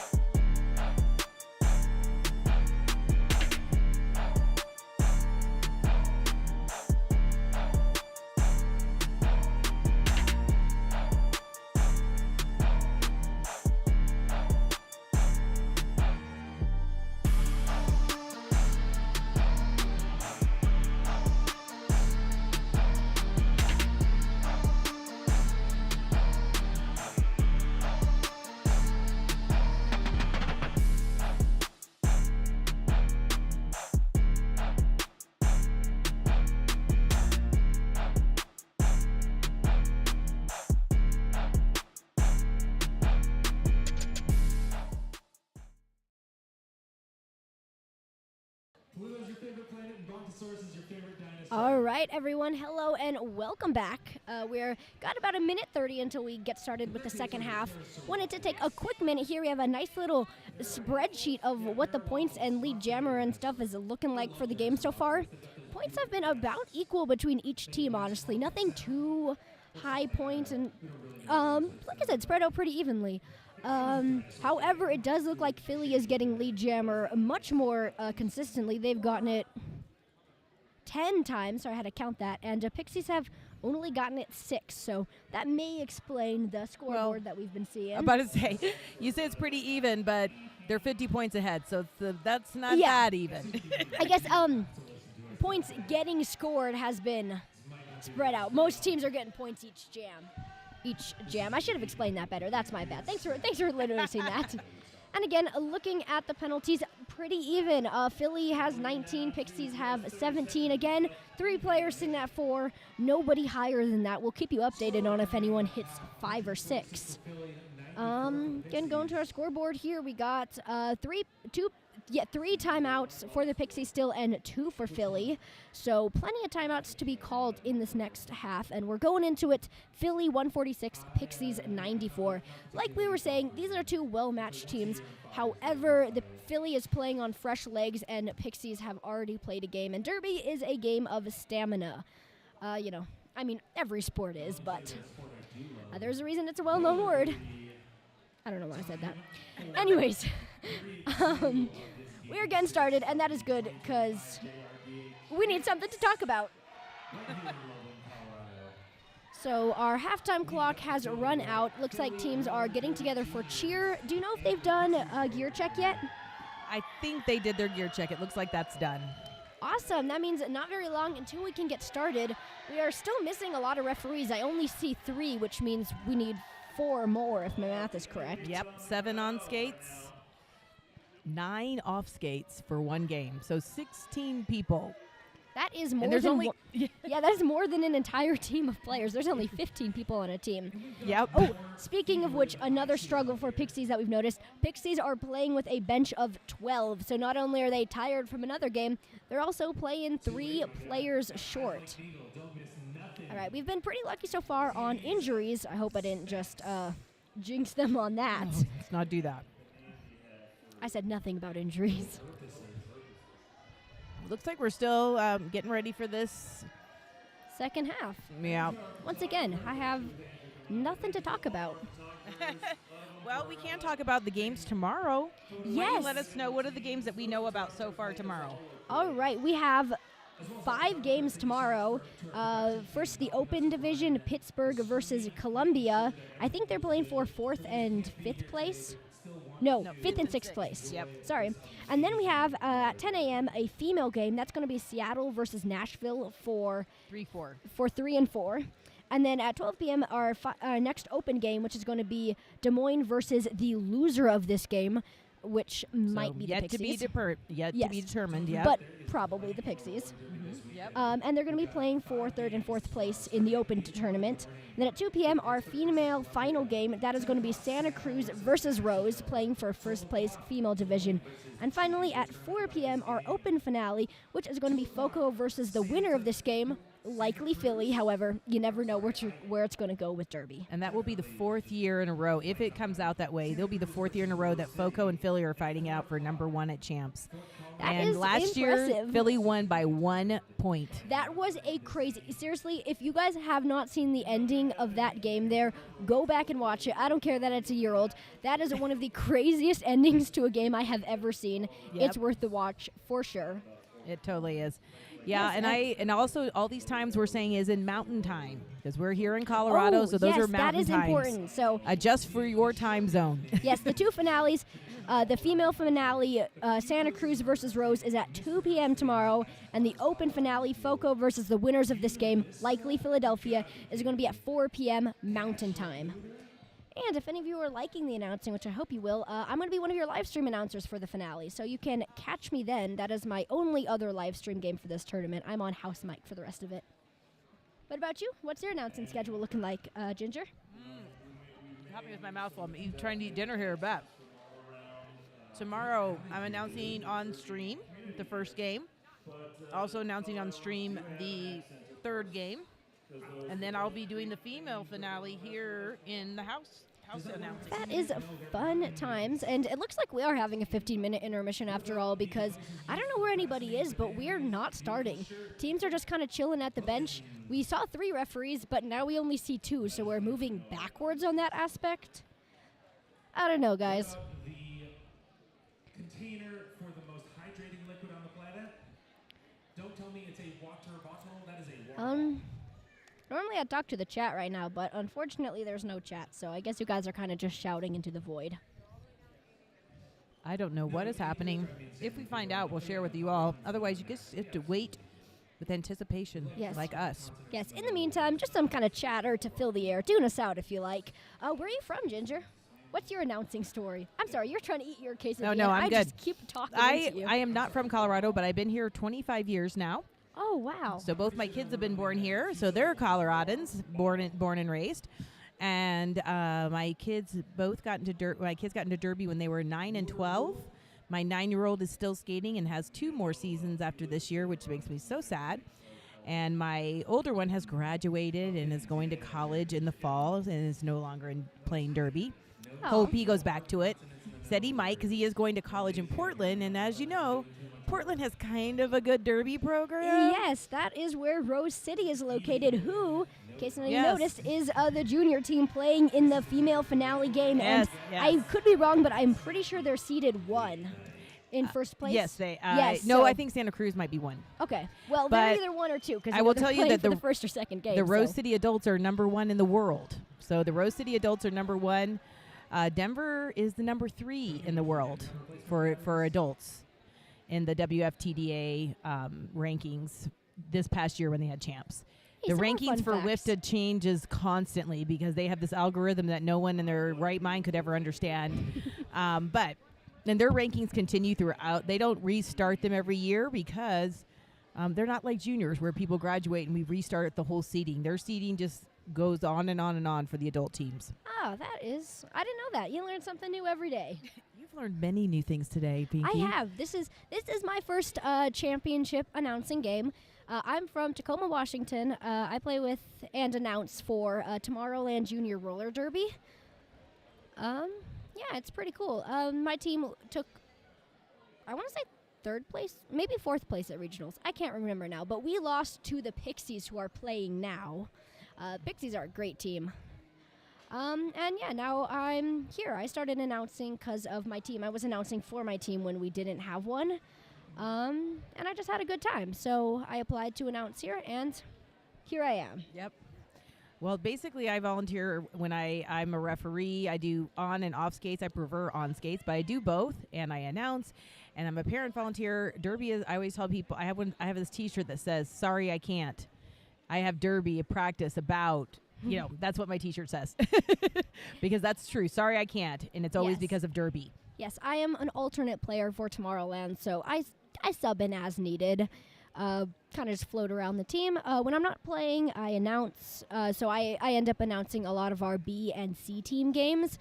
And it really wavers on if I'm playing in the A-level game or if I am announcing it. I'm also scoreboard trained, so I've done that once or twice in a pinch. And I'm starting to wonder if there's a scoreboard problem. Sometimes when these last this long, it's sometimes the scoreboard. yeah, this is, I mean, not to say this is ridiculous, but this is kind of crazy. Like, what are we doing? Our skaters are going to get back on the track, and they're going to forget everything they just learned about the other team's strategy. And But- Pinky, I have a question for you. Yes. Have you thought about doing on-skate referee? You're a skater. Um, You can skate for you can ref for junior games. I have thought about it, but then it's like, why would I ref when I could announce? Every game I'm not skating, I'm announcing. Because then you're skating. You learn more about the game. When you're a referee, you learn a lot. Yes, I have been, it's kind of random, but there's this one guy who does all the head NSOing for our teams. That's Agent Orange. Yes, he's a referee and a skater parent, and he has taught me a lot about the sport, and he taught me how to referee, so could do it in a pinch. He actually taught our whole team because, like you just said, he thought it's a great eye-opener to the sport and can show you a new perspective on it. So that was a good thing that I learned from him. Thank you, Agent Orange. Okay. Um, You should go ask. yeah, I'm going to be honest, I don't know what to talk about. This does not happen very often. My friends could tell you, but how long are we even over? We have completely lost our clock on the scoreboard here. And we had 3 referees, then we had 2, and now we have 1 on the track. And he's not even wearing his uniform. I'm wondering, and here's the thing. At some point when it goes too long, they have to let the skaters warm up again. Oh, no. I don't know if there's an official amount of time at which point they have to do that, but I have seen that because I've had the scoreboard go down for like 30 minutes, so then they have to have the skaters warm up again because, they're not warm anymore and it's not safe. Yeah, I should have kept a tracker for when this halftime ended so I could tell you guys how much we're Pinky, coming up on. But I think I'm going to go find out what's going on. I'll be back. Okay, I can sit here and entertain you guys. I guess I'd ask you guys what you want to talk about, but we don't have a chat, so that's kind of disappointing. Just kind of turn your volume down if you don't want to listen to me blab.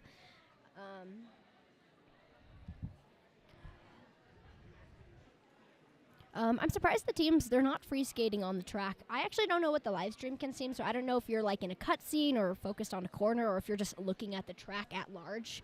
But the teams are just kind of huddled on the bench. We have a bunch of NSOs and a single skating ref huddled in a group chatting. But otherwise, everyone kind of just looks like they're standing around, so I really do not know what's taken very long. Hopefully Ginger will come back with some good news for us.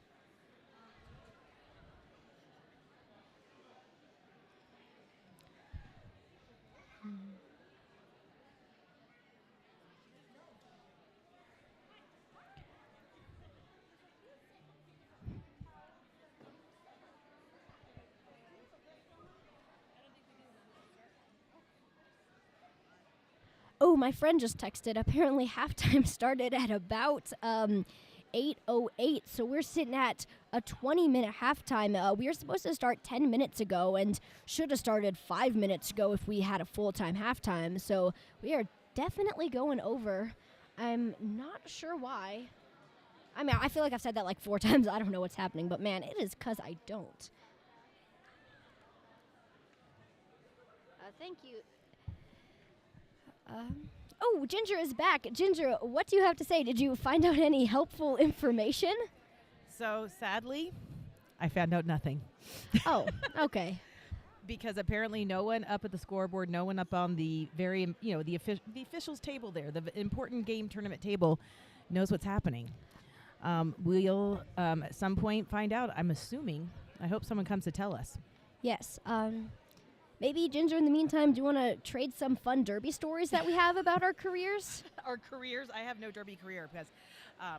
oh, you're not a player? No, I never skated. But you skated, did you on-skate ref or off-skate ref? I still on-skate ref. Oh, I'm an on-skate referee. Got it. So you do skate, just not on the track. Yeah, just not as a player. I'm an on-skate referee. Uh-oh, I'm going to listen. Oh, a referee's coming over to talk. Always a fun sign. I want to give a fun little shout out here to the Pixies team. I don't know if you've noticed, they all have matching wheels on their skates. They're flip-flopped, like checkerboard pink and green wheels. That is fun. I have never seen a team with matching wheels before. I've seen the shorts, the jerseys, and helmets and everything, but not wheels. So I like that. It's a fun little bit of team unity. I think we'll probably go offline here probably for a few minutes because the teams are going to need to warm up again. Yes, they've moved back. They just left their benches. They're free skating around the track now. So we're going to come back after this break. Keep an eye on your TV. We're out of things to talk about. So goodbye for a bit, folks. Enjoy the halftime, I guess. Try not to fall asleep.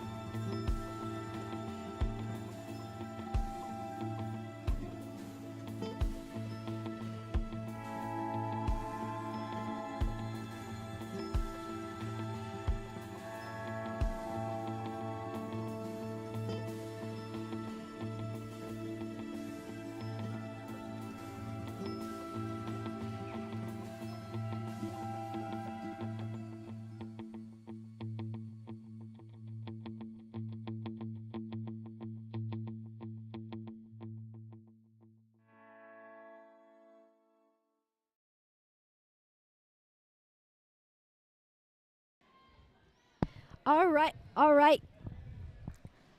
Oh, all right, guys. We are back. So sorry about that delay. That was crazy long. But we found out that the officials were having a officials-only discussion in the referee room, and we do not know what happened, what it was about. We don't get told, so it was for official ears only. But you know what? It is done now. We are back. Because the break was long enough, we did have skater warm-ups again.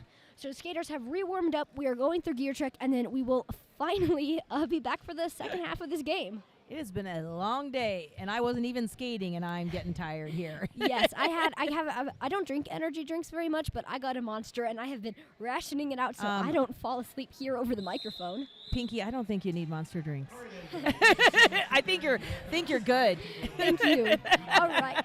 No caffeine needed. Yes, and there was the whistle that officially brought us back because it was so long. Ginger, do you want to give us a quick recap of what we're going into for the second half? Yeah, so this is, we've got Philly ahead here, as you can see, 46 plus 6, 54 points ahead. This is a whole 30 minutes of Derby. Anything can happen in this 30 minutes. However, knowing Philly's history, knowing the strength of their team, I have not seen a team come back from that kind of deficit over Philly. But with this weird long break for second half, oops, you never know. But there we go. Gus is out and got an out for lead for Philly in this first jam in the second half. Ooh. And Gold Rusher also out and able to score. As we said at the end of the first half, there's nobody on more than 4 penalties as starting this half, so nobody in too much of danger, but they do have an entire half to get into that danger. Last year at Champs, I saw in a Pixies FOCO game 2 egregious penalties within a very short stint of time, and that has not happened, which I'm very glad, because if there's an egregious penalty, it means someone got hurt, so I'm glad that has not happened. For sure. An egregious penalty is probably the worst thing that can happen in Derby other than like a straight up injury. So yeah, glad to see none of those. It means the players are in control. Exactly. And so this is going to, just falling. This is what I call messy. And both hands and skates went out. So Gold Rusher will have to go back, getting recycled if that. And Gus still working his way. I think, Gus already, you know what? I barely blinked my eyes, and Gus has 12 points already, working on 16. And I would say he's probably passed all 4 of these jammers already, and now he's continuing to work, trying to work his way past them, getting very close to a high block there, but did not get one.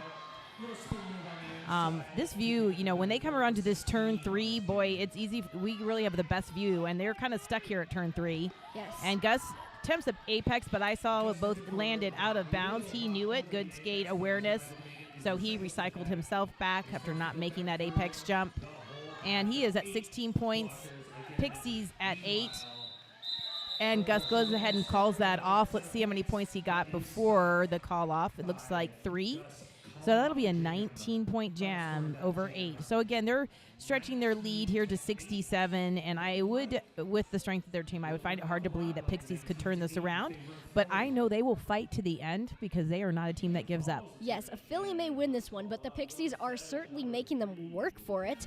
Looks like we got Little Miss Savage here wearing the star for the Pixies, going up against... Probably Bee-Sting. Bee-Sting, thank you. Got some strong defense right on the line here. The 2 jammers initially being pushed over the jam line. Then cycled back. That's Little Miss Savage going back almost into turn number 3, actually. Bee-Sting has pushed their way to the front of the pack, currently fighting a tripod over the pivot line. We had an offensive jam last time. It looks like we're having a defensive one this time. It's been 30 seconds and no lead. Our pack has moved out onto turn number 1. Bee-Sting fighting a tripod in turn number 1. Little Miss Savage fighting a tripod over the pivot line.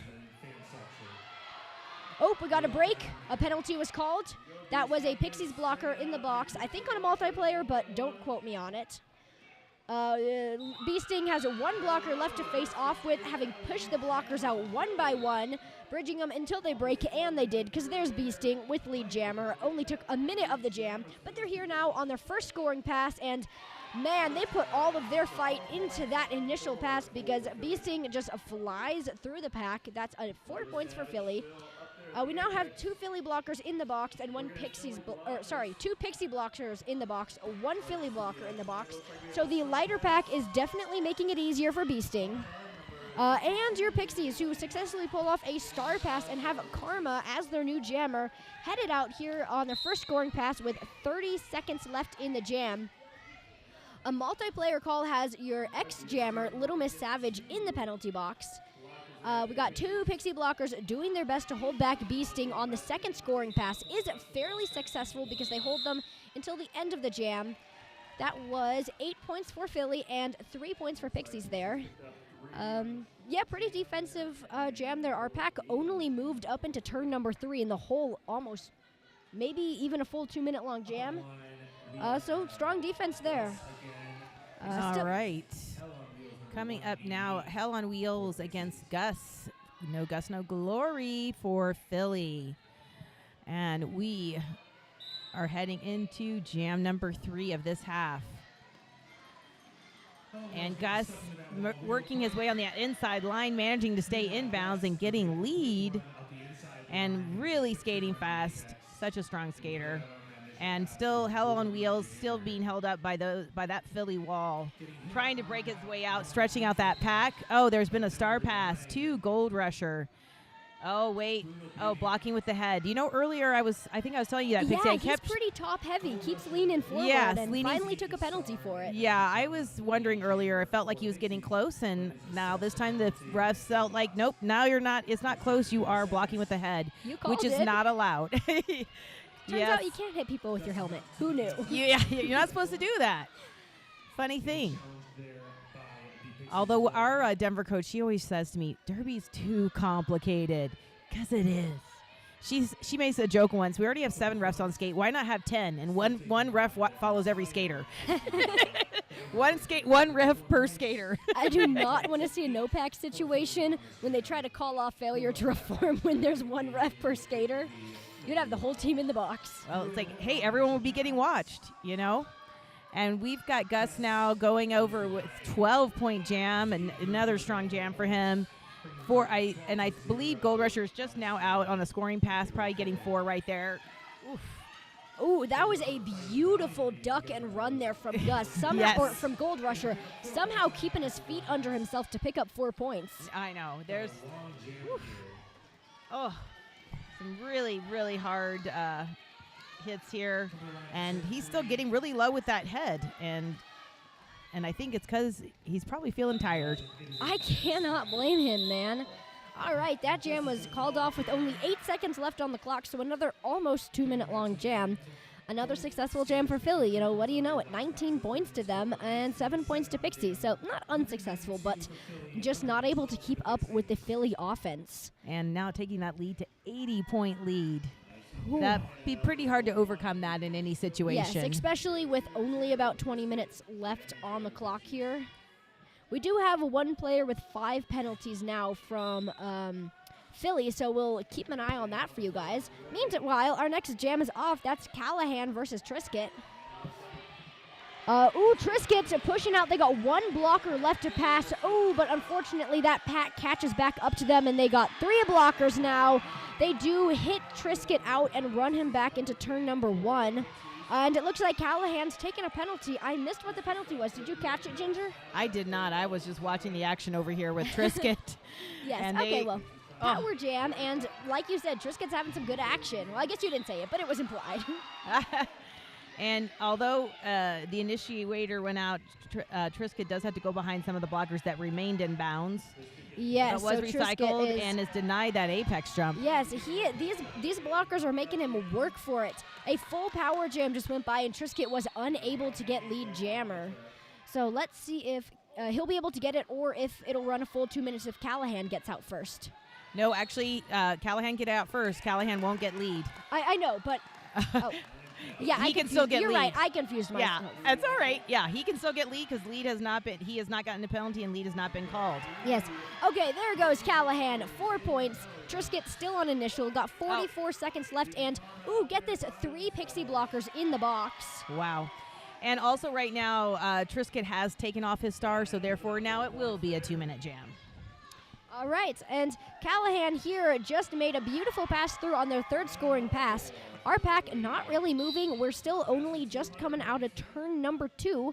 Callahan's coming around on the fourth scoring pass, really making the most out of this light pack of Pixies, because at one point 3 of them were in the box, and they're just cycling through. One of them got out, another one went in. There's still 2 of them in the box.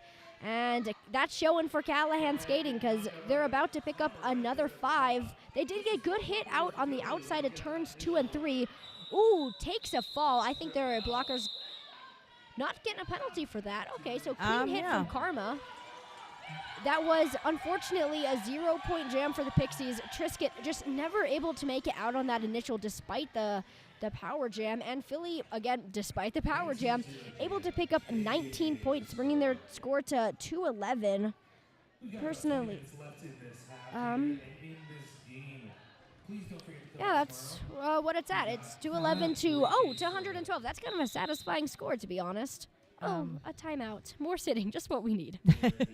Looks like a timeout being called. Oh, an official timeout. That's what it says for now. Let's see what else, if it stays that way. Sometimes it gets changed to a team timeout. If this is another 30-minute long official timeout, I think I'm going to cry. I really do. Please don't cry. It's going to be okay. But anyways, we got a satisfying score. 20 minutes left on the clock. Positive thoughts, right? Oh my God, I just saw this ref's tennis shoes. Do you see this ref? Sorry, those of you not here, they're cool. It's like a rainbow. It's rainbow pride on one side, trans pride on the other side of the shoes. Those are cool. I love it.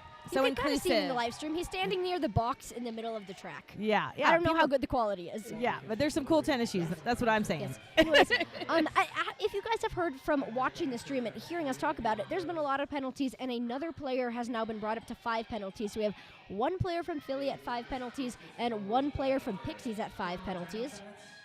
And with 20 minutes left, that puts you in the danger. I don't know about what your coach does, but for at Denver, when someone's at 5, they kind of start to sit them for a while. Yeah, you wait. You save them for the end of the game, because if you're going to foul out, better foul out when the stakes are a little higher than just, during the 20 minutes left phase. Yeah, I mean, when you only have 5 minutes left, that's no big deal to be at 5. But when there's 20 minutes left, if one of those skaters has 5, although with the Pixies, they really don't have anyone to sit. Out of a bunch of jams. When you only have 12 skaters, it means you're pretty much going out every other jam.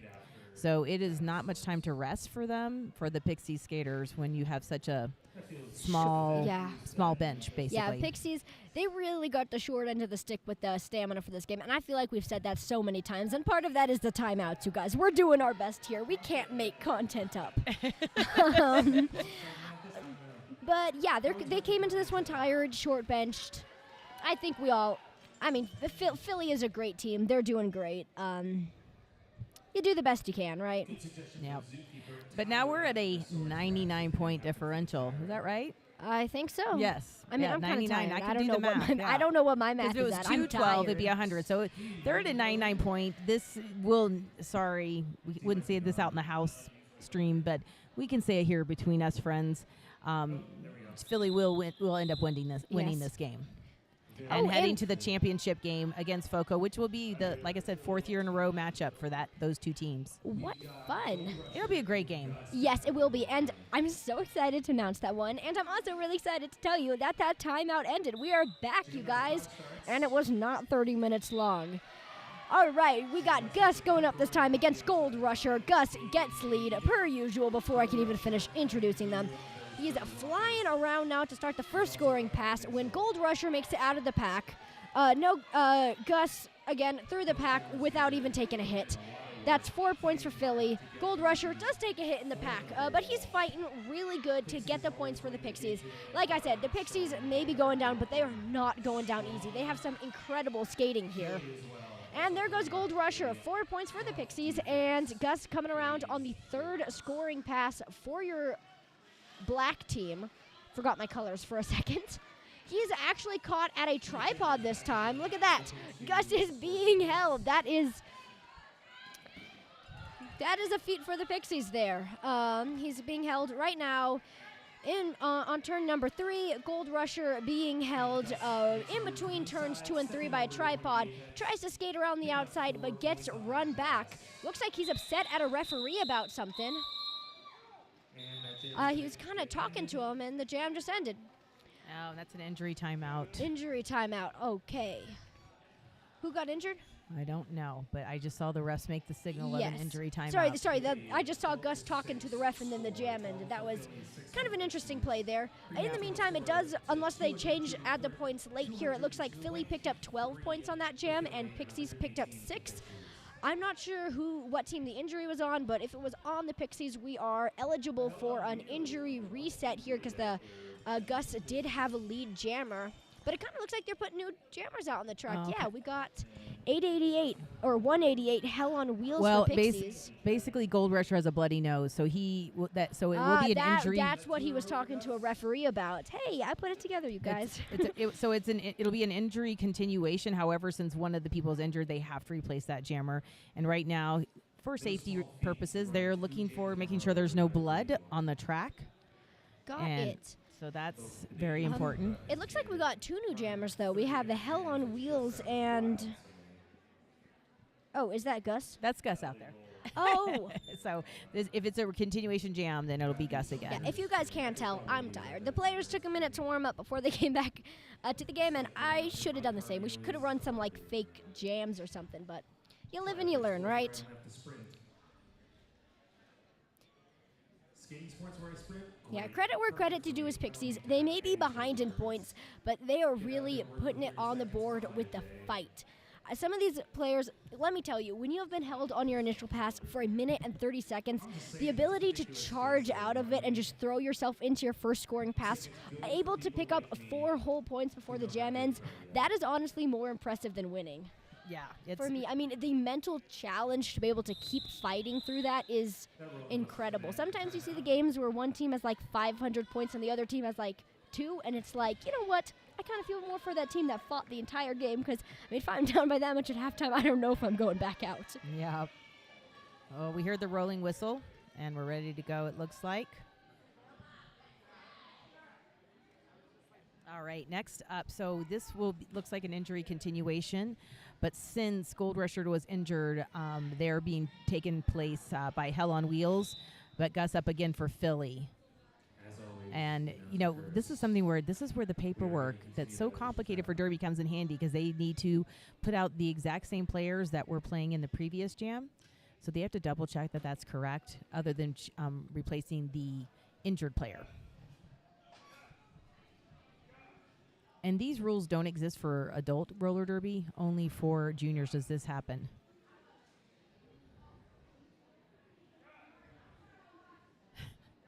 I can hear the Philly coaches over here trying to holler for Gus to listen, and now Gus finally heard him.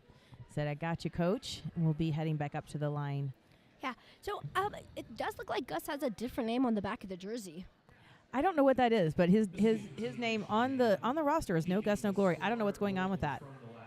I don't know what it says. I hope we have the right one here. I mean, we have the official roster, so hopefully. We do, and his number is the same. You can change your derby name as long as your number stays the same. Yeah, that's not the numbers are officially run by JRDA. Derby names are just whatever you want to be called, which is one of the nice things about the sport. I've known many skaters who've had 2 and 3 different derby names. Yes. Oh, look at that. The timeout ended. If we get another timeout, which we probably will, I can tell you the story about my derby name. Anyways, back on track. I'm passing it off to you, Ginger. All right. Maybe we'll start. Glory out there jamming on this continuation jam with Hell on Wheels. And here we go. I heard 5. Oh, there we go. The whistle is off. And Gus, because it's an injury continuation, it's immediate scoring for Gus. Yes, and we started the game with the jam with only 45 seconds left, so we'll be done in 30 seconds anyway. No matter what. And also, Pixies were also in scoring position when that was called off, so both players began in scoring position. Yes, and they both got 4 points, and they're both on their second scoring pass. Look at that. All right, 20 seconds left. How is it going to go? And Gus just got hit out and run back. Yep. And Hell on Wheels just stole his spot on the outside line. and Gus calls it off. One thing about Gus is he's very patient. He doesn't really get frazzled much. When you've been playing as long as he has, I think he's learned he's got a good mental game. I've noticed that because I've seen him play a lot. And I think the first time I saw him play, he was only like 14, and he was about the same height he is now. And when they told me this kid, they were like, oh my, who is that guy? They're like, he's only 14. I was like, are you kidding me at 6 feet tall? So here we go. Off to you, Pinky.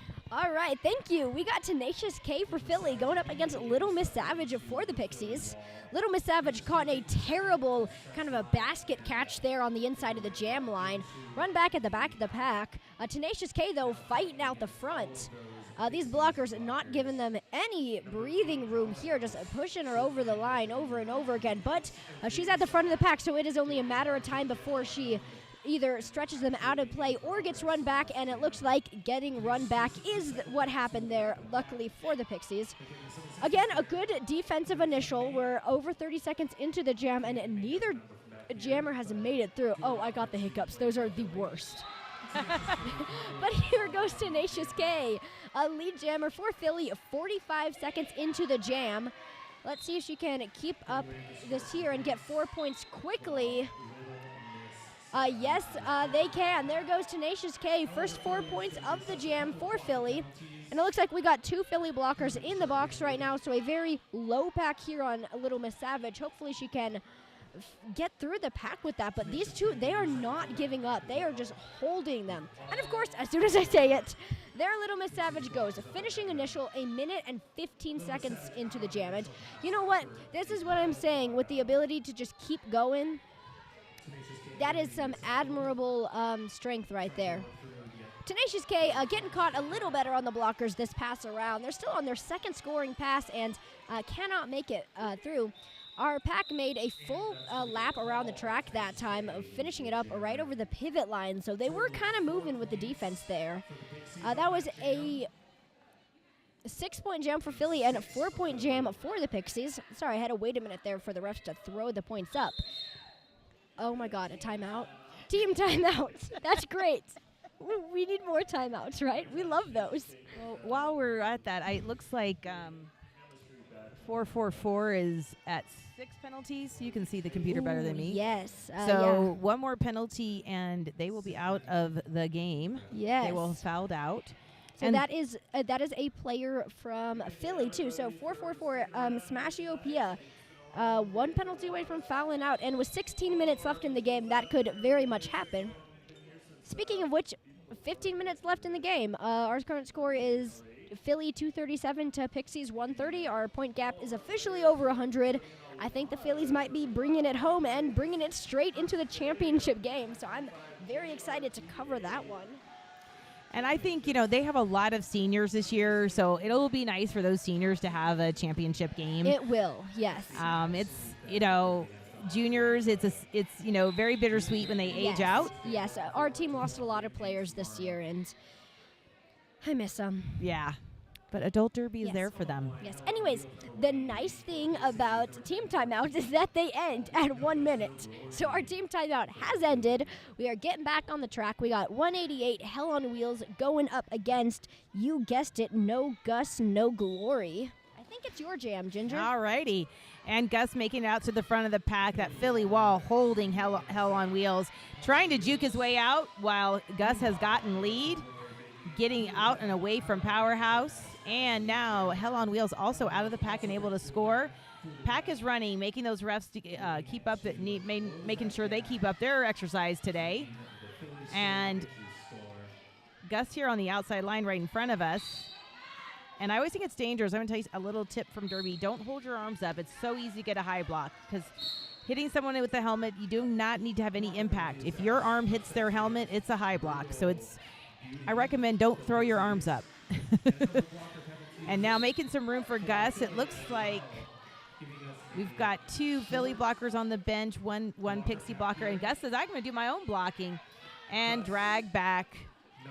And you know what? Gus can, waste all the time. Honestly, the Pixies should not be wasting this time. I mean, they're not going to win this game. But right now, they're like, just let it rest. Because the Pixie Jammer will have to come in behind Gus. And it is in Philly's best interest to waste time because they're winning. Yes, you always want to run the clock down if you're ahead, so there's less time for the other team to catch up to you. Yep. And right now, Gus is waiting for his blockers to get out of the box because even though they're ahead, they don't want to. They'd like to get their blockers out so they have a full wall. You know, this makes me think of a story. So we were playing a game.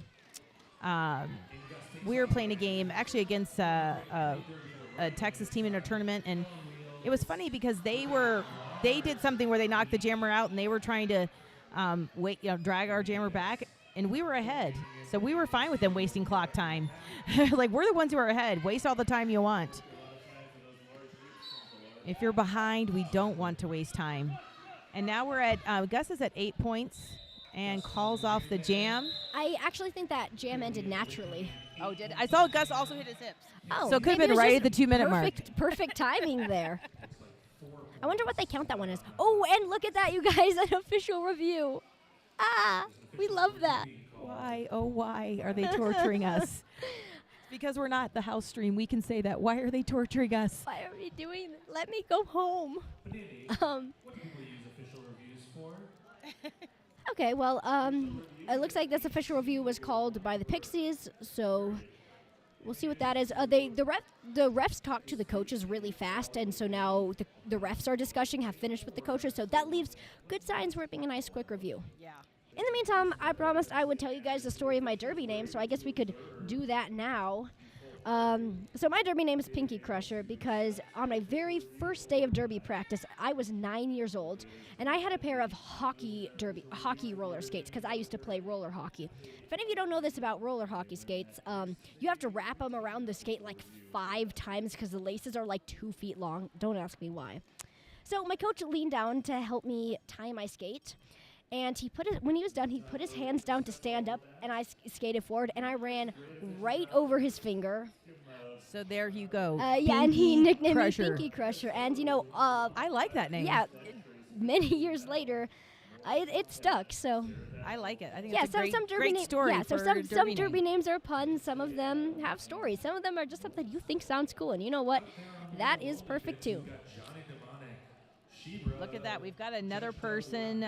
We have someone, number 8. That is number 8 from the Pixies. Powerhouse is on 6 penalties for the Pixies. Yeah, so 1 from each team now, 1 penalty away from fouling out. Yeah, Pixies have 29 penalties so far, and Philly has 27. So that is a penalty-heavy game, although I've seen higher. But Yes. that's a lot of penalties. So let's see what happens with this official review. Oh, We'll yes, find it looks out. like that finally wrapped up. Let's see if someone. Well, we can tell for sure. I saw a thumbs down, which means they did not retain it. Whatever the Pixies. Oh.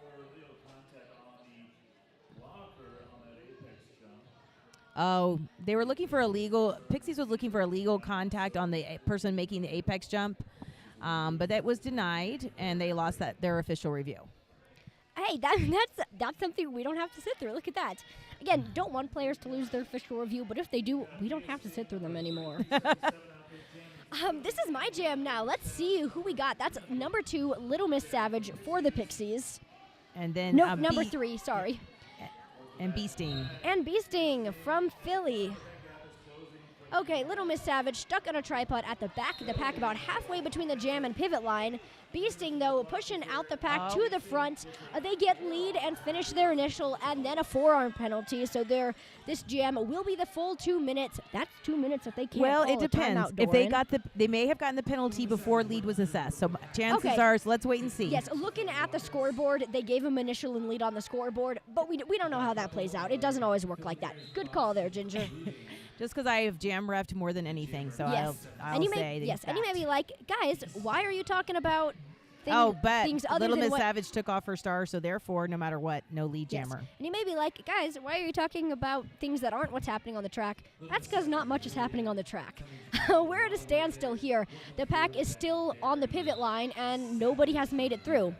In the meantime, though, Bee Sting makes it out of the box through the pack, does not get lead because no lead, and is now on their first scoring pass, 50 seconds left in the jam.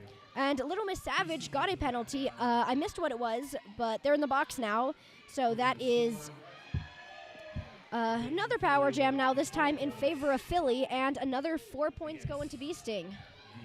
30 seconds left in the jam here. Let's see what this is going to wrap up as.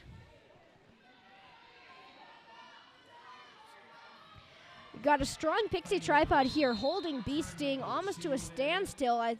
Someone just took a penalty. Was one of the Pixie blockers, but Bee Sting gets knocked out over the line, does not go out. Both jammers are now out of the box. Bee Sting on their second scoring pass. Little Miss Savage, unfortunately, still on initial. And there's the end of the jam. That was a full 4-point pass for your Philly jammer. So 8 points for Philly and 0 for Pixie. And not sure, it looks like that jammer who was at 6 just fouled out. That's number 444 from Philly. Yeah, I don't think they're a jammer. They're blockers. Yes, Smashiopia. sorry. I'm tired, if You're you guys fine. can't tell. Smashiopia just fouled out for Philly, so... but they did. Somebody else took their place on high penalties. That's number 180 from Philly. Eye roll is now at 5. So 1 player at 6, 2 at 5, and 1 has fouled out. And passing it off to you, Ginger. And Trisket out for the lead, actually against no Gus, no Glory. And Gold Rusher taking out Gus and trying again to take out Gus. And Gus keeping his cool, working his way through that pack. Trisket is on a scoring pass, but encountering that Philly wall, which is unforgiving and unflappable. And Gus now out and able to score. Trisket still trying to, probably has already gotten the 4 points because of switching around different things. Trisket hoping to get a hit on to Gus and doesn't. And unfortunately, that's an injury call off on Trisket. Yes, he has taken a hit and is down. Sorry, talking quietly so they don't hear us over on the track. Yeah, I hate seeing, I don't ever want to see any kids get hurt. Yes. On house announcing, you got to be quiet when someone takes an injury. Luckily on stream, we're allowed to talk to you, but we're supposed to keep it down because you don't want to, disrupt it. Luckily, it looks like Trisket is up and moving real fast and is giving thumbs up, so he'll be okay, but always rough when this happens. Were we eligible for an injury reset? I think we might have been. Did Pixie have lead? Pixies did have lead. Pixies had lead, and Trisket got the injury, so we are not eligible for... Well, no, you would be eligible for that. Oh, yeah. I thought the other team had to get the injury for you to be eligible. I think if there's an injury call off and you have lead, you can have a Okay. injury continuation. So we'll find out if that's going to be the case or not. Yes, these championships have been very informative. That's nice. And So- JRDA has the most complicated rules. So I have to say, you call it JRDA? I've always called it JRDA. That's what I know. That's what people are saying. You know what? One of your other younger counterparts was telling me that this morning, and told me that Cosmic told me that kids Oh, yeah. say JRDA, Yes. and adults say JRDA. Yes, and in case you guys didn't know this, I think we have 2 junior announcers here. We do. Yes, me and Cosmic, who I'm sure you guys have heard on the live stream. He's great, but it's nice to have junior announcers for this. I mean, I think it is because I'm a junior announcer, so I might be biased. Anyways, the timeout. I'm not even kidding you guys. I am almost positive we have spent more time in timeouts than we have in game, but For this game, I think that's 100% true.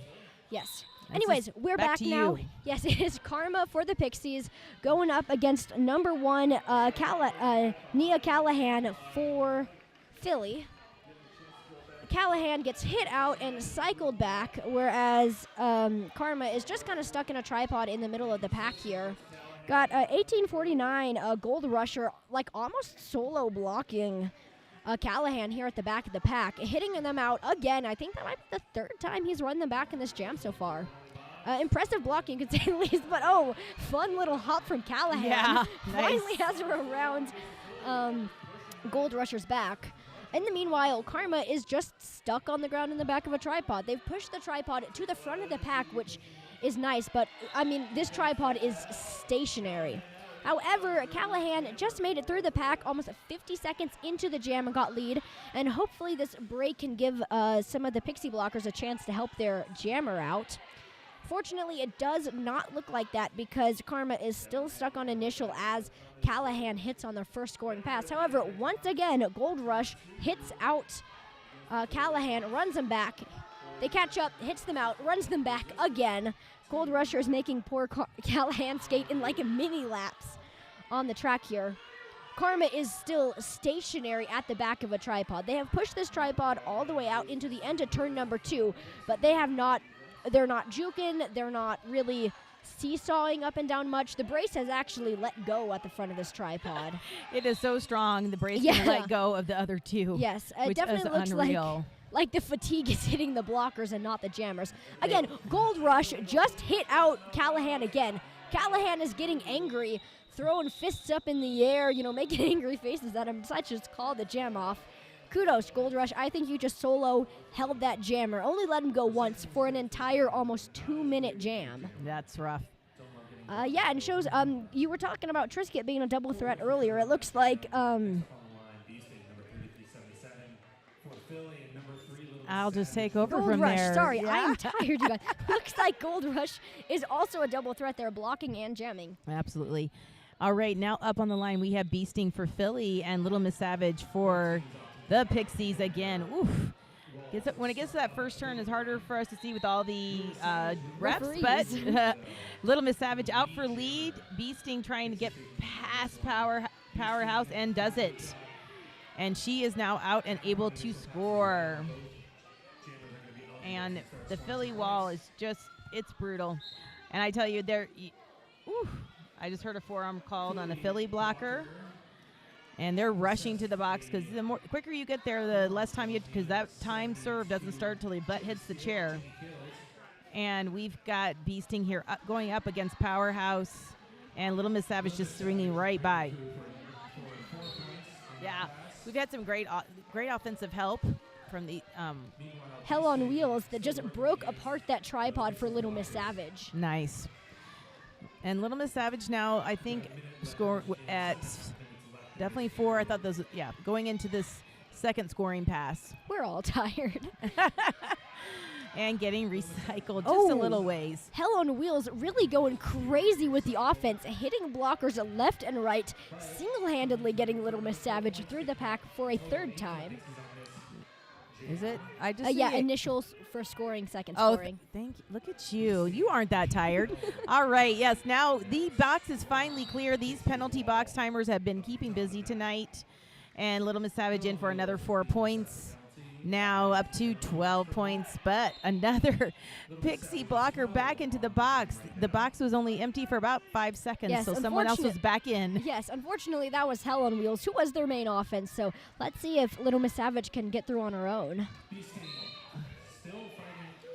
And a cut on Powerhouse. Will that make Powerhouse? What will that put up for penalties for Powerhouse? That just fouled out Powerhouse. Second player of the game has officially fouled out there.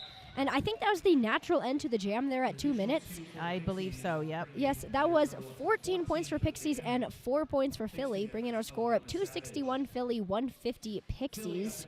And again, the second player just fouled out. Smashiopia from the Pixies fouled out earlier. And now, Smashiopia from Philly fouled out earlier. And now Powerhouse from Pixies is out of the game. And usually a timeout. Well, that is to replace, since Powerhouse has been, they have to replace him in the box. Yes. And what happens is, as you know, there is a parent chaperone for each team, and Powerhouse will now have to go sit with that parent. Yes, and take off their gear. I know what happens when you foul out. Do you know that? Personally. Oh. Yes. Whoa. Lots of experience with that. I have to tell you, neither one of my kids have ever fouled out of a game. They play not clean. Me. They play My clean. team can attest to that. I'm not proud of it. But anyways, it's easy to get penalties. Cuts are very easy to get. You know what? There is a reason I am here at Nationals announcing and not skating. Yeah, only 6 teams get the honor. Did you know before COVID, it used to be 12 teams got to come to champs? Lucky. I wish it would go back to being 12 teams. Yes, it would be so much more fun. fun. The same for the female teams. There's only 4 here. I kind of feel like there should be more than that. I think they could do 8 for them, 12 for 12. But actually, there's not that many female teams, so 4 is actually not that unfair. Oh. Most play co-ed. Yeah, most teams, most programs have a open team and often don't have a female division team. Yes. Okay, coming back to it, the game, because it's back on now. Who knew? We got Tenacious K going for Philly and Gold Rusher for Pixies. And Gold Rusher's trying to waste time because he knocked out the Philly jammer, but there's no point in her. She doesn't need to skate. Yeah, well, they're not going to win. And you know what? I want to tell you something. He was sitting there looking like, oh, what? She's not going back in. She doesn't have to go back in. So him getting mad and getting pissed at the getting upset with the refs doesn't work, because if he knocked her out, she can stand on the inside as long as she wants. Really, Do not know this rule? I thought there would Also- be a skating out of bounds rule. No, or because she's not skating. illegal position. Nope, she's not skating. She Okay. was. Yeah, I thought it was like kind of being out of play on the track. Like you can be there for a minute, but then you No. got to get back and because play. or you're you'll not get a in play, position. because you're off the track. Anybody, jammers and blockers, if you get knocked out, there's no rule that you have to go back in. That is some good insight. You Thank can just And sit there. that's Most of the very time, it would niche be knowledge bad. that It you're would not be sharing. good not to go back in. Yes. Because you need to be out there helping your team. But there is not a rule saying you can stand there on the inside as long as you want. Well, at least till the jam is over. Yeah, we've been on, Power Jam.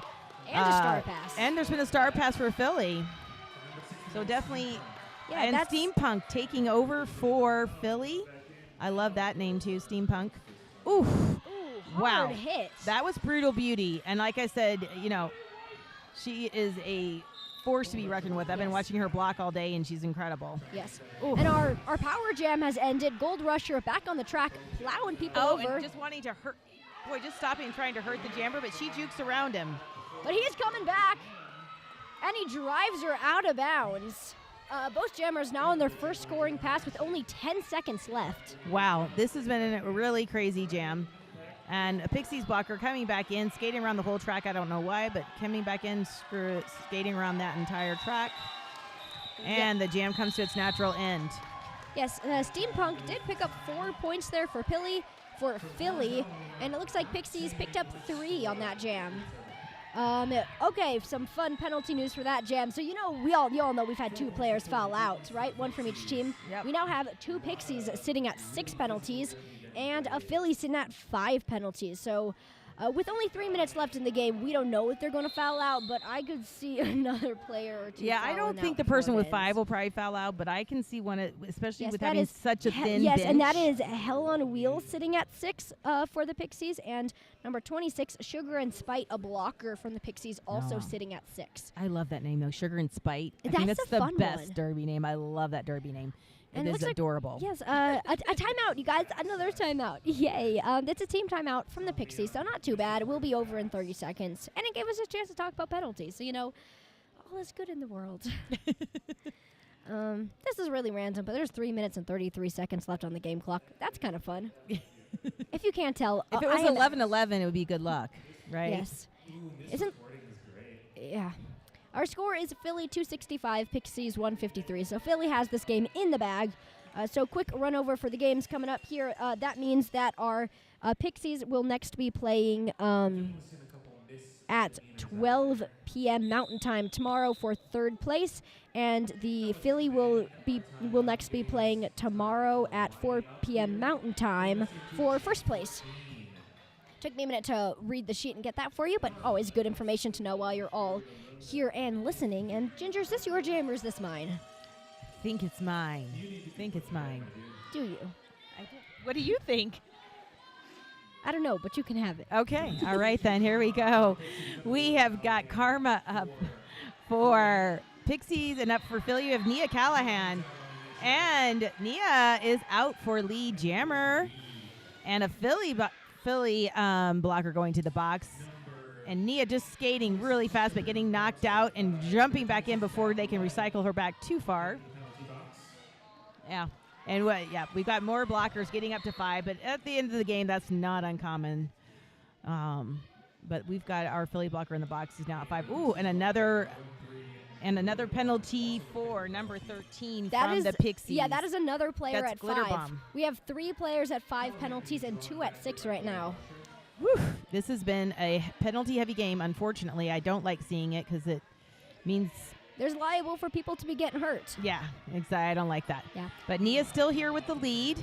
Karma's still being held up by that Philly wall. Karma is working, getting close to me. I'm watching, getting close to blocking with the head. It could be called any moment now. It's not yet. Callahan is just stuck behind that Philly tripod, not letting Karma go anywhere, and No. Nia's just gonna hit out and run back over and over again. Again, we're talking about penalties because not much is happening on the pack. Yeah, and oh man, Karma is getting her head so low. Yes. But since there's no contact with the head, Yes. they are not getting called on that. Yes, this is possibly the longest stalemate I've seen in a long time, but it is about to break because a no pack is about to be called. And there it is, maybe? This is an interesting game, you guys. Wow. Karma now finally out of the pack after had a minute and 45 seconds. Wow. Wow. That is a really long time to be held.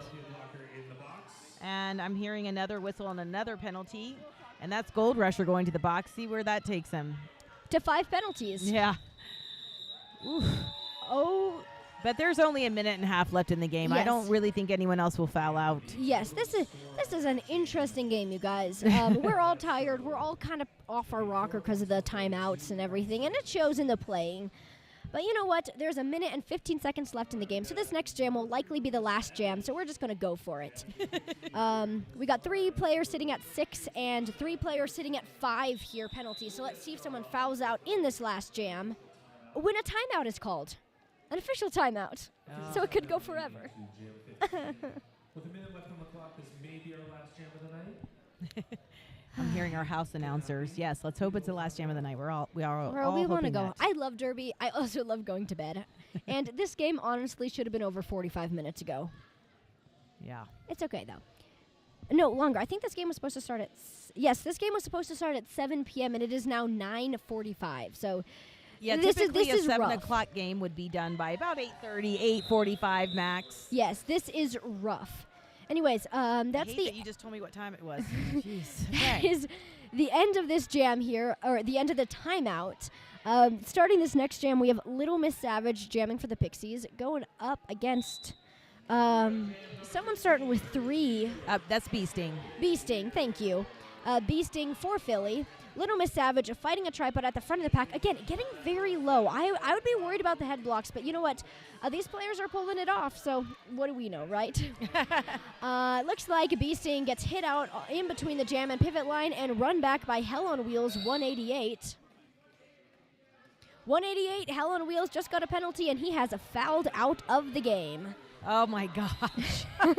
Little Miss Savage gets lead jammer.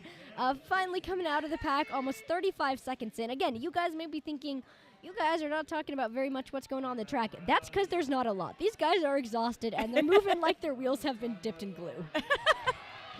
There goes Bee Sting. It takes the star off of the head to, I don't know, confuse the blockers. It works.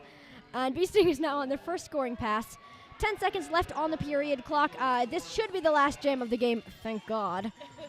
Do you know how early I have to get up in the morning? Because I am announcing the 8 a.m. I game, am and on I the am an first hour game tomorrow, away. too. But I'm an hour drive away. I'm 15 minutes. So I beat you. Yes. I win. Yes. Actually, I lose. Yes. Game clock is out. Thank God. 45 seconds left on the jam clock. Both jammers are stuck on their initial pass. If you can see on the live stream, our blockers are literally lined up at the edge of the track. They are ready to go home. Bee Sting gets hit out and run back again. Little Miss Savage still stuck in a tripod. Another Philly blocker is in the box. Not one of the ones about And to she's foul out. Who crossing knew? her legs laughing because this She has is been comical reclining. almost. She is reclining in the box. She has her arms up over the She's armrest. enjoying her 30 Legs seconds. kicked out and crossed. Oh, and here comes Little Miss Savage. Makes it through the pack for the first points of the jam with 10 seconds left. That is 4 points for the Pixies. Can Little Miss Savage get another bunch? Looks like Whoa, here we go. Gold Rush And tries to whip them, but they just fall. that's And the that's final end of the jam. whistle. What a game, you guys. That was rough. But you know Wow. what? We all made it. And honestly, everyone on this track played amazingly. We joke, but you know what?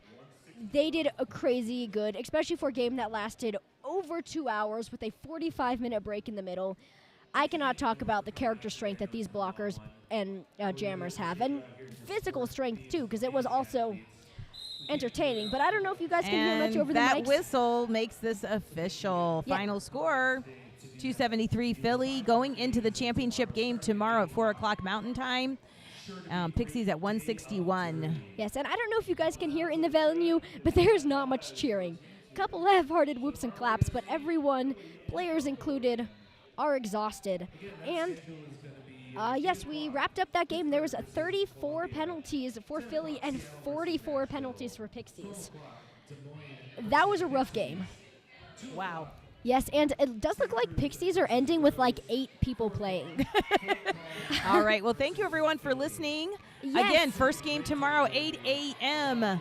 Mountain Time. Yes, that is going to be Pittsburgh versus Columbia. And I love both those teams. They're awesome. I love all the players of both those teams. Great Yes. kids, great families. It'll be a fun game to watch tomorrow. A little less pressure because Yes. honestly, the championship is gone. So hopefully they just come and have fun. Yes, and again, one more official placement. Pixies will be playing Des Moines tomorrow at 12 a.m. Mountain Time, playing for third place. 12 p.m. Mountain Time. Thank you. 12 p.m. Mountain Time, playing for third place.